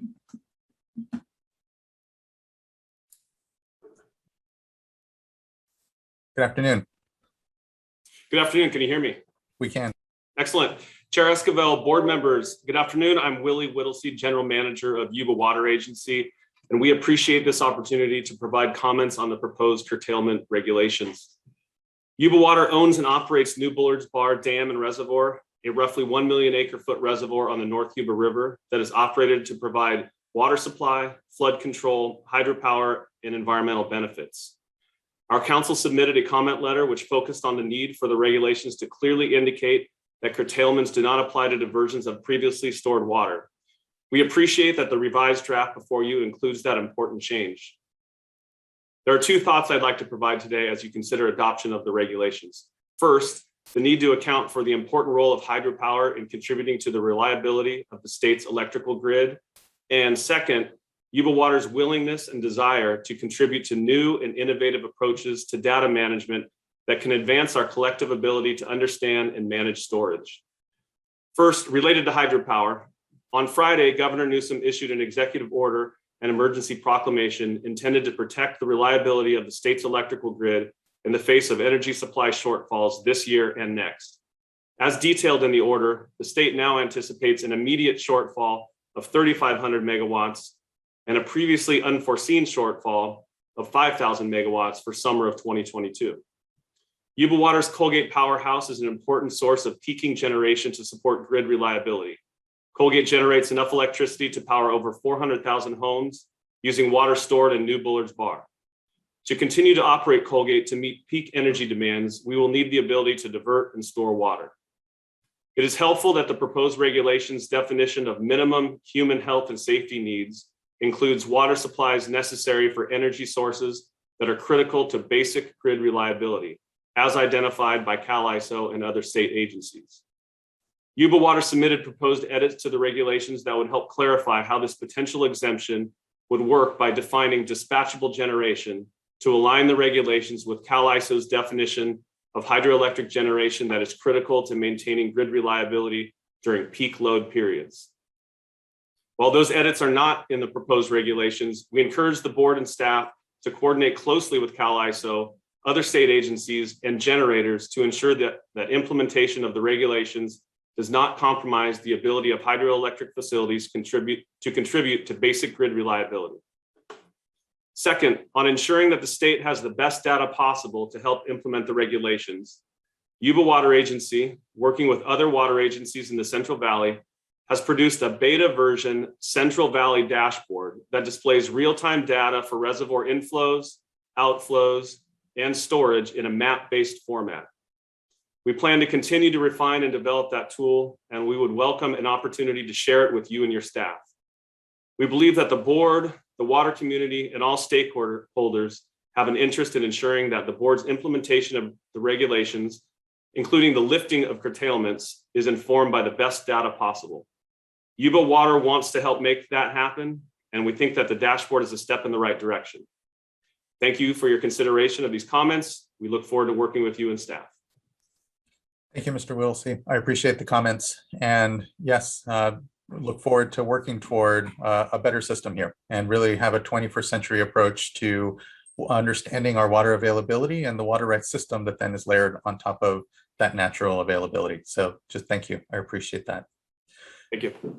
Next, I'd like to call up Chandra Chilmakuri.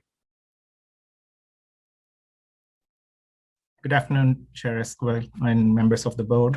My name is Chandra Chilmakuri, and I'm the Assistant General Manager for the State Water Contractors. I'm here on behalf of the 27 public water agencies who have long-term water supply contracts with the Department of Water Resources for the State Water Project Water. I'd like to start by thanking the State Water Board staff for their significant efforts in these difficult hydrologic conditions.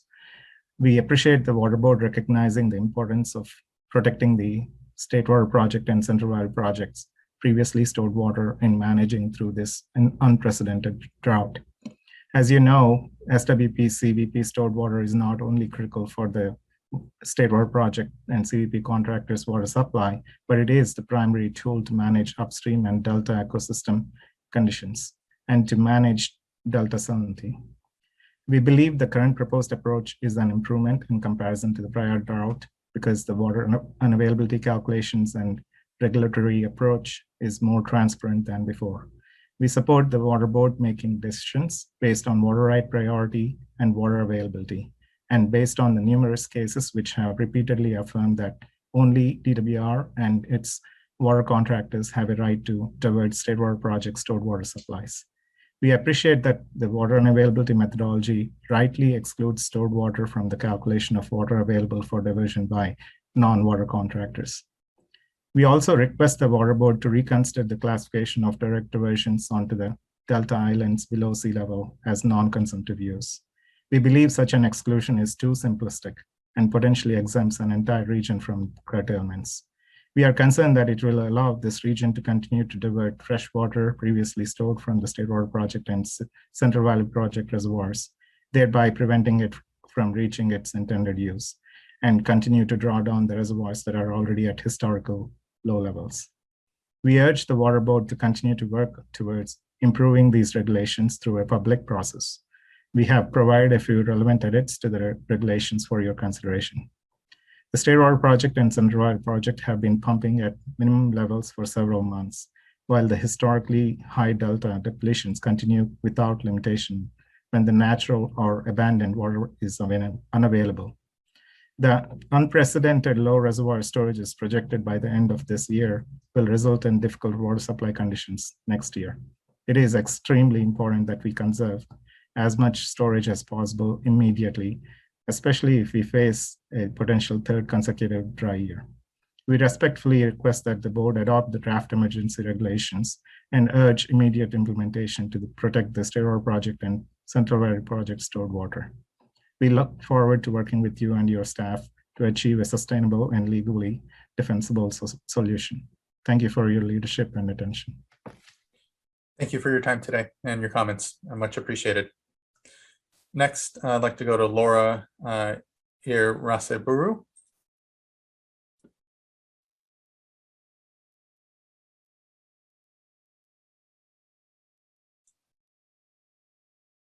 Good afternoon. It should invite you to unmute.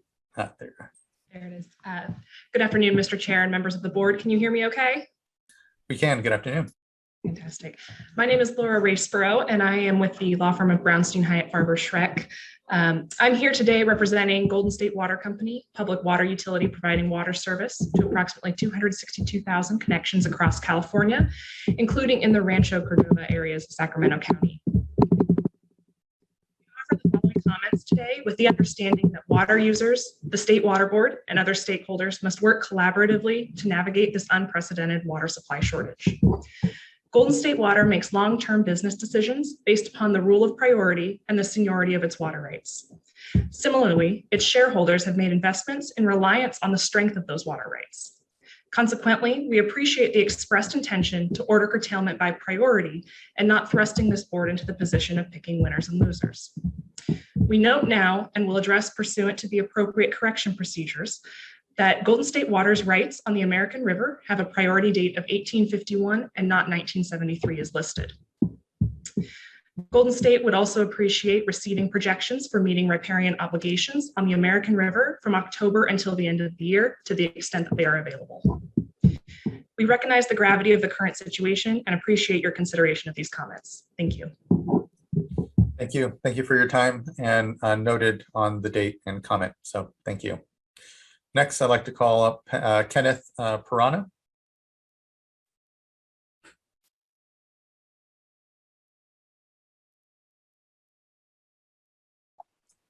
Good afternoon. Yes, hello. Thank you. I'm speaking as a small rancher in the foothills of the Sierra Nevada, about 50 miles east of Sacramento, small cattle rancher. And first of all, I'd like to note that depending on whose statistics you read, small cow herds on the order of several dozen to 100 raise about 50% of the beef in the US. So we are doing an important job for feeding the nation.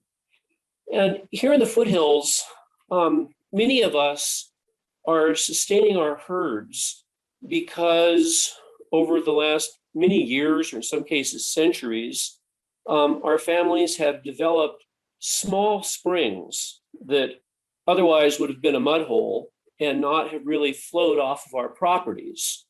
And these small springs are developed usually to supply watering troughs or sometimes to provide an acre or two of green grass for our cattle operation.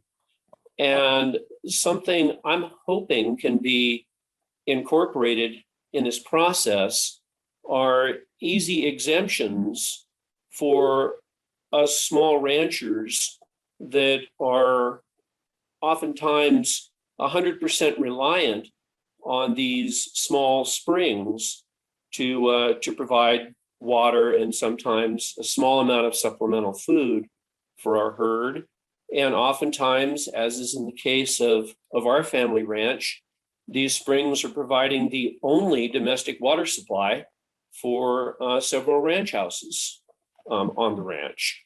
So again, to have to cease diversion of these would really mean that we would be asked to cease our cattle operation, which is something my family has been doing for well over 60 years in cattle and well over 150 years in other livestock. So our operations are, while they use a very small amount of water, our total amount of consumption for this ranch is on the order of 1 cubic foot per minute, which, if I did the math correctly, translates to about an acre foot a month, which in the grand scheme of things does not make a contribution to solving the state's water problem on the types of quantities that I'm hearing discussed here today, but it's our entire livelihood is counting on that 1 cubic foot a minute or 1 acre foot a month. So I'm hoping to see some exceptions whereby the small rancher can continue to operate without fear of being shut down. And we cannot relocate our herds. We have nowhere to go. Property to graze livestock on in California is in very short supply. And so you can't say, well, if you can't water your cattle on your ranch, move them next door, because the next door ranch has the same problem. So these are this water infrastructure is something that I can look around the ranch and say, my father did that, or my grandfather did that, or my great grandfather did that in developing some of these small springs. And again, if we cease to divert these small springs, the water would not even make it off our ranch. It would be lost to dehydration before it made it very far at all. So I'm hoping that there can be some consideration done for the very small user without putting us through an undue burden, an undue regulatory burden, because quite frankly, the task of running a small herd in California is quite a difficult job for us small ranchers as it is. So with that, I'd like to thank you for the time you gave me today to speak to you, and hope that, you know, the concern of the small rancher and the ultra small diverter would be considered as these regulations are being developed. So thank you very much. Thank you, Mr. Perano, for taking time out of your day and engaging us here in the process and making sure that we're having the benefit of understanding your challenges and issues out on the range. And so thank you. Ms. Riddle, to my mind, this speaks to the exemption or process that we've identified when it comes to disconnected streams or sources here. But I'll let you respond more thoroughly. Sure. Yeah, I agree with you. There are provisions for the type of situation Mr. Perano is speaking of, in which the spring would be disconnected from the water source, and continuing to use water would not deprive another water user of any water. Those exceptions are allowed there. Also, in the case of water being provided for indoor domestic use, there's also a provision, health and safety provision, that is a very simple process to fill out our certification form. That's pretty simple. And then lastly, I think in terms of the board also has enforcement discretion on all of these items, and I understand that may not be enough assurance for folks, but really these are not the circumstances that, you know, this effort is aimed at, is very small users and addressing their water use issues, unless there's a situation where there's a complaint that's received. So we can certainly take into consideration as part of the board's enforcement discretion the specific circumstances that may merit additional considerations. Thank you, Ms. Riddle. And hearing again, the hydrologic disconnectivity is something that a diverter can bring to us as evidence and consideration then for exemption. So yeah, I appreciate that. And hopefully that was helpful, Mr. Perano. Thank you for taking the time today. Great. That was very helpful. Thank you very much. Definitely. Thank you. Next, we have Chris Schuring.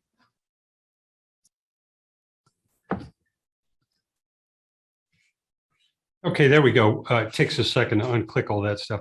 Good afternoon, Chair Esquivel and members of the board. I am Chris Shearing, and I'm from the California Farm Bureau. I am also a family farmer, and I appreciate the opportunity to comment today. It's somewhat of a long afternoon. It occurs to me that most of these 7,000 or 8,000 water rights that are ultimately being discussed here, most of them have a face behind them. A farmer, a farm family, farm worker, somebody like Ken Perano, who just spoke to you magnificently, I thought, or it could be just a person eating a salad. But there's a face behind all of this, and those faces actually include my family.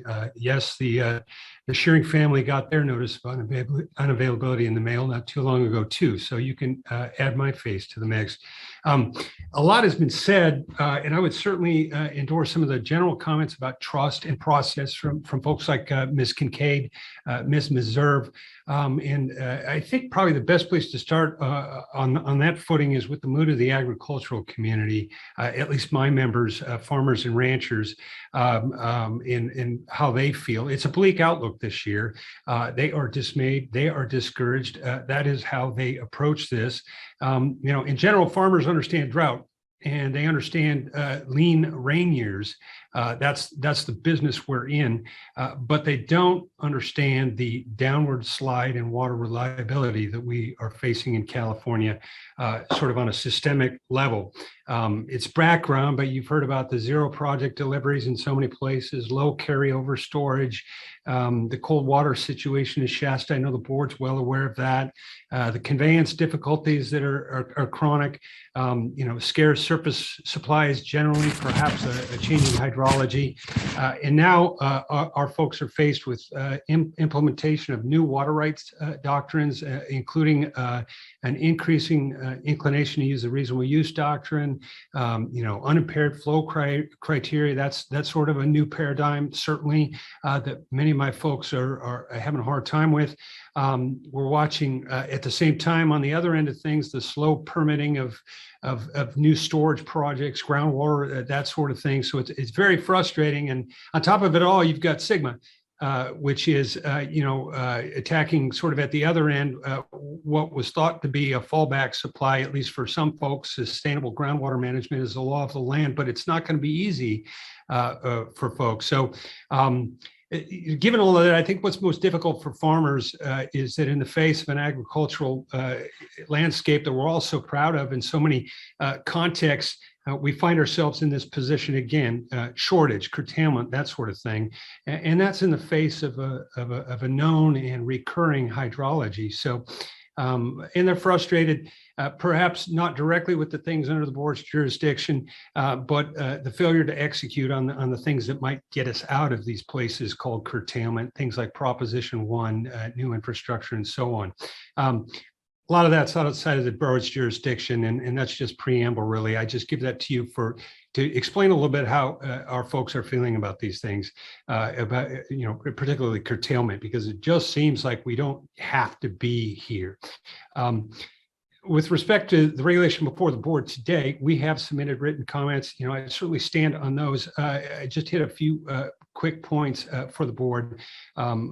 We respectfully urge the following in implementation and in enforcement discretion, if not directly in the text of the regulations themselves. The first is to focus on known jurisdiction. Under the Water Code, it still remains true that the board has jurisdiction over post-1914 appropriative rights. The reasonable use doctrine, of course, we know about that. We've read the court decisions, those sorts of things, but they do not confer a generalized jurisdiction or authority over riparian and pre-14 users. So treading lightly there is probably a good idea on a prudential basis.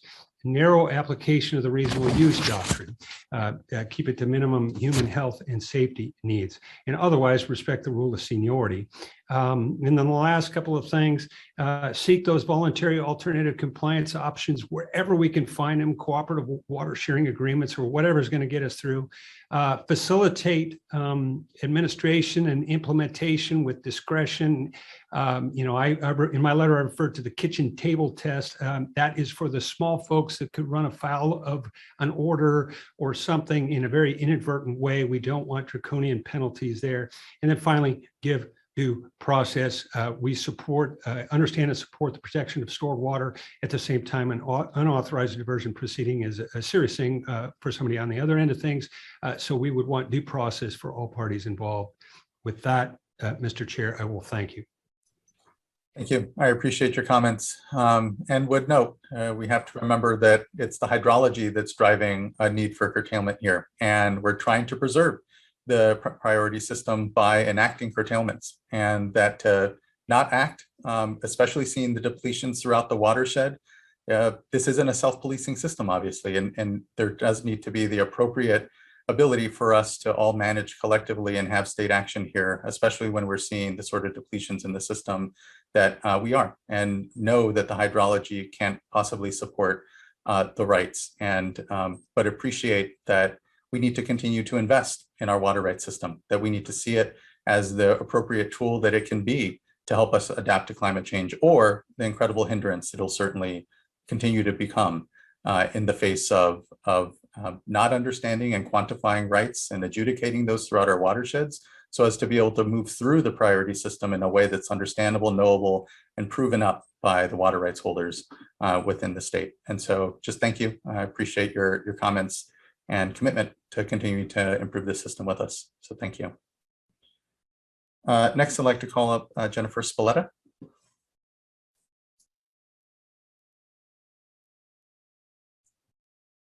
Good afternoon. Good afternoon.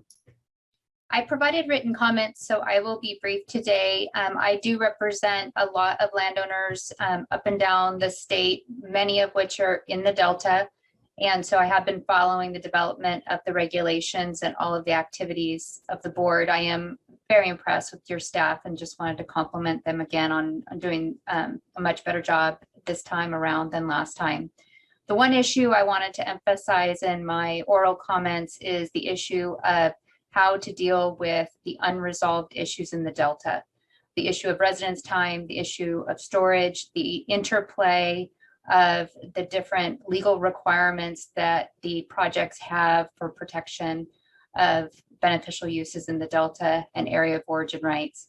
These are frankly, in my mind, all unresolved issues. There are some very smart, very good people who have different views of the issues. And particularly if we think this is going to be an event that repeats itself next year or even in a future year, I think the state board is going to have to receive some evidence, some testimony, let people cross-examine each other or ask the tough questions, and then make a decision. And that decision will probably be challenged and the chips are going to fall where they may.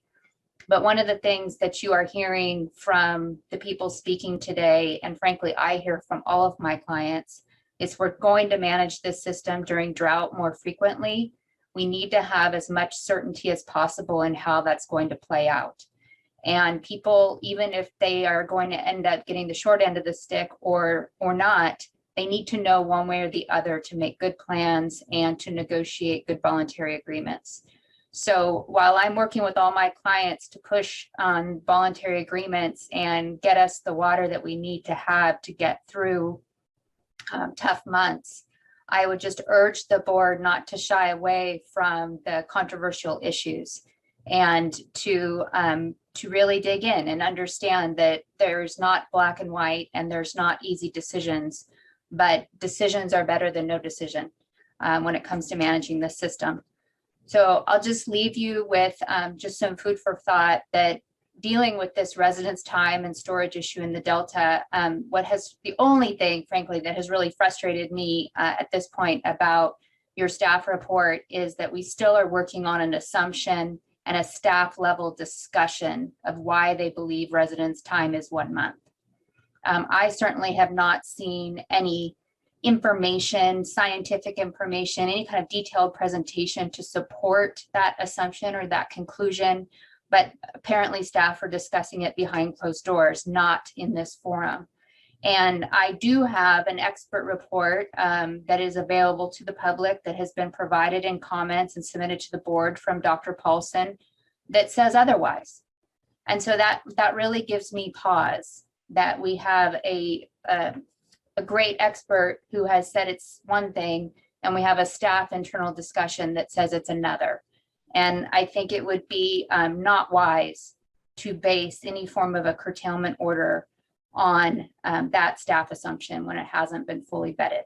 Again, you may end up reaching a decision that concludes that that assumption is correct, but I do not believe you have the information in front of you to make a decision right now that that assumption is correct, nor has the public had the ability to view the basis for that assumption.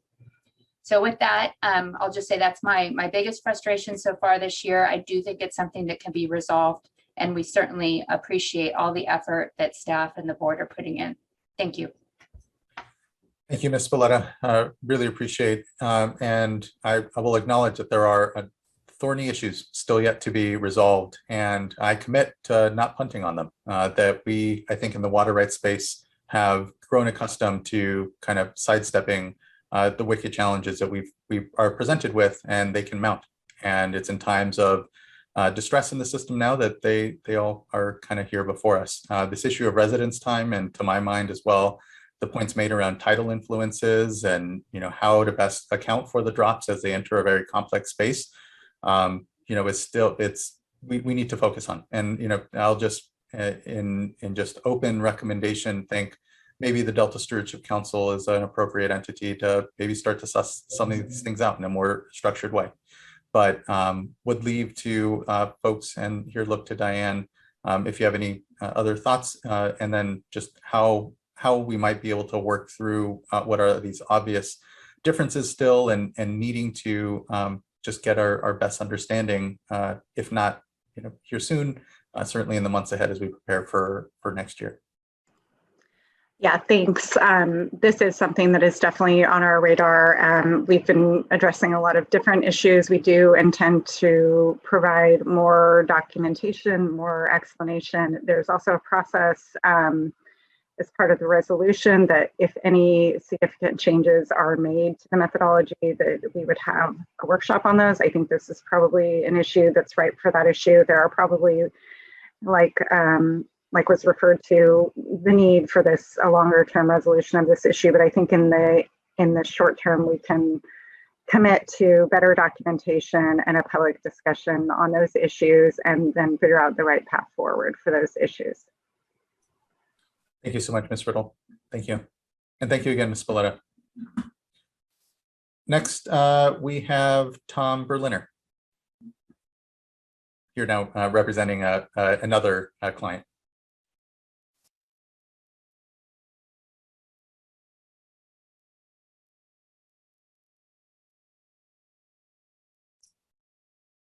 And Mr. Berliner, you should be invited to unmute, unless you've provided the comment you were looking to at this point. So Chair Esquivel, we have given Mr. Berliner a couple of opportunities to unmute at this point. Okay, we can move on. And Mr. Berliner, if there are additional comments you would like to make, you can just raise your hand. Next, we have Elaine Trevino.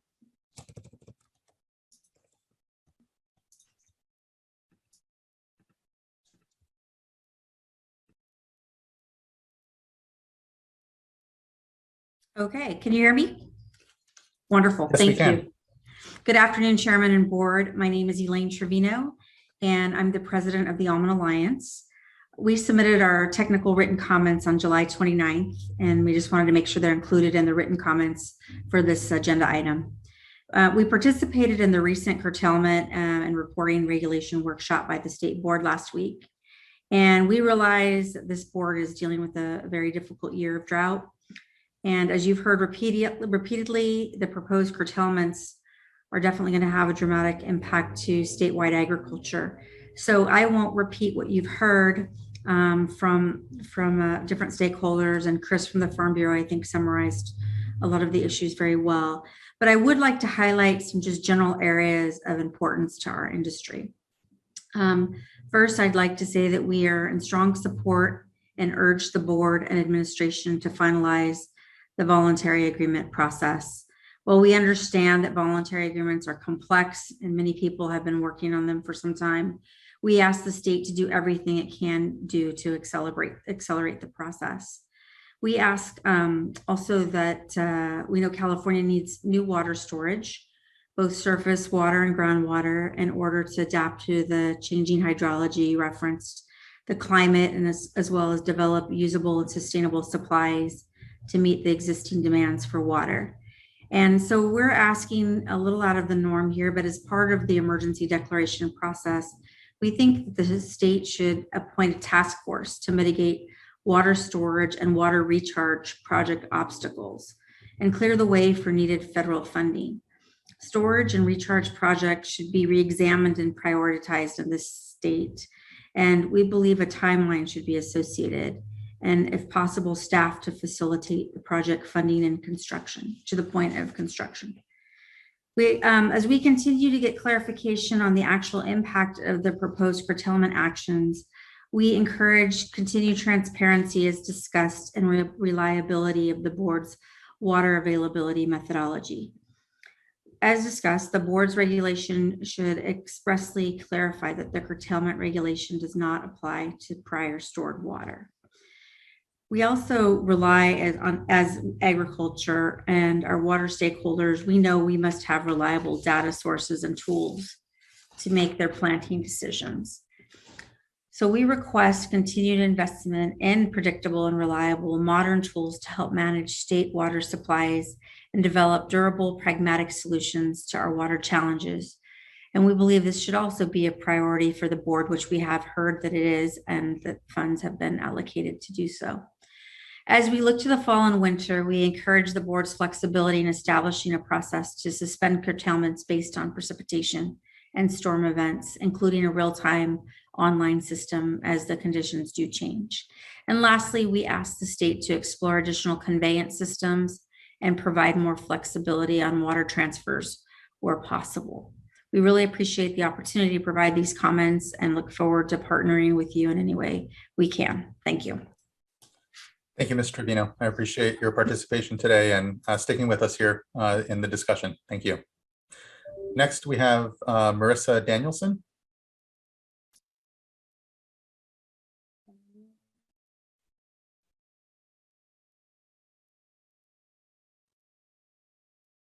Hi, I'm Marissa. Can you guys hear me? We can. Good afternoon. Oh, hi. Hi. I am just a citizen. I've heard a lot. I've learned a lot of. There's been a lot of lexicon and jargon in this meeting, and I'm certainly not up to speed with it. But I did receive these letters in the mail. I represent nobody. I'm not an attorney. I am a citizen with some very, very old rights. And, you know, the timing of the letter that I received didn't allow me an opportunity to participate in the workshop, which I would have liked to have done. The timing of the letters that I received, actually, I stayed up until 11 o'clock at night to get a written comment in because I felt like it was important. But it all feels like it's specifically designed almost to discourage public comment from people like me. And I've heard from, I appreciate Ms. Kincaid and Ms. Meserve and Mr. Perrano and Mr. Schilling for speaking in a language that I can understand. Look, we all know that we are in a drought and we all know it's going to be painful. And my concern here is sort of environmental and economic and riparian justice. Because I'm not certain that everybody in this watershed is suffering equally. From where I stand, I'm sure, you know, I have the patience and the time and the belief in the process that will allow me to sit here from 11 o'clock in the morning. There's at least 20 of my neighbors who won't participate. So I know that I'm speaking for way more than me, but Northern California has been sending water south for all kinds of reasons. And this is obviously just such a huge, complicated quagmire. I mean, I'm an excellent student and I've been giving this my very best and I'm just scratching the surface. But I mean, obviously water's been going south for a long, long time. And there's more rights holders than there are water available for rights holders. And that is an intrinsic, that's just an intrinsic institutional problem. But the sending water south, it's exasperated the fire. The water in Northern California has been mismanaged forever. I mean, most of the water that's been falling has been just going nowhere anyway. We've had, very ironically, you know, the youngest and the oldest governor was here for 2 droughts and very little containment was built during that time. But that's not what I'm not here to rant because that's not the point. I just wanted to say that these letters were really difficult to navigate because some of them are for stock ponds, some of them are for pre-1914 rights, some of them are for post-1914 rights. Stock ponds, to me, I guess you're only retaining when it's raining, and the stock ponds that we have haven't been widened or no culverts have been, nothing, no extra diversion other than the natural water flow that has happened for 60 years or something. We have less cows than we did before. We also own a small mine, and before everybody on the water board freaks out, we don't use water in our mining process. Our material has to be dry. So we are compliant with the state water board, believe me. But just in some of my cursory research, I mean, there's at least 4,000 illegal grow operations in Nevada County. I think that in the last drought, I think I read on Cal Matters that the Siskiyou County estimated that like 2 million gallons a day of illegal diversions are happening for grow farms, which are now misdemeanors. So they're not likely to be pursued. But just anecdotally, personally, when I drive up Highway 16 and I pass a gated community with a green golf course, like a very green, large golf course and 2 gigantic lakes that are diverted from the Consumers River, and people in that community having swimming pools and misters on their porch, none of them, in my experience, in my kind of extensive conversations, seem to be really even aware that we're in an emergency. So when we get these letters and we have to drive past these gated communities and really green lush golf courses, it's difficult to believe that this is an equal-handed sort of process here. I'm saying that as a novice. Obviously, I acknowledge that the water is a patchwork system in California that's enormously complicated. But here's the deal, and I think Mr. Schering said this very well, and Mr. Perano as well. You know, we have less cattle than we should right now because we are aware of the drought. We have less employees than we should. And they're all local. So they're now driving places like Sacramento. You are not the only regulatory agency we deal with. We deal with many, many, many of them, particularly in mining. And the trust issue is an issue. It's a huge issue. So the fact that you got even 20% respondents on this kind of surprises me, because in a small town where I am, if you want to know something, you ask the postmaster, who told me that thousands of these went out, and it looks like it was like 4,300 of them. Look, the food chain in California is the food chain in California.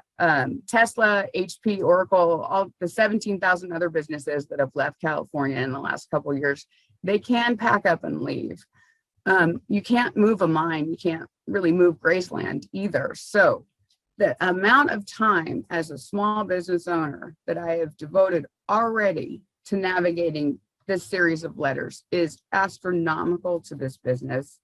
And it feels anecdotally and sort of just observationally to not, that not everybody is suffering equally.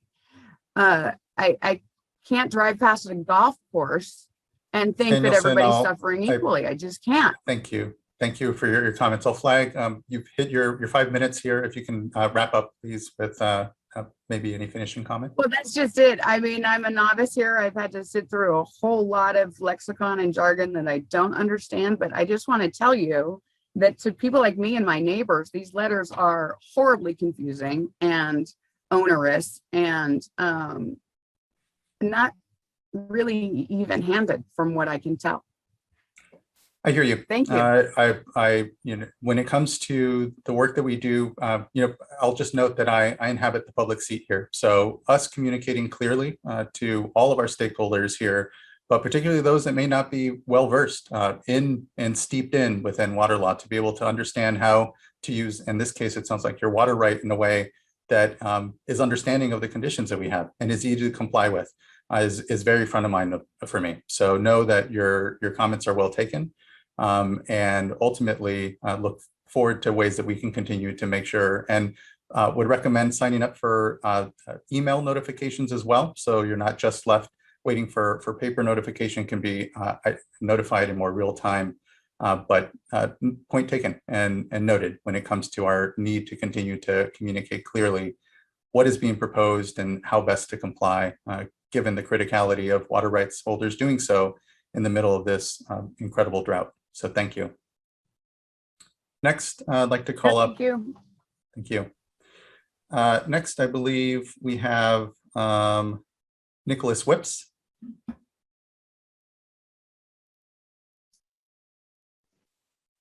Hello. Hello, good afternoon. Good afternoon, Chair Esquivel, board. Thank you for taking the time to really provide thoughtful responses to every commenter. And I do appreciate the gravity of the situation and the task before the board. Yeah, my name is Nicholas Whips. I am a deputy city attorney at the City and County of San Francisco, here today on behalf of the San Francisco Public Utilities Commission. And so what I wanted to focus on was some of the amendments, the proposed amendments to the regulation, and also the language in the resolution that was added to this morning's change order. Starting with the change order, the San Joaquin Tributaries Authority, I pulled up the letter that was submitted to the board. There was a change in the language. It looks like this language that was added to the resolution was drawn, at least in part, from this comment letter. There was a change in this language that I'd like to point out. What I understand, the purpose of this added language in the resolution that I'm going to refer to, it's about the non-precedental value of or purpose of this regulation in any order that comes from it. And I do believe that there is a good reason to make this non-precedential. First, in 2014, that was something that the board had added to its resolution on the curtailment regulations before it then. I do support that, and I really do commend staff on adding this language and responding to comments. The one question I had is, in that vein, for the purpose of making sure that this regulation and any orders that flow from it are non-precedential in nature, I noticed that the comment letter from the San Joaquin Tributaries Authority mentioned that any future action should not be able to rely on this regulation or any order that stems from it. And the resolution change that was posted earlier today did not have reference to ensuring that no future action should rely on the regulation. So that was something I wanted to bring to your attention and to encourage that be added. If it pleases the board. A couple of other regulatory changes that the Tributaries Authority had recommended that I just want to bring to your attention. One being the suspension of the curtailment orders. And if I understood staff's presentation earlier today, that the curtailment orders the purpose of sending them out right now is because demand surpasses supply. And so in order to ensure an orderly operation of the water rights priority system, there would be a need to issue curtailment orders. What I understand the rationale behind the recommendation in the Tributaries Authority's comment letter to be is that at a certain point in the year, that may not be the case anymore, that demand may no longer surpass supply, and that might happen sometime in late October or early November. And so I guess the rationale I understood for that recommendation was to flip the presumption from favored curtailment to then put the burden on staff to prove with evidence that curtailment is still necessary at that time. And the last final comment I wanted to make regarding regulations language is in section 876.1 of the draft regulations. I just wanted to make sure that the staff has repeatedly assured water users that storage is not something that will be curtailed as part of this regulation. And I just want to make sure that language is clear to that effect, if that still is staff's and the board's intent. And I do encourage that that be made clear. So I'll stick around for any questions or any clarification, but I do thank you for your time. Thank you for that. I appreciate it.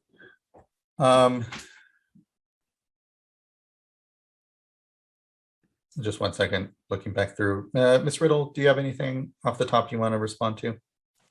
It looks like I think that Michael will respond to the first comment.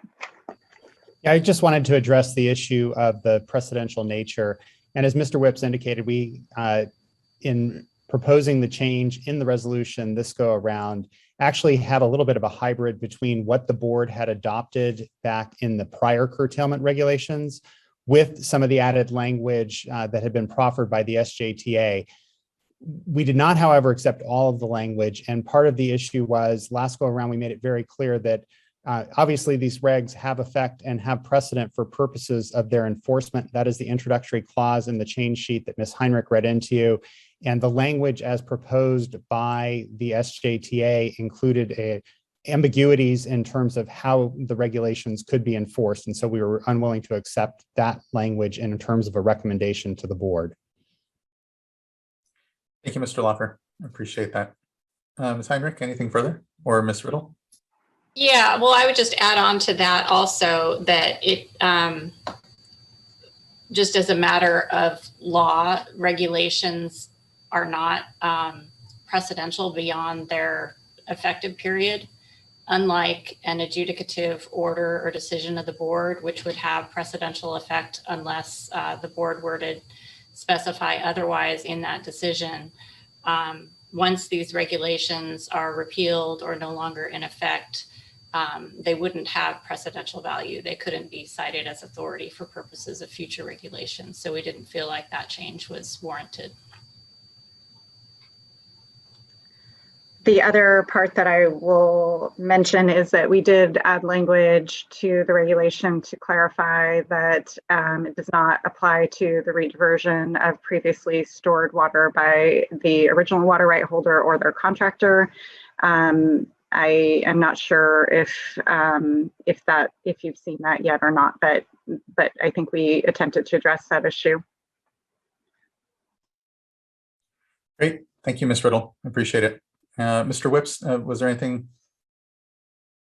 Was that clarifying? Yes, clarifying, thank you. And just thank you for the reference to the storage. I did see those changes. I just wasn't entirely clear on the language that was used in the amendments. And so it helps to have that clarification. Thank you. Okay, yep, thank you. Thank you for your time and engagement today. Next, we have Susan Paulson.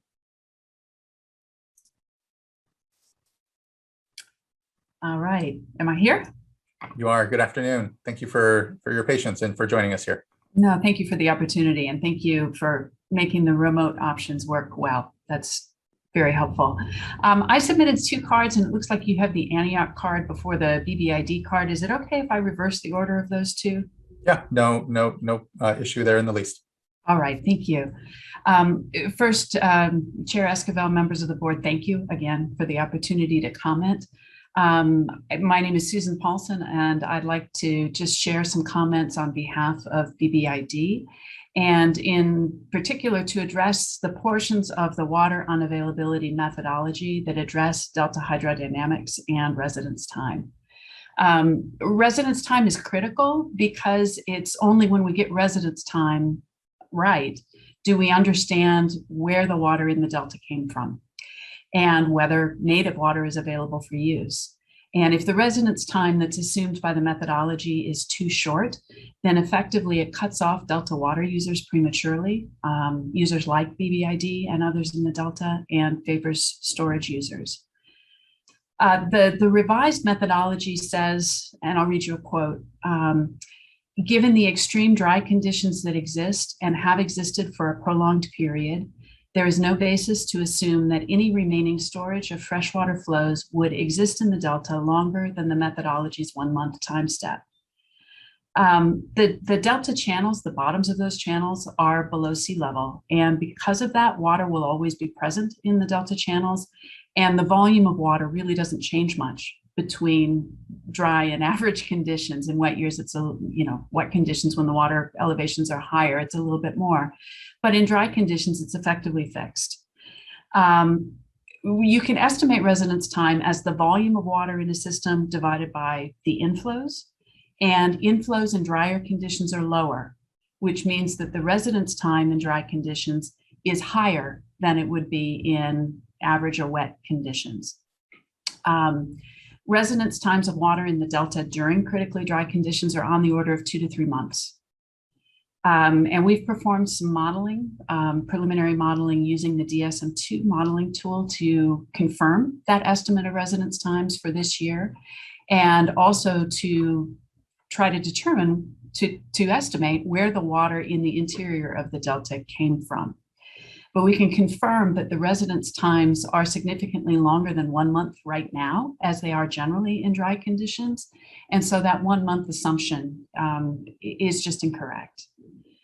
The methodology also states, and I'll read another quote, at page 53, it says, the methodology does not assume there is storage residence time for longer than a month in the legal delta that would affect water availability, given the extremely dry conditions that have persisted for an extended period and the supplementation of flows in the delta with previously stored water for many months. And then I think I heard during today's hearing, I took some notes and I'm going to paraphrase this, but I think I heard staff say that there's not a significant amount of freshwater storage in the delta, or we wouldn't need extra flow for salinity control. And I am concerned with both of those assumptions and statements. Whether the flow that enters the delta is native water or stored water, frankly, doesn't matter as a determinant of residence time. Again, the residence time, it can be estimated as the volume of water in the delta, which really doesn't change, divided by the inflows.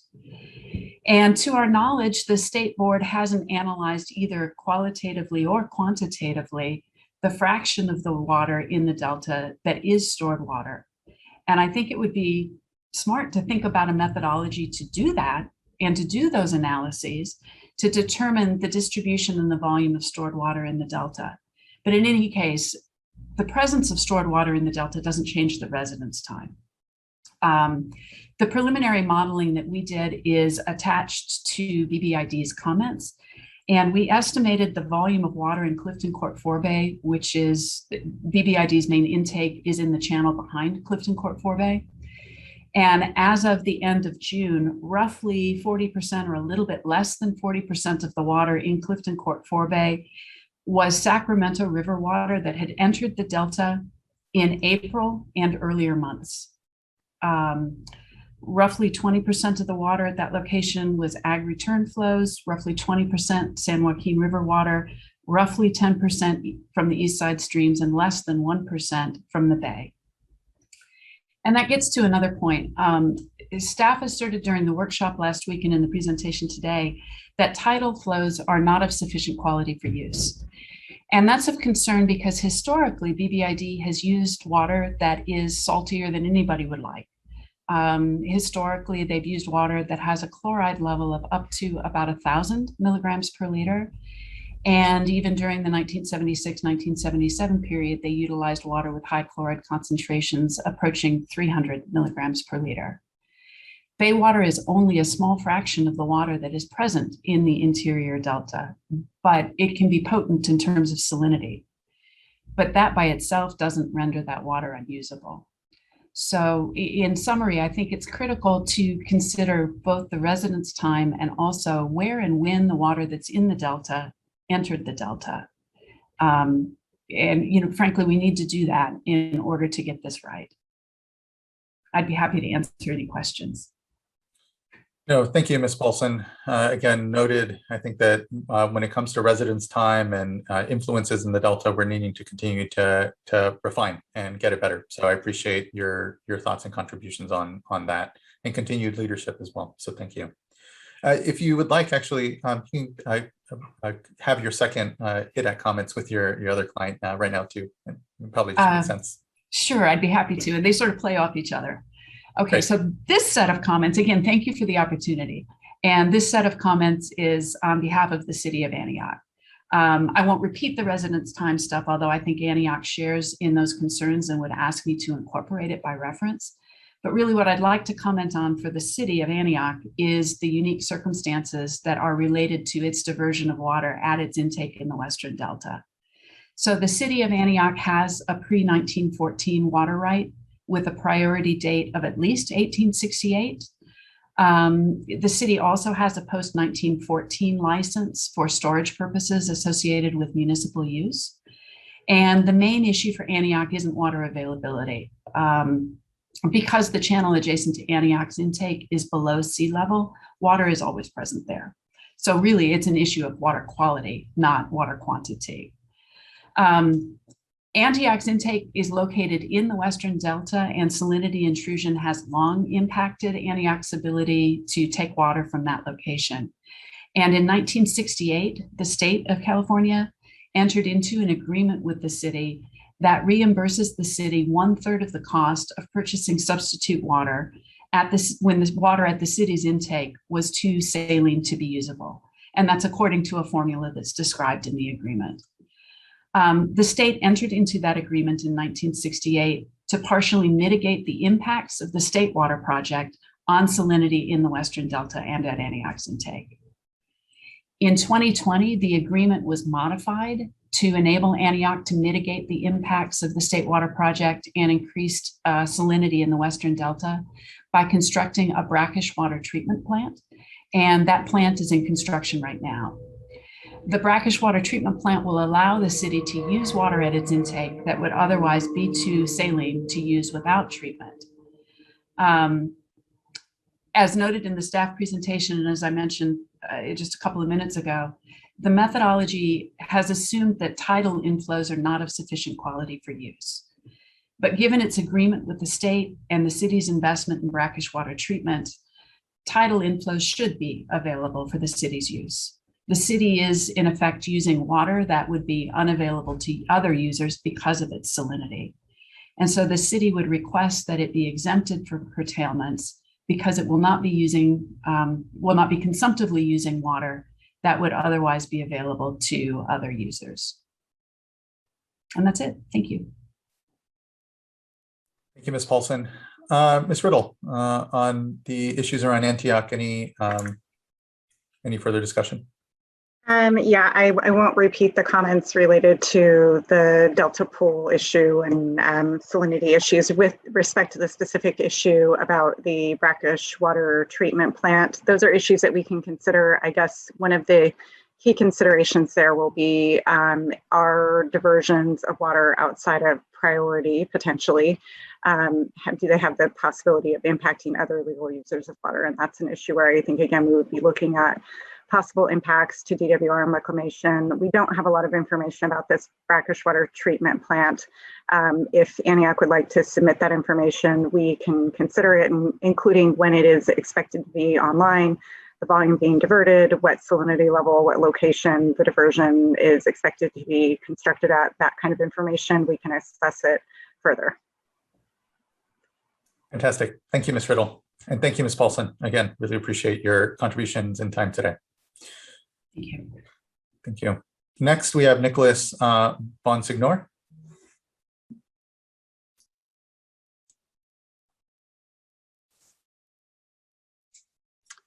Hello, can you hear me? We can. Good afternoon. Good afternoon. Thank you, Chair Escobar. Nick Bonsignor with Wagner and Bonsignor Consulting Civil Engineers. Also on behalf of Byron Bethany Irrigation District, I contributed comments to the district's letter of July 29th. I'd also like to say that, like everyone else, we appreciate the staff's transparency and communications and making themselves available to discuss the methodology, what we call here the spreadsheet, which is quite complicated, and we appreciate their explanations when we've had questions. We're still digging through the spreadsheet and the explanatory report, but I just want to touch on one or two technical issues. One of them is that the staff mentioned in the staff presentation, return flows are considered a contribution to supply, which offsets demand. However, return flow supply generated in the delta appears to be used to meet demand in upstream watersheds that are not in the delta, meaning this is physically impossible. Water does not flow upstream. We're still trying to evaluate the significance of this assumption, but it seems to us that the methodology ought to be adjusted so that the supply generated in the delta is available only to delta diverters and not to those in upper watersheds that don't have access to the supply. We have discussed this with staff, and as mentioned in the earlier presentation, they indicated that the analysis methodology is not yet granular enough to make this disaggregation. And I understand that. Having done water availability analyses myself, you never have enough data. And we understand that there are assumptions and estimates that need to be made, but it just seems to me that concepts and elements that are known to be untrue or physically impossible should not be included in the modeling. I had one other comment, if I may, about the non-consumptive use for below sea level diverters in the delta, and those folks filing a certification and being deemed non-consumptive, which means that there would be no demand applied to the delta. And I think there's a timing issue because those folks will file a certification, but if I recall the regs correctly, they're only advised if they're not approved. So the presumption is they're approved. And at some point there will be a reckoning of how did that non-consumptive demand be removed from the demand supply calculation. But that's going to happen long after the fact that curtailments are issued. So in the meantime, people who are obeying the curtailment order, maybe they didn't have to obey it because maybe there was supply available after reckoning up these non-consumptive diverters. But again, that's potentially down the road and too late if you quit diverting. And it just seems like the supply and demand is a moving target for that item. So it seems like that particular issue ought to be sorted out before the supply and demand calculation is reckoned up. And that concludes my comments. Thank you. Thank you, Mr. Bonsignor. Ms. Riddle? So in response to that issue, it's not that the demand does not exist. It's really a circumstance in which the diversion does not increase the demand. So it's reflecting demand for consumptive use that actually exists, but it's it's not adding to that. So I think we have addressed this issue. We are looking further at the methodology. Currently doesn't include depletions to riparian vegetation and seepage and groundwater loss and those sorts of things. In this case, for the Delta, that situation, charging those diversions would essentially reflect that that component. We are going to look at this issue further, but I just wanted to clarify that it's not necessarily going to make more water available, because the issue is not necessarily that there's no water use, it's just the water use from a natural landscape. Where there's a case where the water use from a natural landscape is less than or the same as irrigation practices, we would exempt those parties. It's not that the demand does not exist. It's helpful. Thank you, Ms. Riddle. Thank you again, Mr. Bonsignor. Much appreciated. Next, we'll move on to Ryan Becerra. Thank you very much. Good afternoon. Ryan Becerra. Appreciate the opportunity. Chair Esquivel and board members. I represent the cities of Folsom and Roseville, as well as Sacramento Suburban Water District, the Woodland-Davis Clean Water Agency, Yolo County Flood Control and Water Conservation District, as well as Yuba County Water Agency. All of them depend on their water rights, and we use a priority system in the state of California. It's what we've based all of our investments on. And unfortunately, that system sometimes means that rights need to be curtailed. That's baked into the cake, as they say. And so we need to have a rational system to do that. And I commend the board for trying to do it as rationally as possible in the current emergency situation.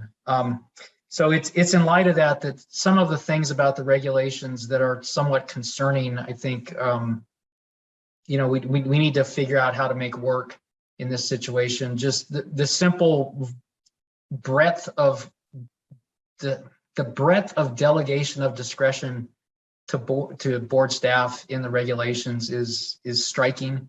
It's somewhat of a concern, but we are in an emergency. And so the edits that the staff has made in the change sheets to clarify how stored water will be handled, that the curtailments will not apply to rediversion of stored water, that is extremely important. We appreciate that. We appreciate the edits that indicate the staff's attention to allowing for storage in the next winter. That will be critical. We appreciate that greatly. As Willie Whittlesey from Yuba said, a number of water users, we're trying to do our best to develop a tool that will allow the board to look at storage and inflows and outflows from storage on a more of a real-time basis.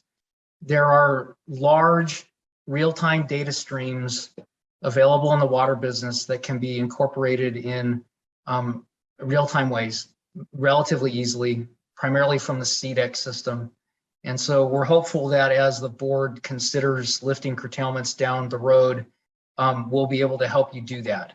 A number of us consulted with Mr. Ekdahl and Division of Water Rights staff last fall relative to the water report, when we thought all of this was something we might be doing at some point in the further future, not within the next 6 months. And we discussed the concept of better coordination with reservoir operators and real-time data. And so we hope to be able to make that kind of thing available in the next weeks to months, which brings me to the one sort of major concern with the regulations, and that is the reporting section in 879. It is extremely broad in terms of what information can be ordered to be produced quickly, 5 to 7 days in some cases, and not just quickly, but under certifications of penalty of perjury and subject to administrative civil liability complaints and orders if data is not produced. And that is concerning, particularly if what we're talking about is those orders primarily being directed to water agencies that are diverting over 1,000 acre feet. Those are agencies that are producing quite a bit of data already. This would be on top of that. under penalty of perjury. And, you know, just, I'd encourage you to take a look at section 879D3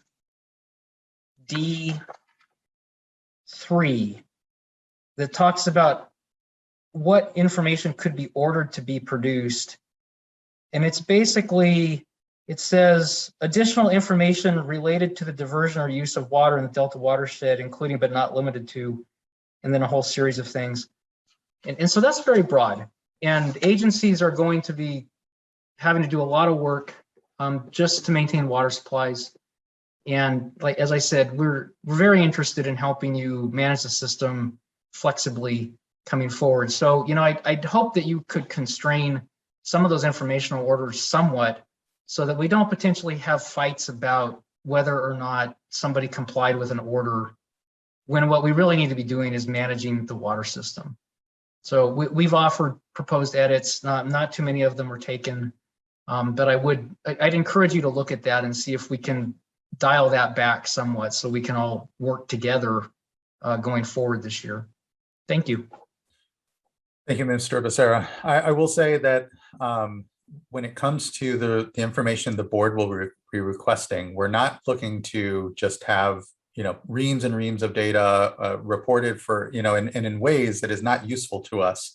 We will be, you know, very specific and ultimately circumspect in our usage of this, but it is such a critical component of our ability and acknowledge, and I want to thank the good work that I know a lot of water rights holders are doing and operators of projects to say, how do we have a real-time system that is informed by project operations, accretions and depletions, and then real-time diversions in our system, the basics, fundamental 101 of a water rights system in this state. And we know that we don't have that very cogent system now as we pursue these curtailments, but that in the offing is an opportunity to do something more.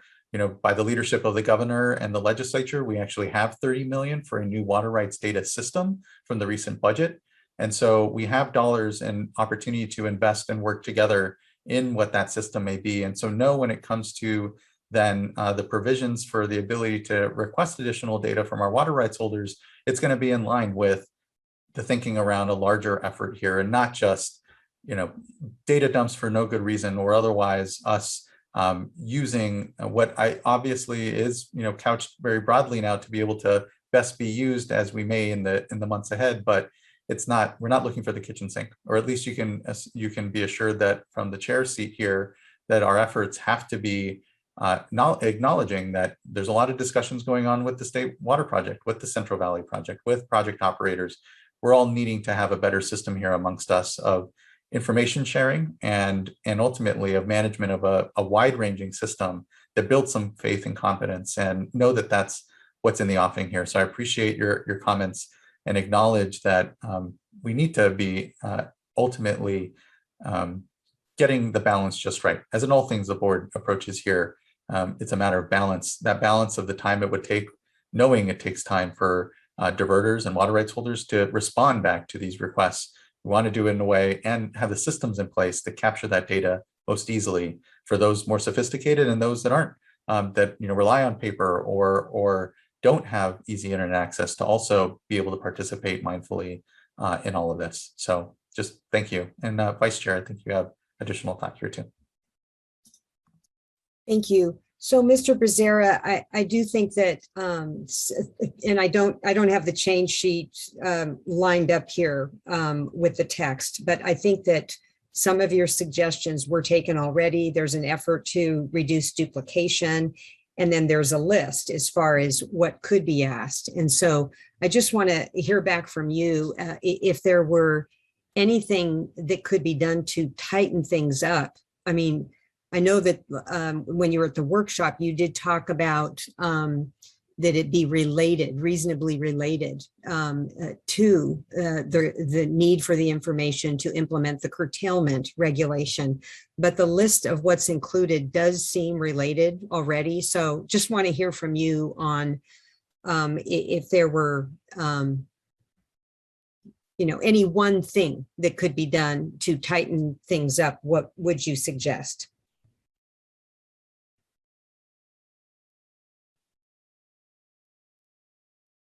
You shouldn't be invited to unmute here. Hopefully, there you go. Thank you very much. At some point, I'm going to get the hang of this Zoom thing. I've only had a year to figure it out. I guess I'd say if the most significant thing to me about these, and I've tried to keep track of all the change sheets as they come forward, but the biggest one, the biggest uncertainty, I think, is in 879 D, 2, A, and B. So these are potential orders to diverters over 1,000 acre feet. And so A says the order can apply to any prior diversions specified in a daily, weekly, or monthly format. So that appears to go into the indefinite past as to what diversions might be ordered, and potentially in a format we may not really have. And then the demand projections, again, there's no particular time limit on them. So it could be the whole next year in a daily, weekly, or monthly format. Again, we may not have those. So, when I look at that and I think of like an ag district, making a demand projection, I suppose you could go from past year's data and take a guess at what it would look like. You might be able to get that a little better with M&I data, but under these conditions, people are probably going to be triggering their water shortage contingency plans. So, trying to do a whole bunch of data going backwards to get better demand data and diversion data, and then potentially several months forwards when you don't know, you're really taking a wild guess at your demand projections. And to my mind, those might not be overly useful, and it might be better focused to sort of focus on reservoirs and how do we get real-time data and make that system work a little better. Thank you. Ms. Riddle, did you want to respond?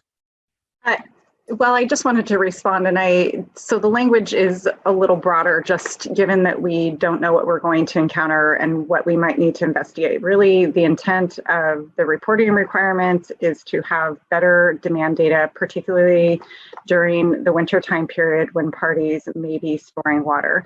We recognize that historic demand data is less reliable during this time period because users essentially diverted when there was a precipitation event. That data does not necessarily reflect the demand that actually exists.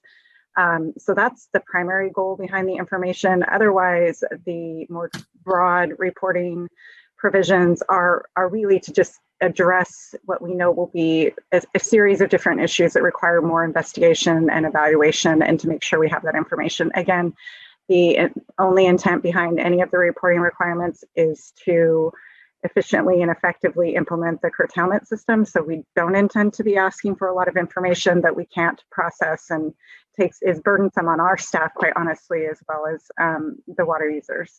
So that is the intent. It is a little broader because of these possible needs for additional information that may crop up through the process. A follow-up question on that then. It doesn't seem to be time-bound in your mind. Are you intending on exercising it as though it's time-bound just because of what would be necessary or related to implementation of the reg? What I'm envisioning, and we'll have to see how this actually turns out in implementation, is on a monthly basis, we would get projections of expected demands during the prior month. I'm hoping that water users will have enough of an idea of what their demand might be for the coming month, and we would have that information on a monthly basis. Again, it might depend upon sub-watershed dynamics and other complexities, but that's the base information that we're interested in, is refining the demand projections that we have and the methodology, particularly during this time period when we're going to be moving from direct diversion and use to diversion to storage, so that we have a better reflection of that demand. I don't think the existing demand data reflects the demand that exists given the storage conditions of the reservoir. So that's the primary objective. We wanted to have some flexibility to address unknown conditions or issues we haven't yet fully thought through.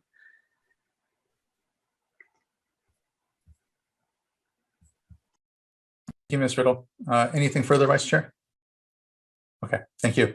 Thank you, Mr. Becerra, as well. And I appreciate the exchange and continued desire to make sure we're getting it just right, especially on the request for data.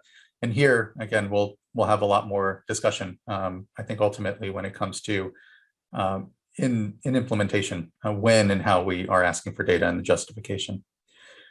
Next, I'd flag, or I'd like to call up Jeffrey Volberg.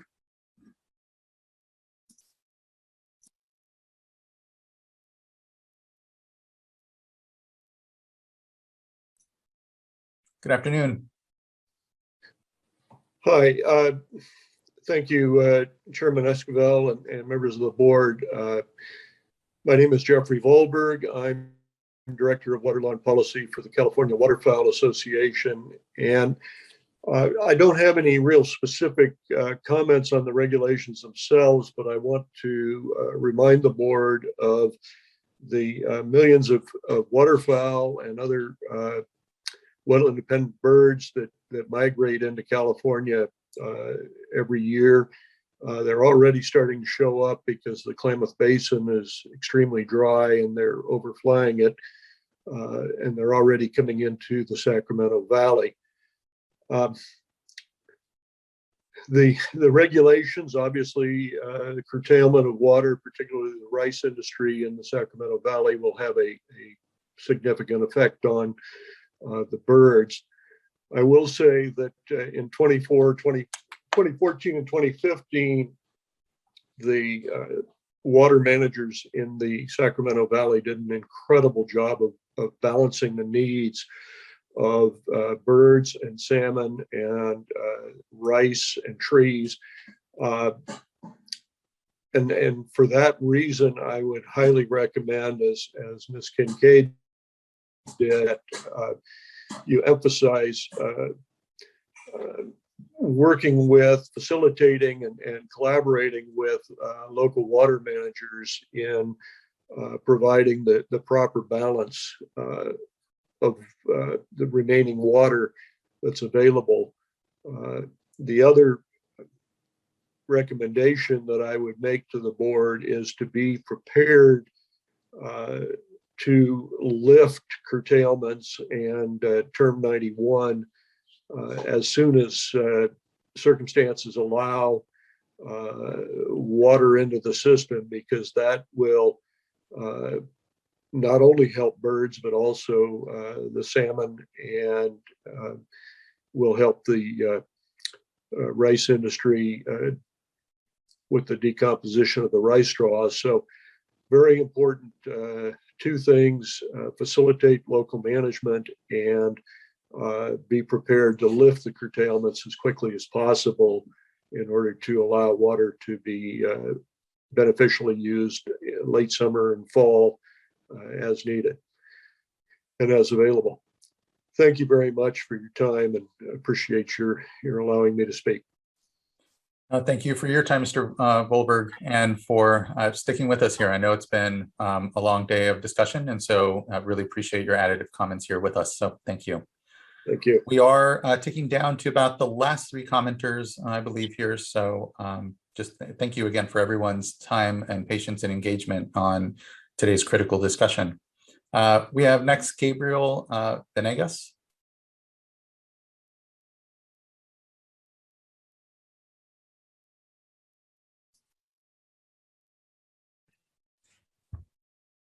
And Gabriel has been invited to unmute. There we go, Gabriel. Okay, I'm here. Can you hear me? Yes, we can. Good afternoon. Okay, great. Good afternoon, Honorable Chairman Esquivel and board members. My name is Gabriel Venegas. I'm the regional hydrologist for the U.S. Forest Service in the Pacific Southwest region, located in Vallejo. I want to thank you for the opportunity to provide comments, and I want to thank the board and the staff in your response and important work during this severe drought. I did provide comments last week and want to take the opportunity again to provide, if not just a concern, at least a status of current resources we have within the Forest Service and our ability to respond to the proposed reporting requirements. I think many know, of course, that much of the Western U.S. and especially here in California have been impacted by the severity of the recurring drought and, of course, our larger fires and longer fire seasons. In recent years, fires have taken a toll on national forests, and our resources have been stretched thin. Right now, there are 7 fires on Forest Service lands, including the Dixie, which have all scorched about a total of 250,000 acres, and it's growing. The U.S. Forest Service Pacific Southwest region has dedicated resources to assist with fire suppression efforts on national forests, not only in the state of California, but as well as other national forests across the western U.S. Because of this effort, the Forest Service Pacific Southwest region resources may not be available to respond to the reporting timeframe proposed in the draft curtailment regulations. Many of our water rights are small and less than 10 acre-feet per year and are located across millions of acres of national forest lands, and it takes a significant amount of time and resources to verify and monitor flow. Within the Delta watershed alone, there are about 9 national forests that have about 1,000 water rights in total, and we have over 6,000 total in the 18 national forests located in California. National forest hydrologists are responsible for the reporting on water rights and their uses, but most of our forest hydrologists also participate in fire suppression support and burned area emergency response. The U.S. Forest Service provided comments last week, and we again want to request that the Water Board consider at least exempting the U.S. Forest Service from reporting water rights less than 10 acre-feet per year and report when our forest resources are available to report. That is, when they return from fires. Another alternative may be to allow the Forest Service to send a letter certifying water rights that we propose to use, such as those water rights we need for health and human safety, and including for fire, and those we agree to curtail pursuant to the proposed curtailment regulations. The purpose here in responding with a letter is that we lack the resources to file the online forms and report, in some cases, hundreds of water rights per forest. The U.S. Forest Service is supportive of all efforts being made by the Water Board and other state agencies and our federal partners during this time of severe drought, and the Forest Service will do its part during these difficult times as best as possible in the resources that we have available at the time. Thank you. Thank you, Mr. Venegas. And I did make note of your comments during the workshop, and in reaching out to our folks to see how we can ultimately help our federal partners here, and knowing that like many of us, having to prioritize resources here as we combat multiple challenges for our agencies. So we're here to be partners and appreciate the complexity certainly of the water rights holding that the federal government has. Ms. Riddle, I don't know if you have anything specific further. Yeah, I just wanted to identify that we do have flexibility again in the timeline. We can exercise that. I think we can also, come to some agreement on what is needed. I think here again, this is not the goal. We do want water right holders to fill out the certification form. That's our way of knowing you understand your obligations under your water right. But I think there is flexibility there with timing related issues that we can work through with the Forest Service. Thank you, Ms. Riddle. Yeah, some consolidated reporting perhaps, or whatever we may be able to afford. I can appreciate, again, the competing demands. And thank you. I appreciate it. Okay. Thank you very much. I appreciate that. Thank you. Thank you. Next, we have Mr. Phil Williams. Mr. Williams, good to see you. Good afternoon, sir. Good to see you again as well. Can y'all hear me okay? We can. Mr. Chair, Madam Vice Chair and members of the board, good afternoon. Thank you for the opportunity to provide comment. My name is Philip Williams. I serve as Special Water Counsel to the City of Ukiah. The City of Ukiah is located in Mendocino County, far from the Delta, and has rights to divert water from the Russian River, including a pre-1914 appropriative water right that goes back to at least the 1870s. Ukiah has been heavily involved in the emergency regulations on the Russian River and the issues associated with those efforts. Importantly, we have consistently and repeatedly been asking for the State Water Board to relook the methodology used to determine what water was available to diverters and to find ways to reach an agreement that will help Ukiah take care of its neighbors through this drought. So I was very encouraged when I read in the draft regulations before you today, language in section 878.2 that provided for proposed alternatives to curtailment. This is exactly what Ukiah has been asking for now for months. In fact, we have such a proposal ready now, based on urgent pleas for help from our neighbors on the coast and the potential for others within the Ukiah Valley to need similar help. Ukiah is in a position to help, and we believe we have an imperative to do so. Of course, this puts us in a difficult position unless the State Water Board and Ukiah can come to an agreement, realizing that, as I believe, we actually have the same ends in mind. Avoid the unauthorized diversion of water and provide for minimum health and safety needs. As I spoke to you earlier, I do not believe these two are mutually exclusive. Simply expanding the reach of proposed section 878.2 to apply to all water users and actions under the entire article, instead of just the Sacramento and San Joaquin Delta watershed, would go a very long way in improving the trust that you, Mr. Chair, spoke to earlier, and would also begin to develop an institution to address the difficult questions that Ms. Spalletta so eloquently spoke to as well. Such an approach would very likely help us avoid conflict and would also provide similar for the Russian River and other watersheds that you are providing, and rightfully so, for the Delta. As I indicated, we have an approach ready to present. We believe this proposal is directly in line with Resolve number 5 that was read into the Water Board's resolution on June 15th. Namely, that the board supports cooperative efforts to meet needs within the Russian River watershed and to develop more precise methodologies for determining water unavailability, and that the board has directed staff to work with stakeholders to avoid curtailments. I believe these are directly in line with that additional resolution. We would appreciate the opportunity to present such a proposal to you, and I respectfully request, though honestly, beg may be a more appropriate word, for your thoughtful consideration. I thank you for your time and for your leadership. If there are any questions I can answer, I'd be very happy to.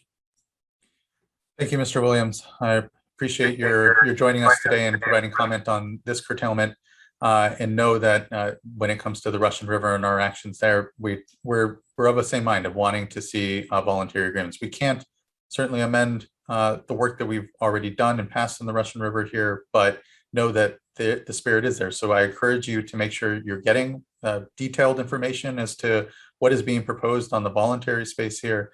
But know that I think, as we all, and this is again a separate matter on the Russian River, but have seen, we are already hitting and in danger of going below the storage level targets that were set out in the order at Lake Mendocino. So time is of essence, as you well know, and I appreciate the continued leadership and desire to develop something at the local level there, and encourage you to make sure and get it over to our folks. Thank you.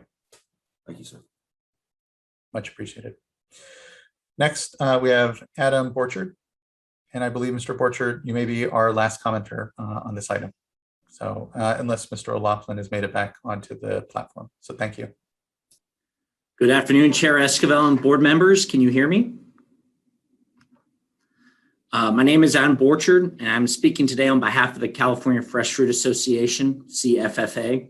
CFFA represents over 300 members, growers, packers, and shippers of 13 agricultural commodities, primarily table grapes and stone fruit across California, from Lake County to Coachella Valley. CFFA joined in a coalition of agricultural organizations, including Farm Bureau and the Almond Alliance, that submitted written comments ahead of today's meeting. CFFA stands by those comments and stands in solidarity with the comments provided by other aligned agricultural organizations. Given the severity of this year's drought, CFFA understands the necessity and urgency of the State Water Board's action today. CFFA appreciates the recent revisions made by the State Water Board staff to the proposed curtailment regulation. Protecting previously stored water in reservoirs for judicious irrigation use later this year is essential for the farmers in the Central Valley, especially since many of them have a 0% allocation this year. Additionally, as California's increasingly erratic hydrologic conditions change, it It is equally important that the proposed regulation provides sufficient flexibility to allow, based on best available science and data, for prudent and sensible diversions to storage in above ground reservoirs, as well as for groundwater recharge. The changes to the proposed regulation allow for such discretion by the State Water Board.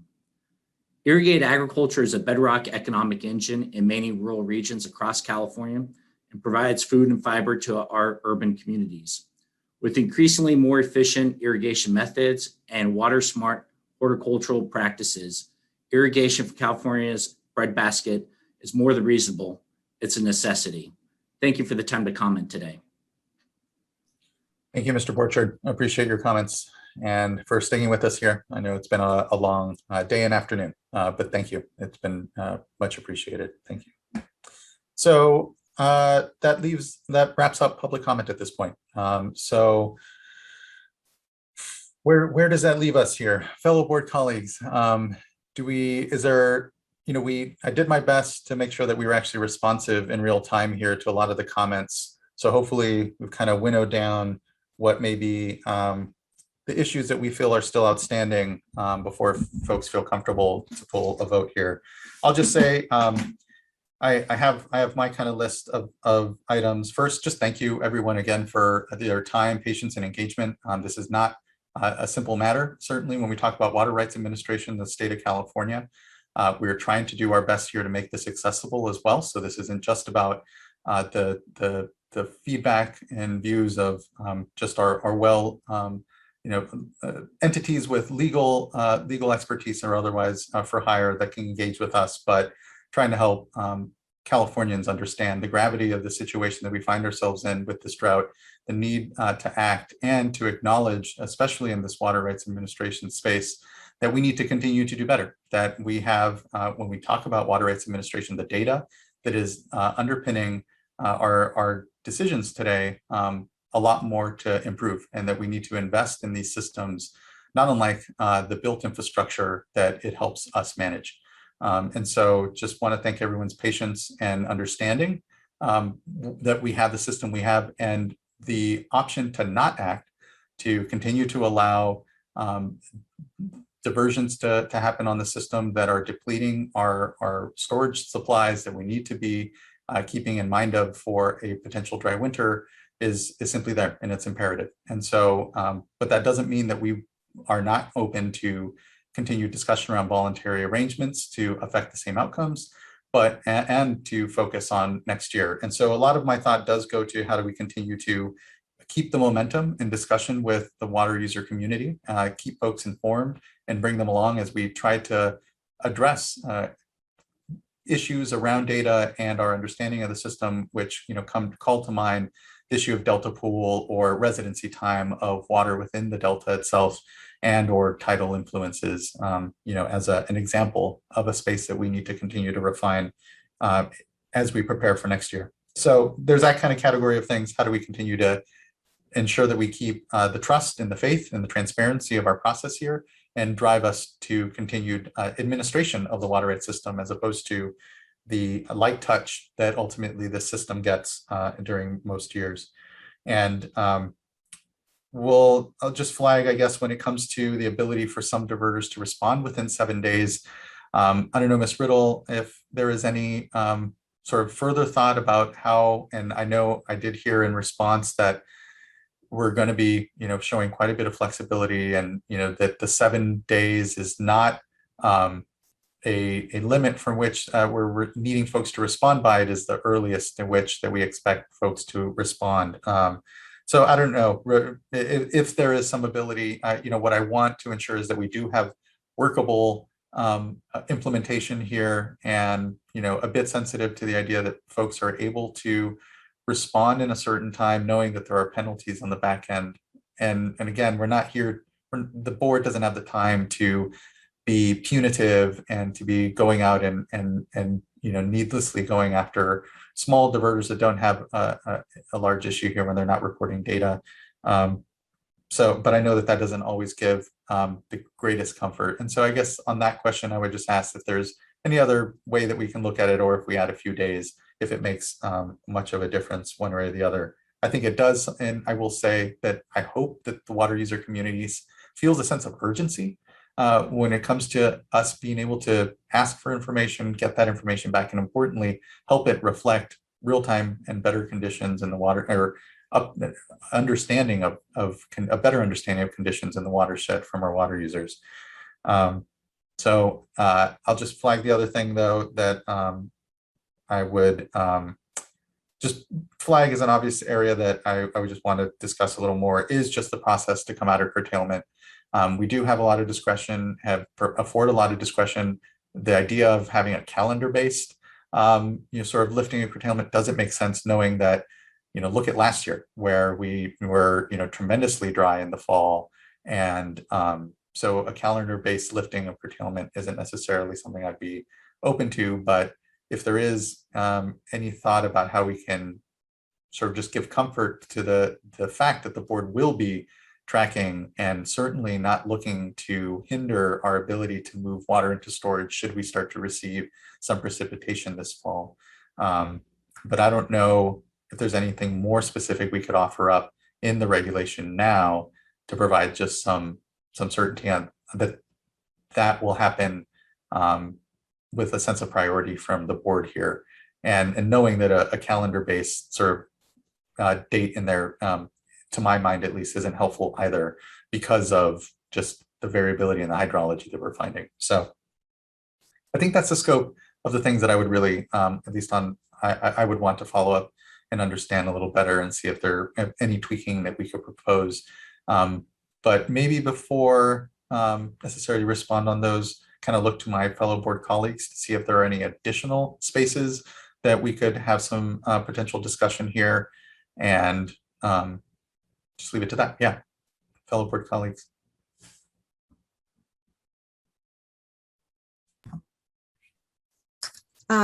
I'll jump in, and that was a good list, Chair. And then I would just add to it the reporting section.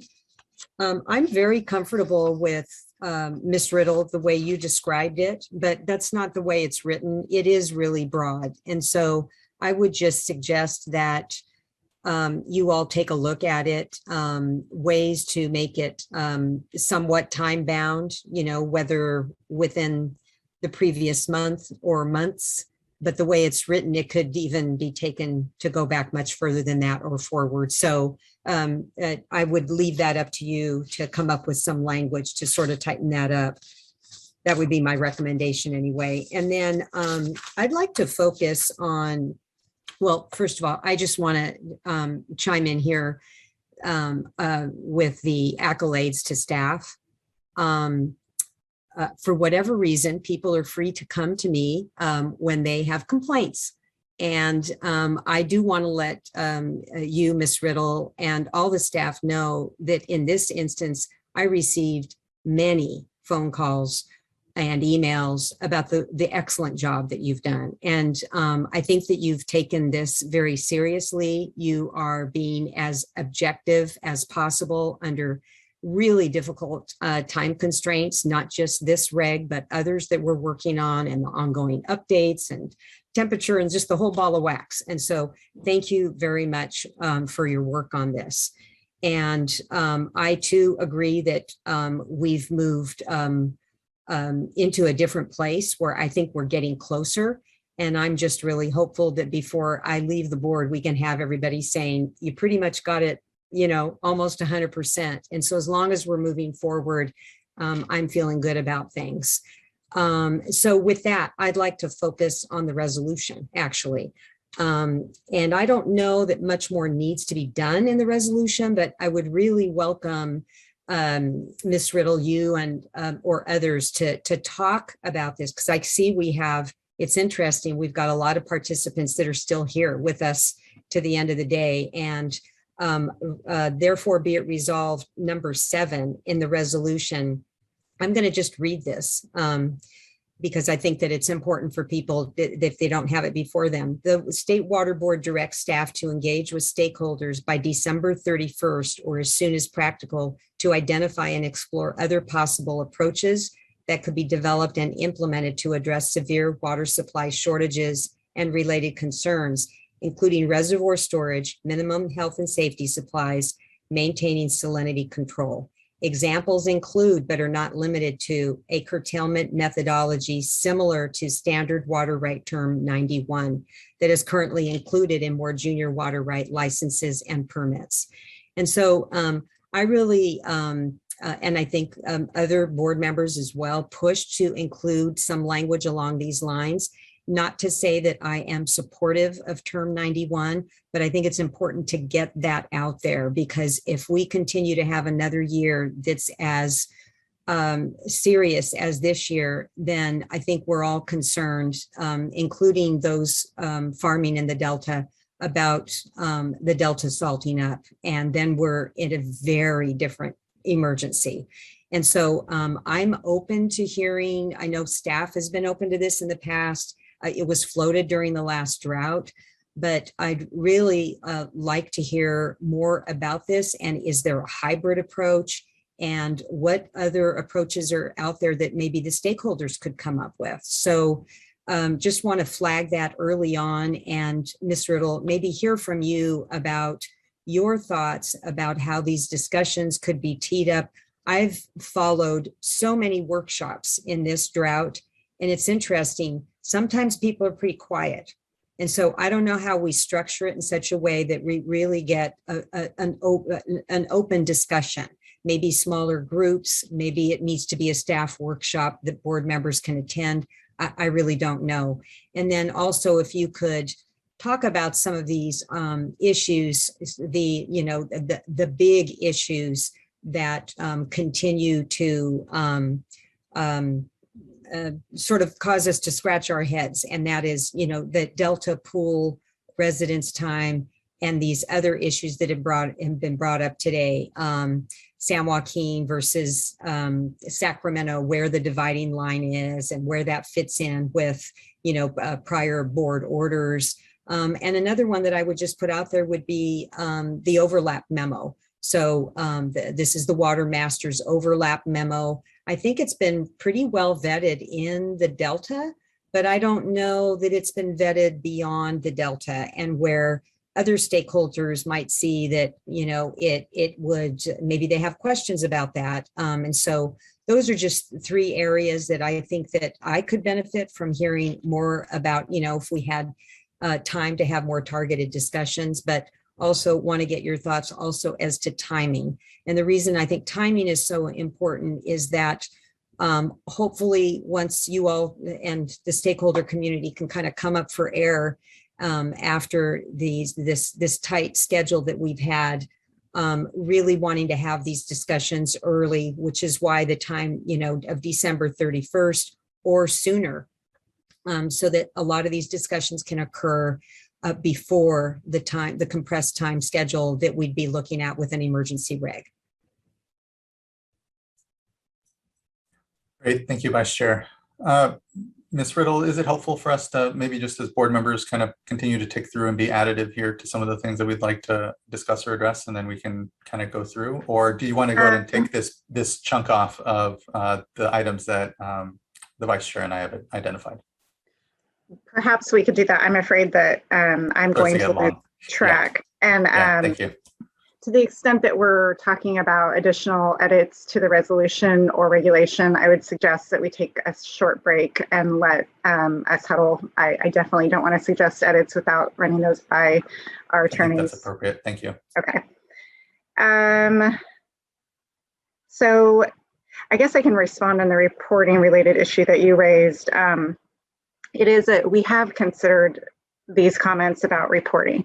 And it's a balance between, like you said, expressing the urgency of this matter, ensuring that water users know that this is something they need to comply with very soon, and being reasonable and understanding that this is a whole new set of issues to people. They may not have the resources to understand these issues. And so it is a really tricky balance. We can think about more edits. We have thought about more edits. That is one of the reasons why we included the clause in the beginning of the reporting provision, that the reporting is really for purposes of curtailments. Dee Dee also had comments along this line too, so I'll just address those. We will definitely talk about whether there is any narrowing that we should make in response to the specific provisions about reporting prior use and anticipated use in the future. We can talk about narrowing that. But again, it is again this balance between we might need that information at some time in the future. The process to come out of curtailments, I guess we can talk about it as well, but I think we do have this process before the board. We do have the opportunity every, twice a month, and that may not be frequently enough for parties to identify if they think we've interpreted the data incorrectly. I think we want to be as accessible as we possibly can be on that front too. We are open to suggestions. I didn't see a lot of suggestions other than a date specific. So that again, I think you understand, given the critically low storage levels that we're facing, seems concerning. Also, there may be a dynamic in which all of the reservoirs are storing at the same time. And I think we need to look at that issue more carefully. That may be an unavoidable issue. And I think we want to err on the side of under curtailing versus over curtailing. That's tried to be very clear about that. Because of the stakes, but the stakes are also very high for the project storage levels. So I think those things need to be balanced. And as the year progresses, I think the dynamics are going to change and will probably inform how we want to handle conditions. And I don't think we want to necessarily limit our flexibility right now, because going through this process is obviously arduous and we may not have the time to do all of that. Thank you, Ms. Ritter. I'll say, I don't have, as well, any language suggestions for at least the two things that three that I really highlighted there, and didn't see any either. So it's more just kind of a, check under the rocks to make sure that there wasn't something floating around further. And just so you know, on my request, and not necessarily a hard request on language. So I appreciate it. We will do that when we have our huddle. The term 91 issue that Dee Dee raised, we have investigated hybrid approaches. I agree with you. I think that's something we'd want to start soon to get input on. We might, we'll have to huddle on that, but we can bring back ideas and report to you at, the next board meeting what our thoughts are on that. I think that's probably a good way to handle that. And again, open to suggestions from stakeholders as well. We talked a good amount about the Delta Pool residence time issue. I think we really caught a lot more attention and engagement when we moved to the regulation setting, and so we're working through some of these issues. We have had some discussions. We do have some staff analyses from previous proceedings, from the BBID proceeding that are available. I think we need to dust those off, make them public, reevaluate them, and have a public dialogue on that topic. We agree. Whether those issues are going to come into play, I think with respect to Dee Dee's comments about the overlap memo, that memo essentially identifies that water users in the Delta cannot be claiming both a riparian and a pre-14 right at the same time. And I am not an authority on that, of course, but for that purpose, we have made the generous assumption that all of the users that are claiming overlapping rights in the Delta are riparians. And I think that that's the similar conclusion of the overlap memo, in which case those users are treated as the most senior users in the basin. Currently, we don't have a methodology. So for riparians, when they're shorted, those shortages would occur correlatively. That means they'd be shared amongst all users. We don't currently have a method for implementing a correlative shortage. That would certainly be something that would trigger a workshop and a public discussion of that topic. So from the perspective of most of these users, we will have some time to get into these issues. There are a few only pre-1914 users in the Delta watershed as well. So we definitely need to consider those issues further before we move forward with curtailment in coordination with the Delta Water Master's Office, who will be involved in any curtailment decisions in the Delta, as well as any reporting decisions in the Delta.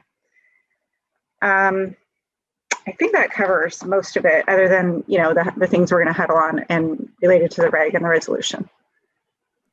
Perfect. Thank you, Ms. Riddle. Really appreciate the good tracking and response here. Other board colleagues, issues that they'd like to flag for consideration of perhaps additional amendment and then otherwise comments as well.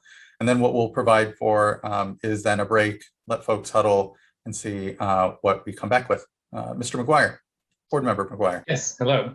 Thank you. And I appreciate, I can echo everything that's already been said. I concur with just about all the comments from you, Chair Esquivel and Vice Chair. And you stole some of my thunder there on a few of those issues. So I was looking through my notes and trying to figure out what's left that I really want to highlight today. I can't let this pass. Just want to keep the accolades on staff and all the stakeholders engaged, and just thank you for bearing with us in this very short 1 week effort here to pull these emergency regulations together. I know I've heard the frustration, and I'm with you. This is a terrible situation that we're all in, and the last thing I want to do is to put you all, and all of us, including myself, in the situation of having to make a decision on something on very short order. And I've been a staunch advocate for drought preparation and readiness and doing everything that we can since I've been on the board for the last 2.5 years. We've come a long way. And so I am so thankful for staff, for everything that you've done to get us to this point. We are light years beyond where we were 8 months ago. And really, really appreciate that, because I think we would, this is again, a very difficult circumstance, but it'd be so much more difficult if we hadn't gone through all this effort to put us in this position today with the tools that we do have, acknowledging that they're imperfect and they need more work. I think we all know that. So for me, just two things, and it's just keying off that theme of trust and trusting in the board, trusting in staff. I hear you, Diane and others, and you made a lot of promises about what we're intending to do with these regulations and the curtailments and being open to listen to folks' individual situations. But at the end of the day, this is a regulation. It will, in some sense, be binding on folks. And so I guess, one stakeholder had asked to better understand the petition for reconsideration process. And so, that's an area where I'd like to better understand how that process will work, just in light of all these moving parts. The fact that you're going to be looking at the water unavailability methodology more and refining that tool, looking at other issues that are invariably going to come up here in the coming months. And that so much of this decision-making is in fact delegated to the deputy director. And that's perhaps appropriate in many instances here, but we do have review procedures here. That is the petition for reconsideration process. I know there are, you're probably getting water rate complaints. There's probably other petitions for reconsideration that are on your docket right now, and there's only so many of you. So I guess something I would just like to hear from is what does that process look like here for these regulations in your mind? Do we need to clarify any of it as it's written today? Is it clear enough somewhere else? I don't have a specific ask, but just want to, I think, discuss that a little bit more with you. And then the other piece I'll just flag is on this notion of workload and wanting to be better and more transparent. I think other board members have already picked up on this, looking at, will we use a different, should we consider using a different approach, like a term 91 type approach next year, resolving the Delta pool issues and some of those questions. But there are probably other issues that you're going to be working through from a water rights management perspective.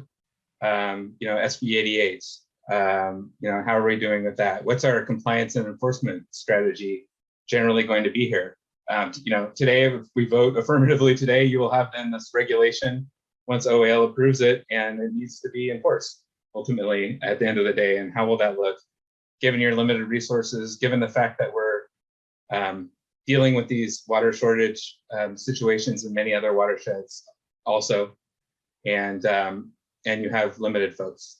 So I guess in the essence of, in the interest of better transparency and signaling, what are the priority issues that you think you'll be working on over the coming months and the timing of those different issues?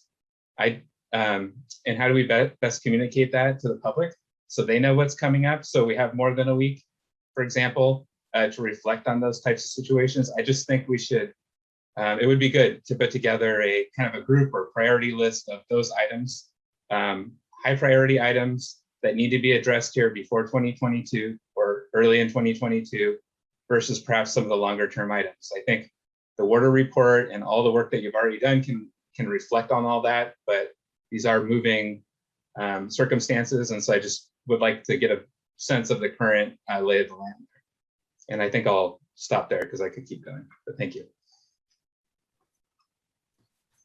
Thank you for that, board member. I know on top of that as well are new positions that the Water Rights Office will be hiring up. So there's a lot of moving components and ability to prioritize and signal and communicate to the public and the water rights holders what our plan of action is a bit, I think will be helpful. But Mr. Ekdahl, by all means. Yeah, I did want to jump in and talk a little bit about the enforcement question because it has come up in both the board meeting here today and then a couple of other settings as well.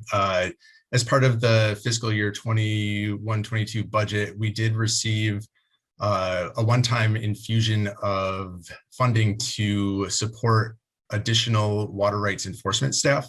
And so we are actually in the process of hiring 15 limited term positions. The offers have actually gone out to the first batch of them, or will shortly go out, and we expect to have them in place by September. And basically we'll plan on using those additional staff plus the staff that we have within the enforcement section and kind of the general redirection of staff that we've been doing across the division to address drought concerns as they come up, to focus primarily on complaints as they come in. Typically we receive about 50 water right complaints per year. During the pace of the drought, we've been receiving 5 a day, potentially more. And we anticipate that that number will actually increase over the next few weeks or months. So those complaints do come in. They come in through our Cal EPA complaint portal, a number of other mechanisms as well that we can receive them. And they do get prioritized and reviewed by division enforcement staff, every single complaint that does come in. And those complaints are then addressed over time. Now, admittedly, because we do prioritize them, it may take several months or even years to get through all of the complaints that we have. During the last drought, I think we got into several hundreds that we had, and we did eventually get through all of them, or are currently working our way through all of them. Because of the curtailments in the Russian River and now potentially in the Bay Delta watershed as well, we are looking at how that prioritization and how those complaints are addressed within that broader context. We're also looking at potentially executing an interagency agreement with the Department of Water Resources for some of their staff to potentially participate in specifically Bay Delta watershed enforcement actions as well. And through a combination of the enforcement actions and prioritization and response, we believe that we'll have an effective but focused kind of enforcement response for these curtailment efforts going forward.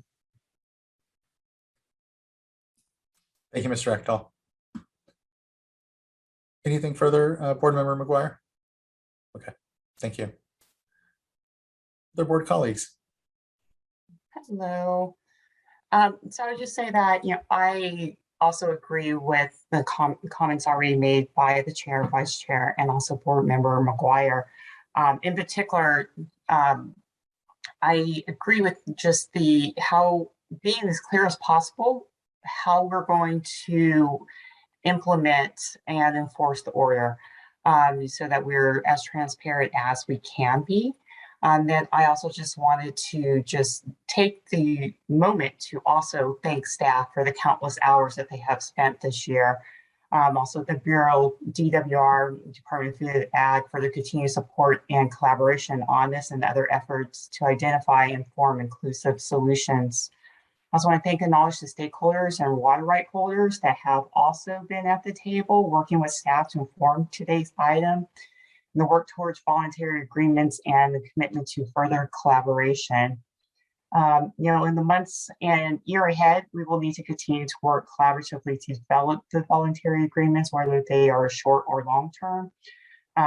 Continue to build trust, communicate clearly, educate all water users, and make steps towards being able to provide real-time data.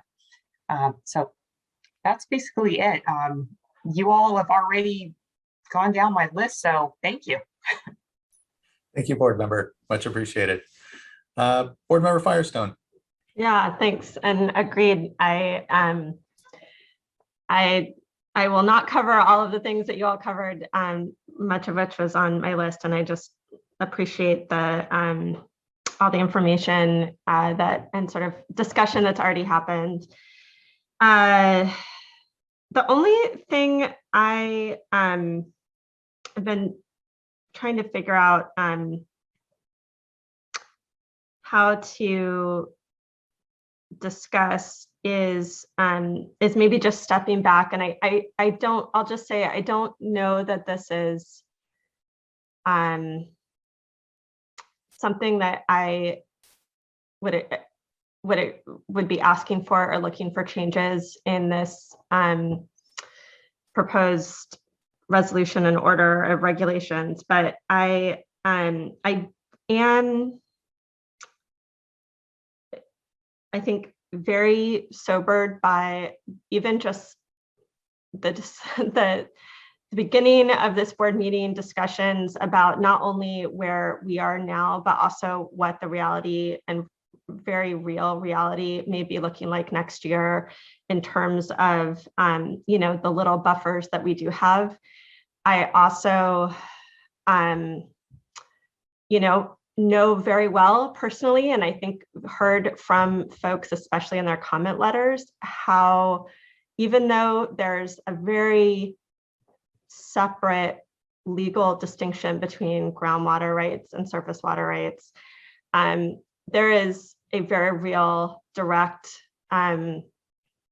reality of when we cut off surface water rights, we pump more groundwater, and that then impacts groundwater users, and particularly communities and our most vulnerable communities and households that usually don't have access to surface water rights and whose groundwater rights aren't necessarily adjudicated or protected in an adequate way. And so there's very, very real consequences for how the decisions we make on surface water impacts people's lives in terms of whether there's water coming out of their tap in our most vulnerable communities. So understanding that is that isn't something that we're going to resolve with this order or regulation and resolution.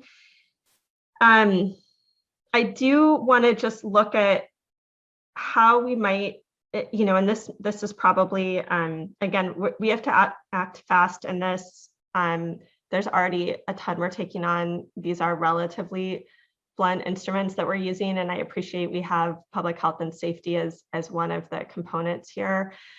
There was some comment letters throughout the process that talked a little bit about the idea of, I think Valley Water brought up this idea of public health and safety through a transferee, which I know needs a lot of work to sort of discuss what that potentially could be that isn't just opening up everything. But I would like us just to explore further how we can incorporate public health and safety needs within the reality that our state and legal frameworks allow. I think there's maybe some room to do a little bit more to incentivize provision of water or conservation, storage of water for really vulnerable communities. And I just would like us to be able to find the time to explore how we might be able to incentivize and facilitate and protect those needs within this process. I don't have any request specific to where we are now. So this is really just a comment for an area that I would like to staff and really stakeholders to help us explore further. And I think other than that, that's really, I think all the other issues were covered. My only question is I wasn't completely clear when the discussion was that we would, I know we have these drought updates every board meeting, but when there's discussion of how we're going to continue to get updates on how this is progressing, is that going to be through sort of these general drought updates? And is there sort of a scope or, and I know Eric and Sean, your exchange about kind of how are we daylighting all the stuff that's going on and sort of workload. Can you just help me understand more about what is the sort of scope and public process we're expecting to use within the water board meeting space?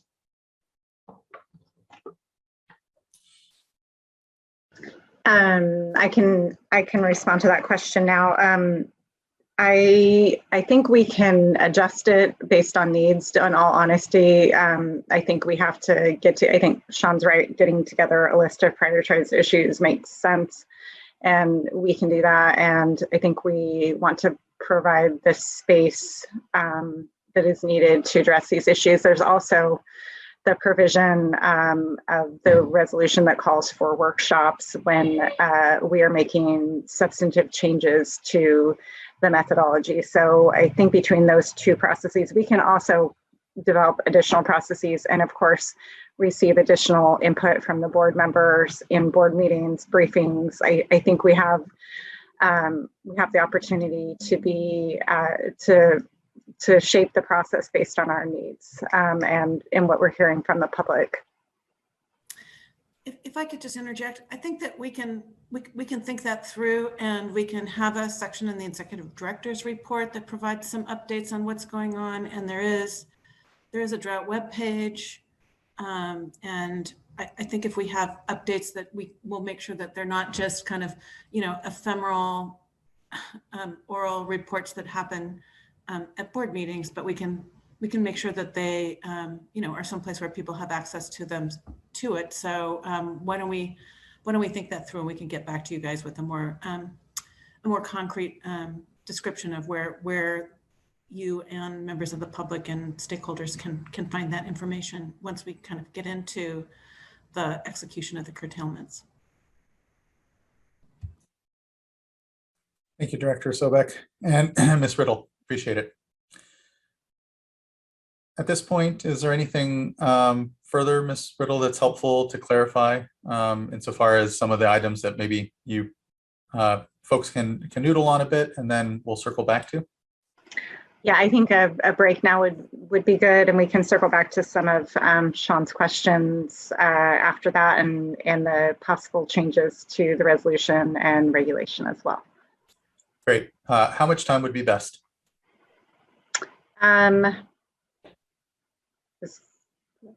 30 minutes makes sense. I am not able to caucus with my team. If they don't think that's enough, please ping me. Okay, 30 minutes sounds fine. And what we can then say is we'll come back here at 5:10. Okay. That works for everyone. Okay. All right. Thank you. Much appreciated again, everyone's contributions so far in the discussion, and look forward to seeing what folks in the program come back with, given the board members' feedback. We'll see you all here at 5:10. Thank you.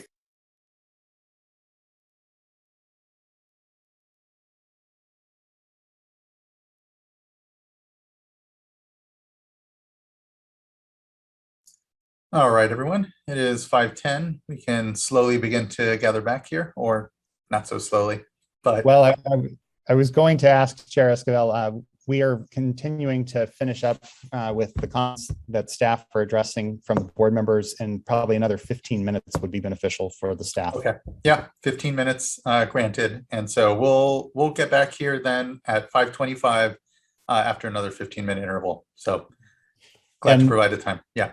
Thank you very much. And Ms. Argel, if you can go ahead and update the scroll for that, that'd be greatly appreciated. All right. Thank you, everyone. We'll see you in another 15 minutes on 5:25. Thank you.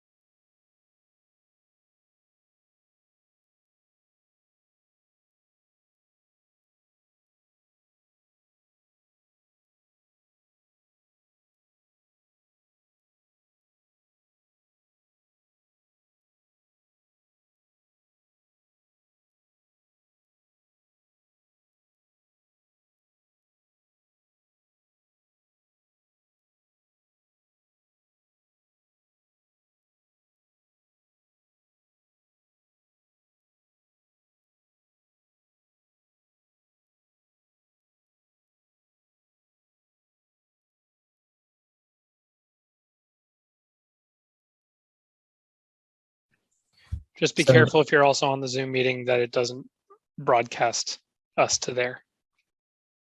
Which it's doing. Yep, somebody picked up. Janine, you should be receiving two different documents, one from Connie Mitterhofer, and then one from Nicole Williamson. And we're going to be putting the document, Dana and the rest of the team are going to be prepared to walk through the staff proposed changes based on the board member feedback. But the first document that will go up will be the regulation document that Nicole Williamson sent.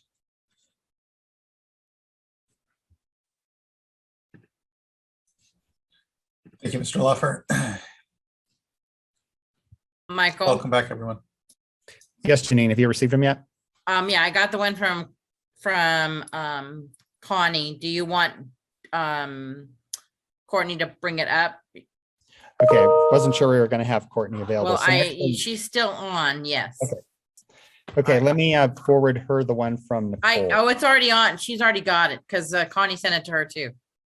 Well, there's two documents. One's coming from Nicole.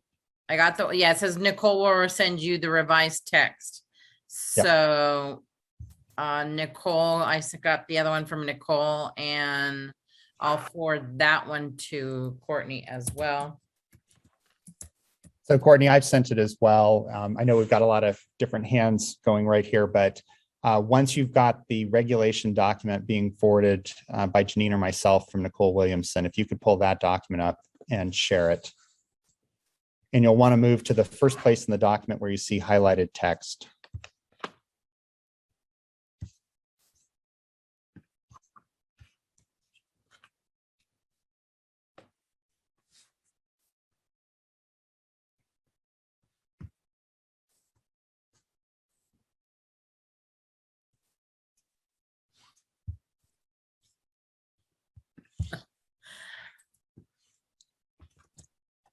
Okay, let's see.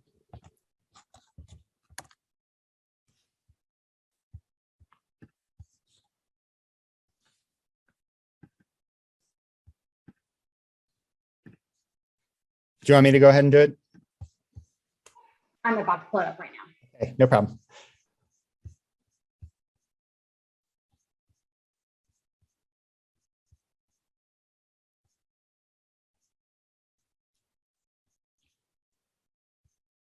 And I believe the first place you'll see that will be on page 15.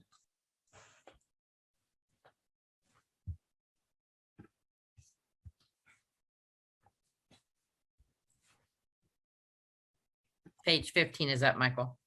Yep. Dana, do you want me to walk through it or do you want to do it? I do not have a preference, so if you don't mind doing it, that's fine. Okay. Happy to do it too. So first up, what we have are a few minor changes to the proposed curtailment regulations, and they're all focused really in the reporting piece of the regulation to address a couple of the concerns that we'd had from commenters, ones in particular, of course, that have been amplified by the board members. The first section you have up right now concerns the ability of the deputy director to request informational orders. And you heard a few issues with respect to timing, and you heard Ms. Riddle walk through and explain how currently it would be required no more than 7 days or with at least 7 days notice. But there was some concern expressed about how far the division may look back in time. And so in paragraph A here, there's been one proposed clause added to reporting about prior diversions that is designed to make it clear that we're not going to ask for information that we'd already have from annual reports. If we have somebody who did not provide information in annual reports, we may ask them for that prior reporting information under this authority, or the deputy director may ask for it. But we're really just interested, and the deputy director would just be interested in obtaining more granular recent information than is provided in the annual reports of water diversion and use. So in subparagraph A, we would add a new clause after prior diversions that reads, comma, unless otherwise reported in annual reports of water diversion and use, comma, and then it would pick up with the existing language. A similar concern, so that basically avoids the concern that some had raised that we might look for a lot of historical information, and it might take a long period of time to compile that. In subparagraph B, a similar concern had been raised about how far into the future the deputy director may reach in terms of asking for information about future anticipated demand. What we're really concerned about with this regulation is sort of planning over the next water year. And so what has been proposed is a modification to add a clause that limits it to through October 1st, 2022. So in subparagraph B, we would read demand projections for subsequent months, then insert through October 1, 2022, and then we would pick up with the rest of subparagraph B. If we can go ahead and scroll down, I think that's, and staff can correct me, there is a subdivision C that appears to be stricken out. That's just a quirk, I believe, from Microsoft Word, and there was no change there. Is that correct, staff? That's right. Okay, and then if we can scroll further down to the next suite of changes, which should be on page 17, based on how the pages are breaking. We have two changes here. And first of all, it's important that the board members appreciate that there was concern expressed by several stakeholders about the discretion that would be exercised by the deputy director in issuing these informational orders. And of course, the deputy director operates under an obligation to essentially make demands that are not arbitrary and capricious, that will be reasonable. And we expect, and there's a presumption in the law, that officials will carry out their authority in conformance with the law and reasonably.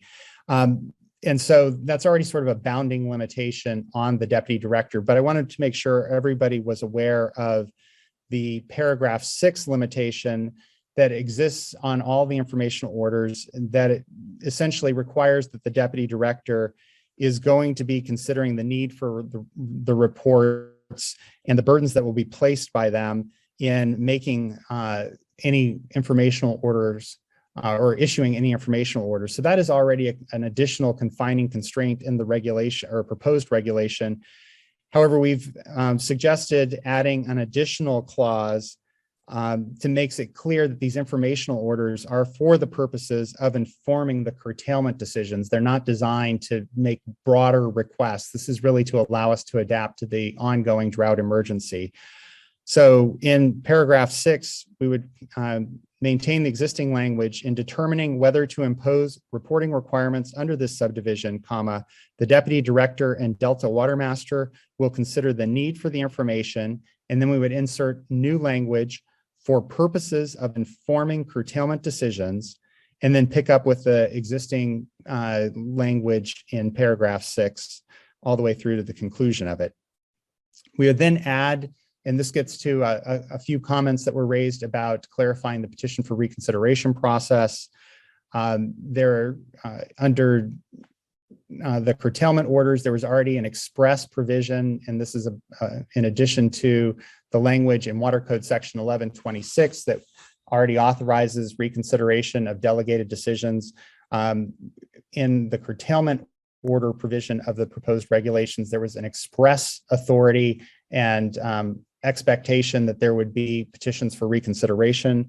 We're proposing to add a similar paragraph here, paragraph 7, that will cover the informational orders. And so we would add new 7, all orders issued under subdivisions D2 and D3 shall be subject to reconsideration under Article 2, open parentheses, commencing with section 1122, close parentheses, of Chapter 4 of Part 1 of Division 2 of the California Water Code. And so that's designed to make that express. And so all the expectations for the water users as well as for the division will be that reconsideration will be available. Ms. Riddle may want to add an additional point here, but our expectation, there are going to be a lot of moving parts with respect to the informational orders and the curtailments. And depending on the number, it could put extraordinary demands on the division, but the expectation is that there will be regular reporting to the board, both in the board meetings as necessary, as well as through other appropriate communications of the issues that are being raised in reconsideration. And of course, the board members will already be apprised of informational orders as they're going out, so that there's awareness as to how the emergency regulations are being implemented. But with that, I believe, and I'm just going to double check, that concludes all of the changes that staff are proposing to the regulations. This is, of course, on top of the prior 2 change sheets that modified language in the proposed regulations. Are there questions about this before we flip over to the resolution where we have one additional minor change? And then I think Ms. Riddle wanted to make a couple of additional points just about how we see all the pieces ultimately fitting together. So unless board members have questions, I'm going to ask Ms. Tyler to pull up the second document, which was the draft resolution that had been forwarded along by Ms. Mitterhofer. None from me, Mr. Loffer, and not seeing any desire to speak from my fellow board colleagues. So thank you. And as we're waiting for that document to come up, it's a fairly surgical change, and it's solely the addition of a new resolution that is designed to address some of the concerns that were expressed by stakeholders about curtailments and the lifting of curtailments. So Ms. Tyler, if you can scroll all the way to the bottom of the resolution.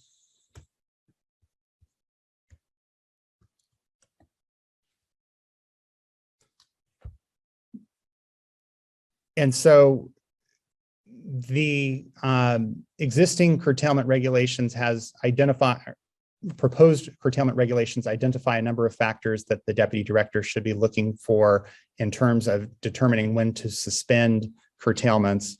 And one of the things that we heard consistently today was that stakeholders are concerned about the need to take advantage of any storms, any opportunity to store water so that we can better position the state moving into the next year.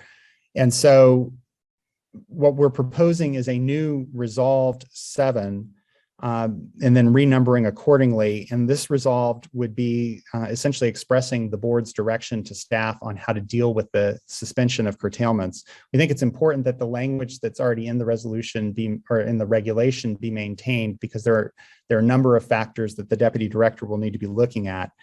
But this new resolve clause would provide Number 7, the State Water Board directs staff to closely monitor evolving hydrology and weather conditions and suspend curtailments as circumstances warrant, as quickly as possible. In suspending curtailments, staff shall consider opportunities and needs to replenish stored water supplies, period. And so again, the authority is within the regulations, and this is designed to put a pencil to the point from the board to staff that we really need to move quickly on decisions with respect to suspending curtailments. And we really need to be thinking about capturing water so that we can improve stored water supplies and better position ourselves for next year.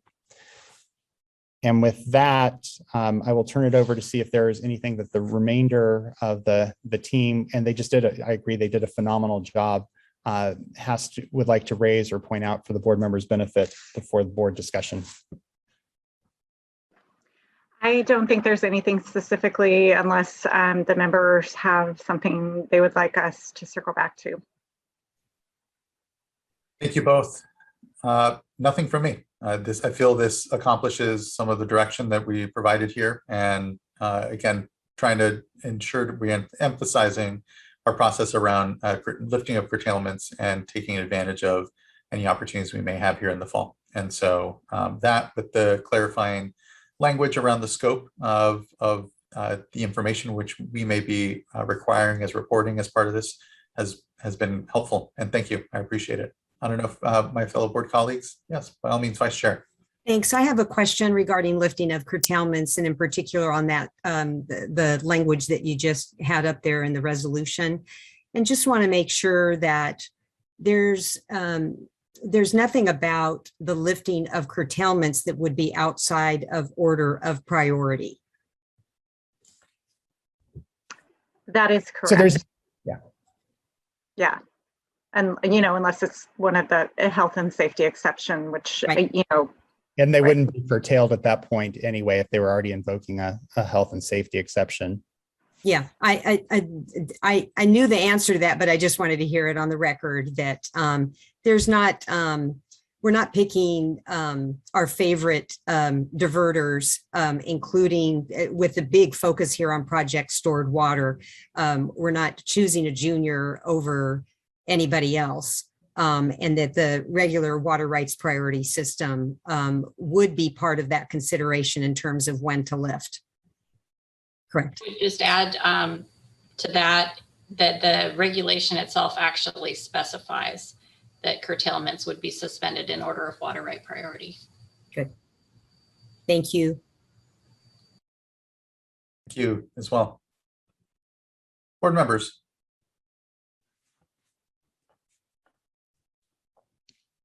And if there's nothing further. I certainly appreciate the late changes here. I think those are helpful clarifications, especially the resolution direction on lifting curtailments like we just discussed. I think for me, that goes a long way to just put into words what we've been discussing today. And it's comforting to see that in the resolution. So thank you for adding that. And if there is another discussion, I'd be happy to make a motion, Chair, when you're ready. Yeah, looking to other board members, but I think we may be prepared. All right. So with that, I have no idea if I'll get this right or not, but I'll move to adopt the resolution with change sheets number 1, number 2, and number 3, and also the changes that Michael Lopper just read into the record. Did I get that right? Perfect. Excellent. Member McGuire. And I'll second. Thank you both. And thank you again, everyone, for the incredible work here, and still a lot more work to go. Ms. Townsend, can you please call the roll call vote? Most definitely. Board Member McGuire. Aye. Vice Chair Diadamo. Aye. Board Member Morgan. Aye. Board Member Firestone. Aye. And Chair Esquivel. Aye. Thank you all. Thank you as well. The vote is unanimous, and the resolution and emergency curtailment regulations are adopted. Thank you, everyone. I really appreciate what has been a long day, I know, and a lot of good back and forth. And I hope the refinements we were able to add here, even here at the last moment, help provide some comfort for water users, and knowing that the board is here to continue to certainly implement in a collaborative way, but already begin discussing how we're going to manage through next year under certain assumptions. So just thank you, everyone. We'll have continued work. This doesn't end our actual board meeting. We're just in recess until tomorrow, where we have 2 important items and workshops to get to. So until tomorrow morning at 9 o'clock, have a good evening, everyone. Rest up. And thank you again for the incredible work, both here to folks at the board and importantly, all of our stakeholders who have engaged with us in this process and are going to be key to continuing to be successful here collectively together as we manage through drought. So thank you. Have a good evening. Rest up, and we'll see you tomorrow. Thanks again.